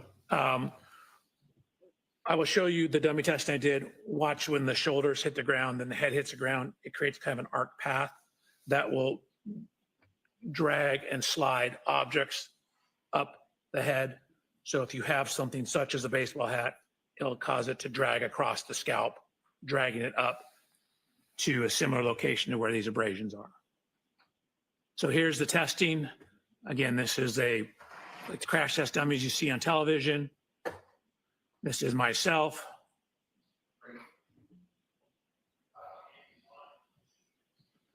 Me giving me similar instructions, telling them what we're going to do. I said, and watch. Shoulders come in, then the head contacts the ground. What you see is if you fall backwards and land on a very hard surface or hard surface, you will get extremely high loads on the head. If you compare that to data in the science. I'm sorry to interrupt. Yeah. Could you enlarge that, please explain what the chart is before you explain? Oh, sure. This chart up here? Nope, the next page. Right. You can enlarge it, tell us what it is before you get into the details. Absolutely. So this is actually kind of a famous study that was published, one of the first studies looking at head fracture or skull fracture tolerances. So what you see, the portion at the back of your skull is called the occiput bone. So that bone, if you put your hand on the back of your head, is your occiput. So we're looking at occiput impacts. And what you can see is that when they took cadaver skulls and dropped them from as low as 40 inches onto a hard surface, they were getting linear fractures. And you can see even at 40 inches, there is called a stellate fracture. Stellate means star-like. You get a fracture that goes out like a star. So even at a 40-inch drop height, you have sufficient force when landing on a hard surface to cause skull fracture and a level 3 type skull fracture. So Mr. O'Keefe, again, is 73 inches tall. His occiput is about 4.6 inches down from the top of his skull. That means it would fall a total of about 73 minus 5 would be 68. So just under 6 feet. So 72, 4 inches under, so 5 foot, 8 inches is the fall height. What is data showing that even at a fall height as low as 40 inches onto a hard surface, you can get fairly severe skull fractures.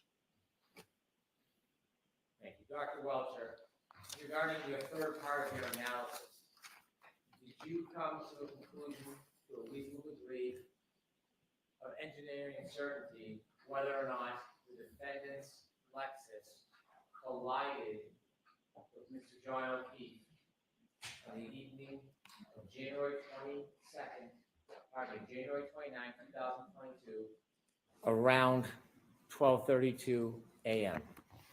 Yes.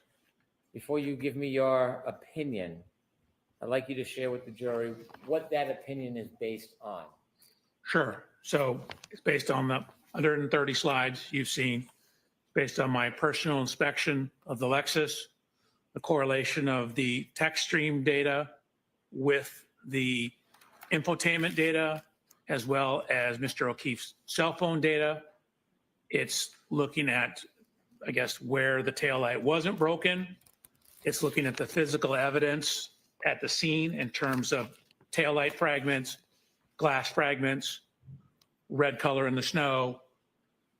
We have the cell phone data, the location and position of the arm lacerations, the air temperature at the time indicative of sufficient to freeze, the location of the fracture on the back of his head relative to the scientific literature, my testing of forces available falling onto a hard surface, published science on the fracture forces associated with falls. And I'm sorry, I'm reading from my report. I'm reading from my report. Can you answer without reading from your report? Probably it's more complete if I read my report. Any objection, Mr. Leslie? I do on this question, Your Honor, reading from a report for this question. So I'm here to present some data. So, I have to read, don't read from the report. Okay, doke. Okay, Dr. Welcher, let me ask you again. Based on your analysis, data available, reviews, study, based on the fact that you are an accident reconstructionist and a biomedical engineer, have you reached an opinion to a reasonable degree of engineering certainty whether the defendant's Lexus struck Mr. John O'Keefe on January 29, 2022, around 12:32 a.m.? Yes. And could you share the bases of your opinion before I ask you your ultimate opinion? Sure. So again, you've seen my slide presentation. I've inspected the Lexus. I've looked at where it wasn't damaged. I've inspected the taillight. I got an exemplar Lexus. I ran lower speed contacts to verify that the injury pattern and location on the arm is consistent with the height and orientation of the taillight. I have looked at fracture tolerance data for falling backwards onto hard surfaces. I've looked at the metrics of where his injuries were and what injuries he didn't sustain. I've looked at the cell phone data, and then I've looked at Miss Reed's interviews as well. Based on all the evidence you considered, could you share with the jury what your opinion is to a reasonable degree of engineering certainty about whether the defendant's Lexus struck Mr. O'Keefe on January 29, 2022, around 12:32 a.m.? Objection, Your Honor. Going to remember. I can answer. Yes, based on the totality of the evidence, DNA, everything I've talked about, that is consistent with that happening with a reasonable degree of scientific certainty That is what happened. Objection, move to strike, Your Honor. So I'm gonna strike that. I wanna see counsel's just.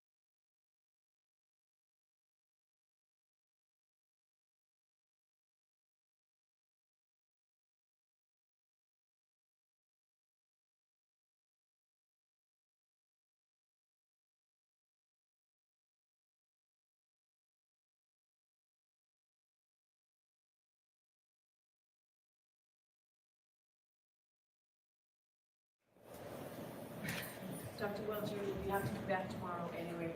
Jurors, I don't want to stay here anymore.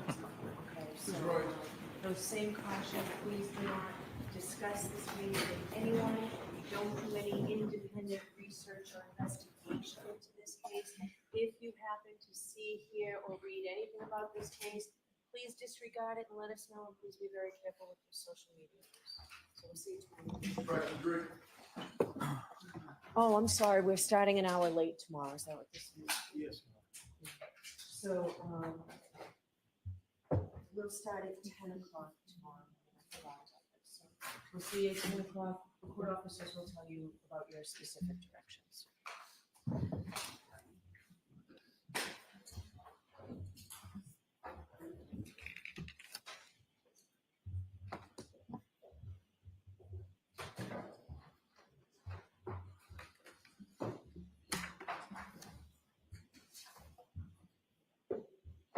Do I need to pack all this up? It's okay. I mean, I can come in early. I came in early this morning and set up. Welcome. I mean, we don't really.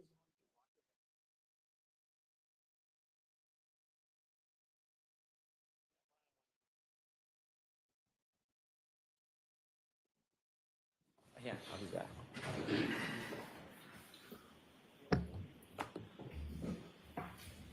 All right. Did Dr. Welcher leave? Dr. Welcher can step down. I know he has to come back and have his So just equipment. leave everything here. And then you'll come back in 5 minutes. Roger. All right. Yes, please. All right, so Mr. Alessi, I will hear you as to your objection.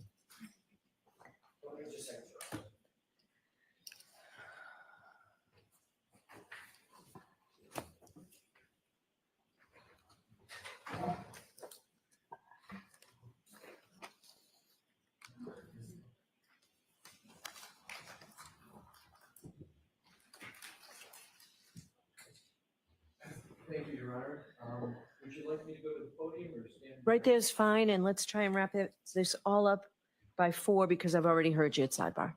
We'll do so, Your Honor. That means both of you I'll hear from within the next 5 minutes. Go ahead, Mr. Alessi. Thank you, Your Honor. The point number 1 is the question of whether, based on a reasonable degree of scientific or engineering certainty, he has an opinion whether a collision occurred. I'm going to give a dramatic and accurate example that happens in courts all the time with equivalent. So by analogy, if the issue is whether or not a defendant has stabbed an individual and caused a certain event, that is the ultimate question for the jury. That question is never permissible in a trial. By analogy, this is the exact analogous situation. The question of whether there was a collision is the ultimate question for the jury. That is why we are having this trial. The defense strongly asserts there was no collision, and there is substantial evidence to that. We are going to cross-examine Dr. Welcher. We are going to put in our own strong case to demonstrate no collision occurred. That's no surprise. It was in our opening statement. This witness cannot, by precedent for years, opine on the ultimate question that is going to the jury. I accept, subject to evidentiary issues, the 2 questions that a biomechanist always answers in these situations. Is the damage to the vehicle consistent with a pedestrian hitting the vehicle? And are the injuries to the individual consistent with being hit by a motor vehicle? Those are the questions that are permissible, not the collision question. It is resoundingly improper in this trial, in any trial where that is the ultimate conclusion for the jury.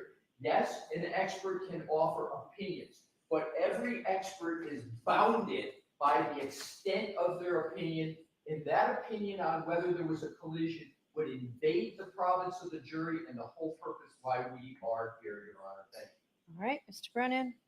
So what Mr. Elise is arguing is that in their opening statement, they repeatedly invaded the province of the jury because they must have asserted vehemently over and over again, there was no collision, over and over and over again. And he just told you that when his expert takes the stand, they'll have abundant evidence that there was no collision. This case is about the collision, but that is not the ultimate issue. The ultimate issue is manslaughter or mens rea for second-degree murder, not collision. They don't get to define the prosecution's case. They do not get to define or limit the prosecution's opinions. They have no case law. They have no study. They have no jurisdiction or jurisprudence to say what we are limited to. He's entitled to an opinion. His opinion is not limited to whether or not the defendant struck Mr. O'Keefe. That evidence is obvious. It's not whether or not there's damage to the car or Lexus. That evidence is obvious. He also is an enormous part of a biomedical engineer and an accident reconstructionist. He studied the tech stream data. They didn't, he did. And he's entitled to give an opinion. The tech stream data, based on fact and science and data, tells us when, if you put it together with other evidence, and where, when you contribute it with other evidence, this collision actually occurred. We don't have to play peekaboo and close our eyes to the reality of the fact that the evidence supports the conclusion to a reasonable degree of engineering certainty that the defendant struck Mr. O'Keefe with her Lexus in front of Fairview Road. I am not interjecting the defendant. I always refer to her car, so it is sanitized, her Lexus. I've been careful about that. I don't have to, but I'm very careful about it. He is relying on the tech stream data, the physical evidence, his independent studies. He is allowed to offer an opinion about whether the injuries are consistent with the damage to the car, whether the damage to the car is consistent with the injury to Mr. O'Keefe. And he's also allowed to answer, in his opinion, the issue of a collision, putting aside the fact that that was emphasized and repeated in the opening statement, and it's going to happen again when other people testify. It's not our fault that ARCA didn't testify or look into the tech stream data or they don't have an expert for it. It doesn't belittle or limit that evidence. We expect to ask Dr. Welcher, does he have an opinion to a reasonable degree of engineering certainty whether the defendant's Lexus collided with Mr. O'Keefe on January 29, 2022 around 12:32 a.m. That is one of the opinions we're going to ask him, nothing to do with the ultimate opinion of guilt or innocence or whether it's manslaughter or there's mens rea for second-degree murder. And what was your second? You said that's one of the opinions you're going to ask him. What else are you I looking will at? also ask him about the consistent with, whether the injuries are consistent with. With what? I'm going to ask him after this part about the difference between a clip or a side swipe as opposed to a full-on injury, pedestrian collision from a front or back of a bumper. And there are further slides to emphasize that point. And so there'll be an opinion regarding that as well. And you, Consistency with a side swipe or a clip. okay, so this is not the end of Dr. Welcher's testimony. He's just moving on to another area. It's close, but it's not the end. Okay. Go ahead. Yeah. Your Honor, here's a case. Attorney Brennan said, go to case law, here it is. Commonwealth v. Coleman, 366 Mass 705. And it stands for the proposition exactly that I articulated. I won't repeat it. Secondly, Your Honor, we practice what we preach. I have the ARCA report right in front of me. And I have the report of— Is that a new one or is that a— This is the new one. Okay. It's also, the old one is the same. So I can, either one is the same. They do not, Mr. Brennan incorrectly said what our experts are going to do. I don't know why he did that because he has these in writing. Neither Dr. Wolf or Dr. Rentschler talk about a collision or conclusion. It's consistency. It's those two questions I said in sidebar. And for reference, Your Honor, for the most recent is page 15. There is no— I don't have that report, so I'd like a copy of that report. Your Honor, a copy, and I also, Your Honor, refer Your Honor to ARCA's existing report, which I'm going to do from memory. I think it's February of 2024 that was done for the U.S. Department of Justice and FBI, where they basically said and gave opinions on those two items I spoke to you at sidebar. So Attorney Brennan is incorrect when he says what our experts are going to say or not. We've already committed in writing to what they're going to say. We're consistent. We practice what we preach. All right, so we will discuss this tomorrow before we start. I'll tell you my ruling tomorrow before we start. I need to go back and see what exactly came in to evidence today. All right, so I'll see you in the morning. All right, so please.